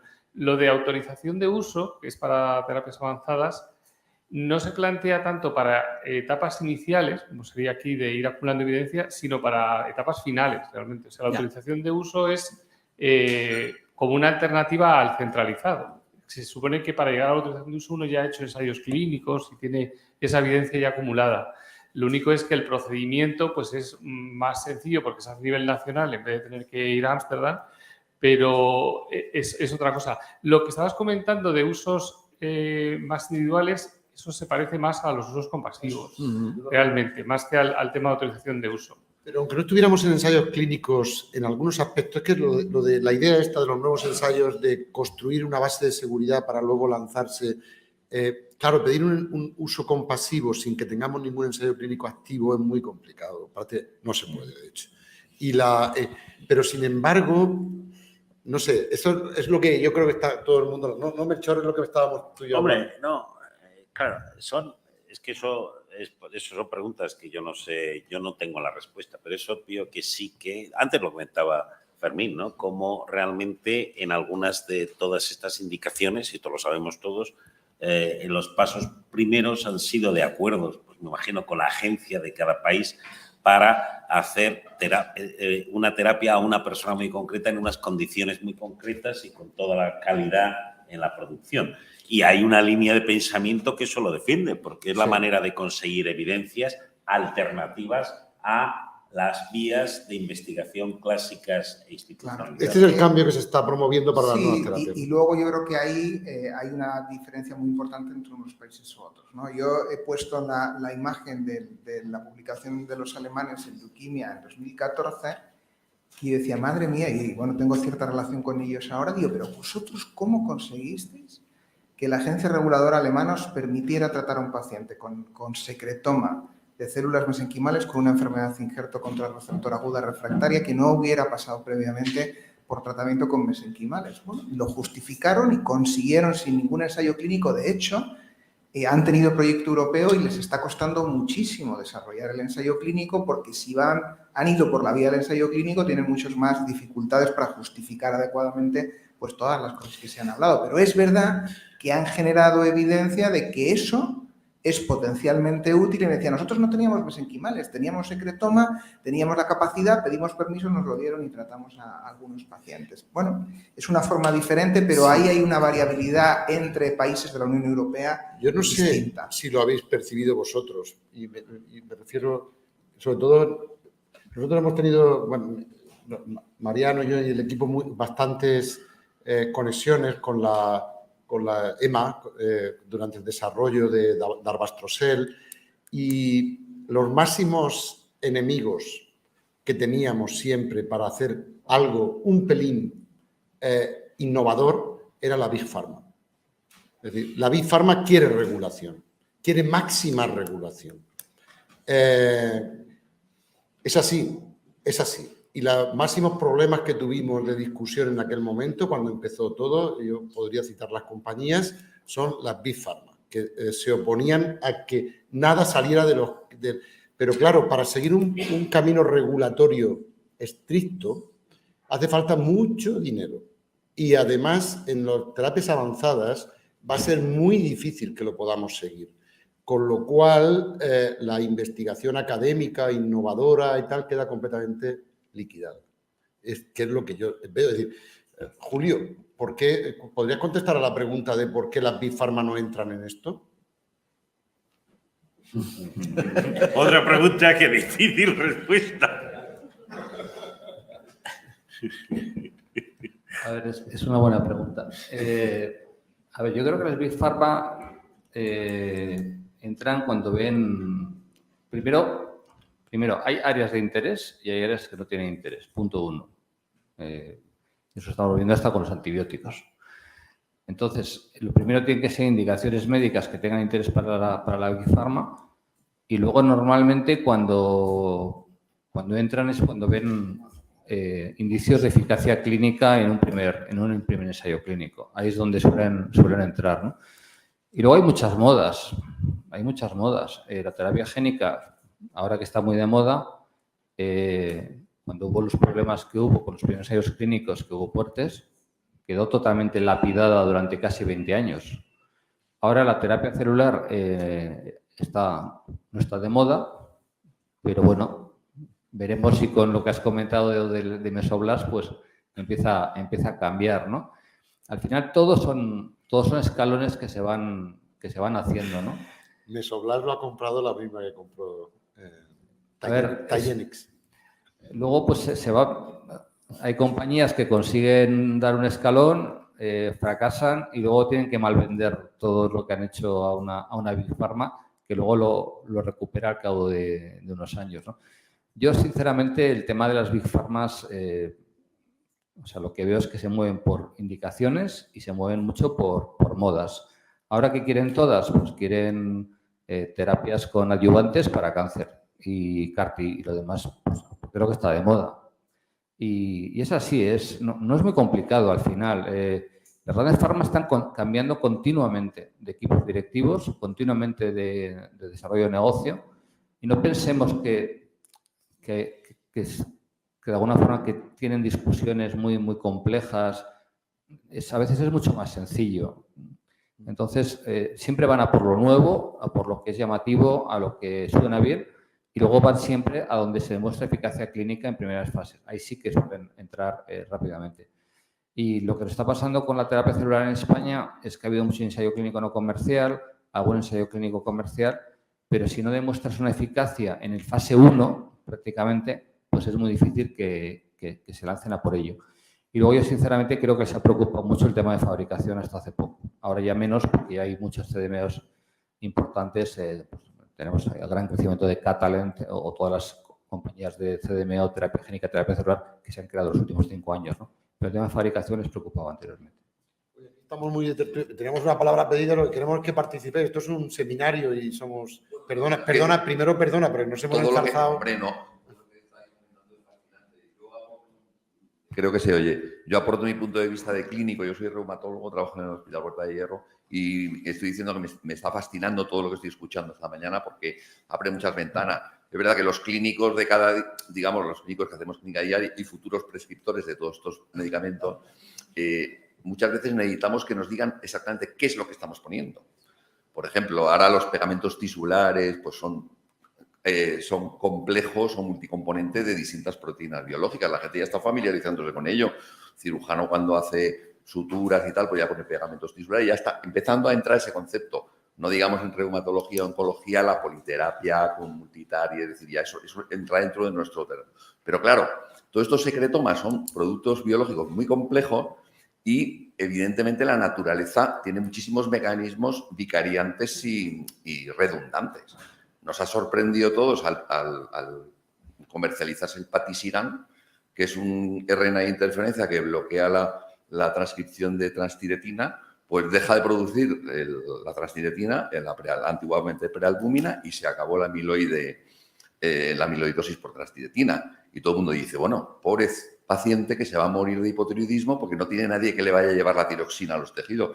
Bueno, pues no se sabe dónde se pega la tiroxina, pero llega perfectamente a los tejidos y apenas hacen hipotiroidismo. Ha sido una cosa que nos ha dejado sorprendidísimos a todos los que manejamos este tipo de pacientes, ¿no? Entonces, de todo esto secretoma, la primera pregunta es una pregunta un poco dimérica, muy dirigida a Pedro, sobre todo, que está investigando activamente este tema, lo sé. ¿Cómo caracterizas un secretoma? Es decir, ¿qué dices? El padre, este viene de tal célula expuesta a tal cosa, va a tener un nombre comercial, ¿yo cómo lo voy a recibir? ¿Cómo lo caracterizas? Porque claro, todo eso tendrá un signature, tendrá una firma, tendrá un conjunto de proteínas y tal. A lo mejor resulta que en el futuro esa caracterización es imprescindible porque a lo mejor resulta que se ve que solamente un 30 o un 40% de todo eso en el futuro es lo activo y se podría incluso liofilizar. Te lo digo, desde el punto de vista conceptual, ¿yo cómo voy a recibir la noticia de que hay un secretoma? ¿Va a ser un nombre comercial? ¿Cómo caracterizas tu producto? No sé cuándo vas a recibir nada, ni eso es lo primero. Pero bueno, más que caracterizar, sí, caracterizar el producto, pero voy a hablar de cómo lo caracterizan por ahí, porque he visto maneras muy diferentes.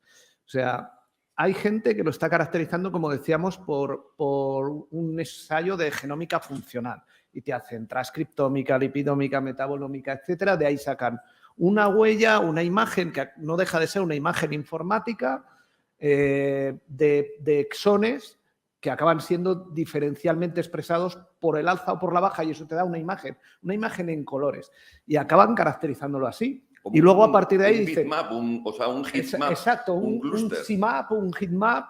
De ahí establecen, bueno, pues mi dosis de este bull que tengo es 0,1 microgramos por mililitro, porque es lo que he hecho en mi prueba de potencia y es lo que me ha dado una dosis Mabel, punto. Y es su forma de caracterizar. Otros, como nosotros, pues hemos visto pues, qué proteína tenemos la más, o de todo lo que tenemos, qué es lo que más pesa. Pues mira, lo que más pesa es esto y esto. Vale, y aparte de eso, ¿cuáles pensamos que tienen un efecto biológico mayor por bibliografía pura y dura? Pues esta y esta y tal. Y es otra forma de caracterizar. Luego otra forma que también estamos viendo es por fotos directas. Ahora hay tecnología, como decía algún doctor que ha hablado, no recuerdo quién lo ha dicho, las nuevas tecnologías te están dando fotos directas. Por ejemplo, la espectroscopía de Raman te da una foto directa de la composición compleja. los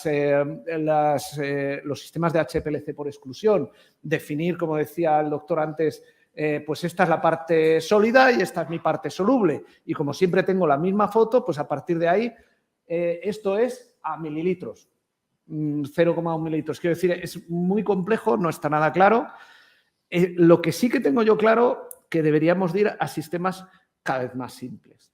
Y a mí los sistemas de la foto y luego hacer en mililitros, siempre y cuando se haya hecho una biopsia, yo creo, y bueno, me estoy metiendo en campo que es más vuestro que mío, yo creo que eso es un sistema que es bastante bueno y práctico para la investigación y para luego poder dar un producto. Al final, tú sabes que hay productos que usáis vosotros en reumatología que no sabéis muy bien cómo funcionan ni qué estáis dando. Por supuesto, y luego los supuestos monoclonales que no son idénticos a lo largo del tiempo, o sea, los biosimilares, incluso una línea celular primigenia acaba teniendo pequeñas variaciones en el FAB, no es exactamente idéntico el etanercept de 2023 que el que se usaba en 2018.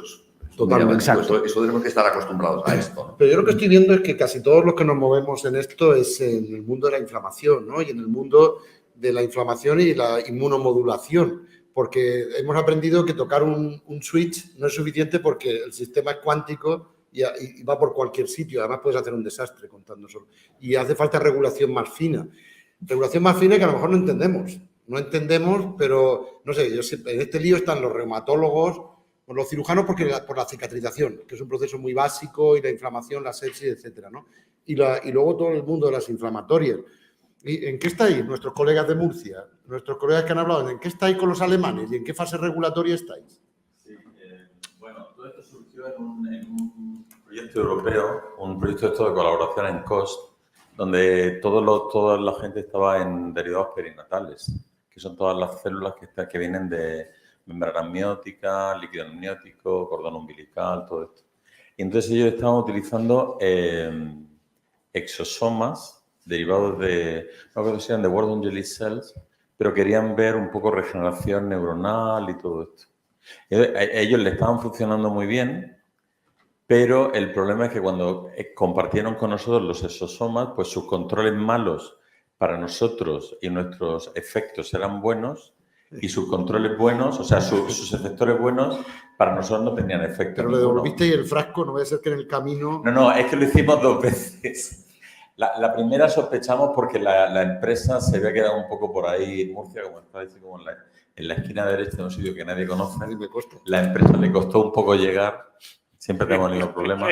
Y entonces nos volvieron a mandar los exosomas, pero teníamos los mismos efectos. Por eso mi pregunta era realmente... ¿En qué modelo vosotros lo estabais? Nosotros trabajamos en un modelo que... estamos intentando saber por qué la membrana amniótica es capaz de resucitar úlceras que no van a ningún sitio y las cierra. Tanto en úlceras epidiabéticos como heridas crónicas, etc. Entonces nosotros estamos en el laboratorio modelizando a nivel molecular el efecto que tiene la membrana amniótica sobre los queratinocitos, que básicamente son las células que son las células que están paradas, resting ahí en la epitelialización. Entonces queremos probar en nuestros modelos que son tanto unos queratinocitos cronificados que tenemos con TGF-beta, como en células migratorias, como en células endoteliales, que están... También tenemos otro modelo, una colaboración con Italia, que son células endoteliales que vienen de madres gestantes que han tenido diabetes gestacional, y esas células no funcionan igual que las células endoteliales normales, o sea, tienen más estrés oxidativo, tienen más tendencia a que haya inflamación, etcétera. Entonces, estas vienen del cordón umbilical. Y entonces lo estamos probando en esos modelos y nos dio completamente el efecto opuesto. Por eso yo creo que hay que elicitar una respuesta en las células para tener el exosoma que necesitas para cada condición. Pero vosotros, mi pregunta concreta es, tenéis un ensayo clínico, me consta, de tratamiento de la úlcera del pie diabético con membrana amniótica. ¿Estáis pensando en seguir esa línea de investigación clínica, en vez de utilizar la membrana amniótica, utilizar los exosomas producidos a partir de esa membrana amniótica? ¿Esa es vuestra línea de pensamiento? No, queremos hablar con la empresa farmacéutica porque lo que queremos es obtener líneas celulares inmortalizadas que sean terapéuticamente efectivas para congelar el estadio terapéutico que es efectivo y ahora tratar los pacientes. Pero claro, el problema que tenemos es que tenemos que inmortalizar las líneas celulares porque son células primarias, las que son efectivas. Y espero que nadie se copie la idea. Entonces, claro, nosotros estamos... la ilusión el problema es que cuando las células sacamos de la membrana, cambia todo su fenotipo, cambia toda su especificidad. Pero los clínicos estamos ahora que, bueno, con lo de las sustancias complejas, pero yo creo que hay unos clínicos que tienen una experiencia muy grande de utilizar productos biológicos complejos y nadie les decimos nada, que son los hematólogos. Los hematólogos están poniendo plasma, o sea, todos sabemos, pasas visita y dice una bolsa, dos concentrados de plasma está enfermo y no sé qué tal. Y ahí nadie te dice nada, se lo pone y parece que rejuvenece. Pero dice, aparte que se lo he puesto para la coagulación, pero estoy seguro que le pasan muchas más cosas. Y de hecho hay algunas terapéuticas que están pasando ahora mismo, ¿no? Cuéntanos. Hay datos de que el recambio plasmático es estupendo para prevenir la demencia. A mí el asunto, fijaos, que estamos hablando de los mecanismos de acción complejos y al final de productos que son beneficiosos para los pacientes cuando no hay alternativas terapéuticas. La historia que acabáis de contar de la membrana amniótica me recuerda mucho al desarrollo de defibrotide. A lo mejor en esta sala hay poca gente que conoce que hay un fármaco que cubre una necesidad médica no cubierta en las complicaciones del trasplante hematopoyético, que es la enfermedad veno-oclusiva hepática, tiene una mortalidad muy alta. Y el único medicamento aprobado que funciona y que se ha desarrollado en los ensayos clínicos es el defibrotide, que es un extracto de oligonucleótidos derivados de membrana de intestino de cerdo. Tela, ¿eh? ¿Cómo funciona el defibrotide? No sabemos. Sabemos que aumenta el activador trisular del plasminógeno, pero sobre todo es un producto italiano de origen...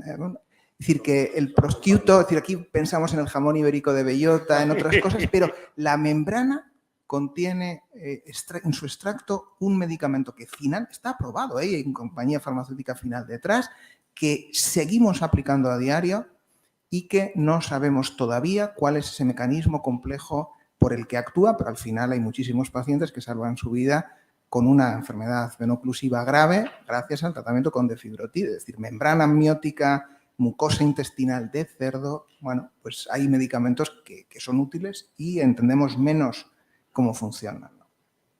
Bueno, estamos cumpliendo estrictamente los tiempos y estamos llegando al final. Se ha planteado un debate mucho entre los ponentes, pero hay más gente. Yo le he dado la palabra a todo el que conocía, pero si alguien quiere de alguna forma intervenir o decir algo, yo estaríamos encantados de escuchar. Adelante. No, bueno, yo es que realmente creo que acababa mejor la sesión con la última intervención, porque yo volvía un poco a la de atrás, ¿no? O sea, yo sé del grupo alemán que realmente uno de los problemas que tienen las células mesenquimales son maravillosas porque son inmunorreguladoras. Entonces, al final, pues tienen una plétora de aplicaciones muy, muy grandes en un montón de enfermedades distintas, ¿no? Pero yo creo que sí que se están dando cuenta de que aunque consiguieron inyectar a la niña esta que tenía la enfermedad contra huésped, pero sí que en trasplantes alogénicos tienen un problema de que hay donantes que funcionan y donantes que no. Y entonces, pues ahí volvemos un poco al potenciarse y lo importante que es esto. Y entonces, bueno, pues quería un poco, siguiendo con el problema de la membrana amniótica, realmente si es mejor hacer cultivos o tener un cultivo inmortalizado y eso qué repercusiones puede tener también por parte de la regulatoria, porque hay una célula inmortalizada que está produciendo un secretoma quizás más estable en el tiempo y que pueda ser más fácil de controlar, pero por otro lado, pues los métodos de inmortalización pues tienen su aquel, ¿no? Entonces, a la parte de la regulatoria. Pero bueno, como digo, creo que esto puede dar para, sí. para varias. No, pero tiene muchísima razón. La terapia celular tiene 3 problemas de forma reconocida internacionalmente y créenos que nosotros tenemos muchos enfermos tratados con células mesenquimales y tiene 3 grandes problemas. El primero es que los efectos son sutiles. Es decir, no es un medicamento brillante. El segundo problema, que tienen es la fragilidad, la logística. Es un problema muy serio para los clínicos, absolutamente serio. Y el tercer problema es que los métodos de producción actuales, los que se están usando, hace que sea extraordinariamente caro. De forma que repetir inyecciones o cambiar, por ejemplo, de pautas y tal, no te lo pueden ni plantear por los precios que tienen. De esos tres problemas, por eso pensamos, algunos de los que estamos en esto, que el secretoma es la siguiente evolución, que resolvería estos problemas siempre y cuando se dé el primero, que sea brillante, ¿no? en su eficacia, ¿no?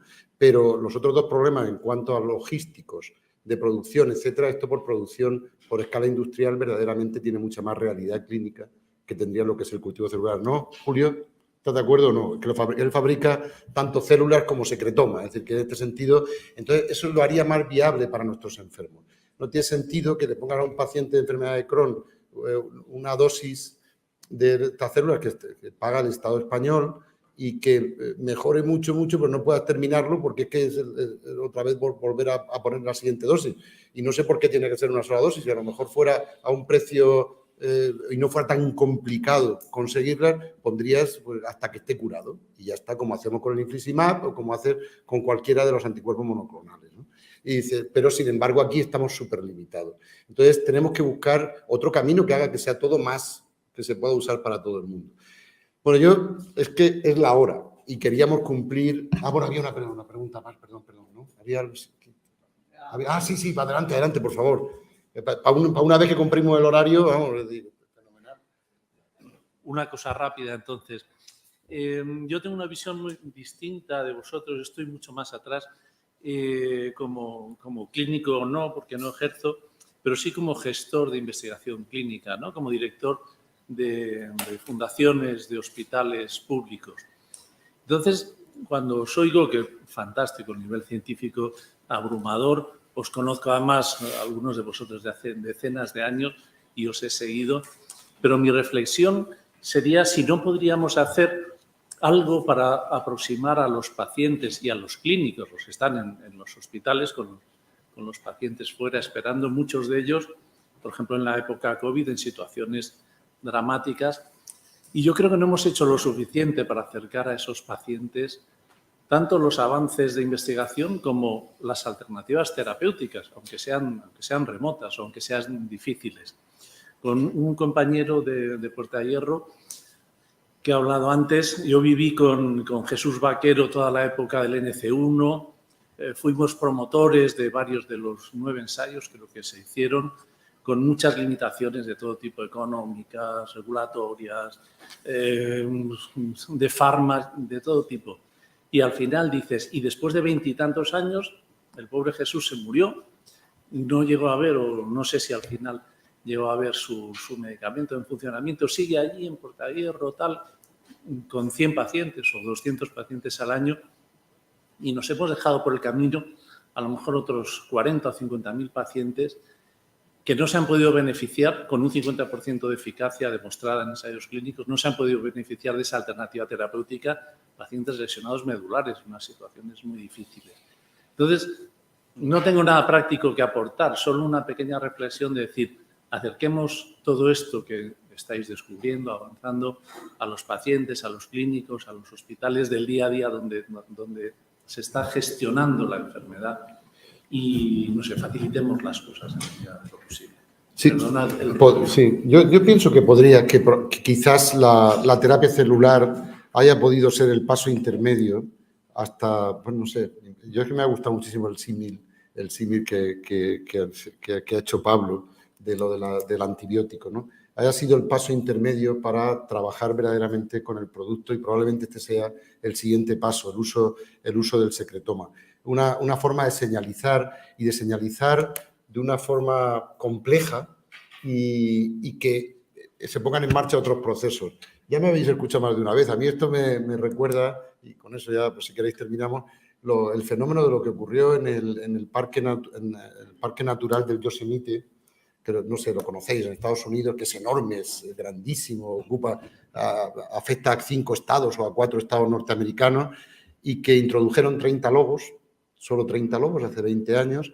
Los lobos expulsaron a los herbívoros, eso que hizo que creciera mucho más la hierba, aparecieron muchas más aves, aparecieron muchos más insectos, crecieron árboles, se cambió el curso del río y ahora la biodiversidad en Yosemite es muy, muy, muy superior a la que había antes. Es decir, ha vuelto a ser, porque el ser humano se había cargado a todos los lobos. Bueno, pues con solo 30 lobos, un parque que tiene muchísimas hectáreas, cambió radicalmente y de una forma estable y de una forma sostenida a lo largo del tiempo. Quizás estamos en el tiempo de los medicamentos no ya de 8 horas de efecto, sino que señalicen y mantengan el efecto durante muchísimo tiempo y cambien porque vayan al origen de la enfermedad. Pero eso no va a ser nunca un medicamento simple, sino será un medicamento complejo porque el ser humano es complejo. Y damos por terminada esta jornada y les esperamos en la siguiente, que esperemos poder seguir hablando de estas cosas importantes.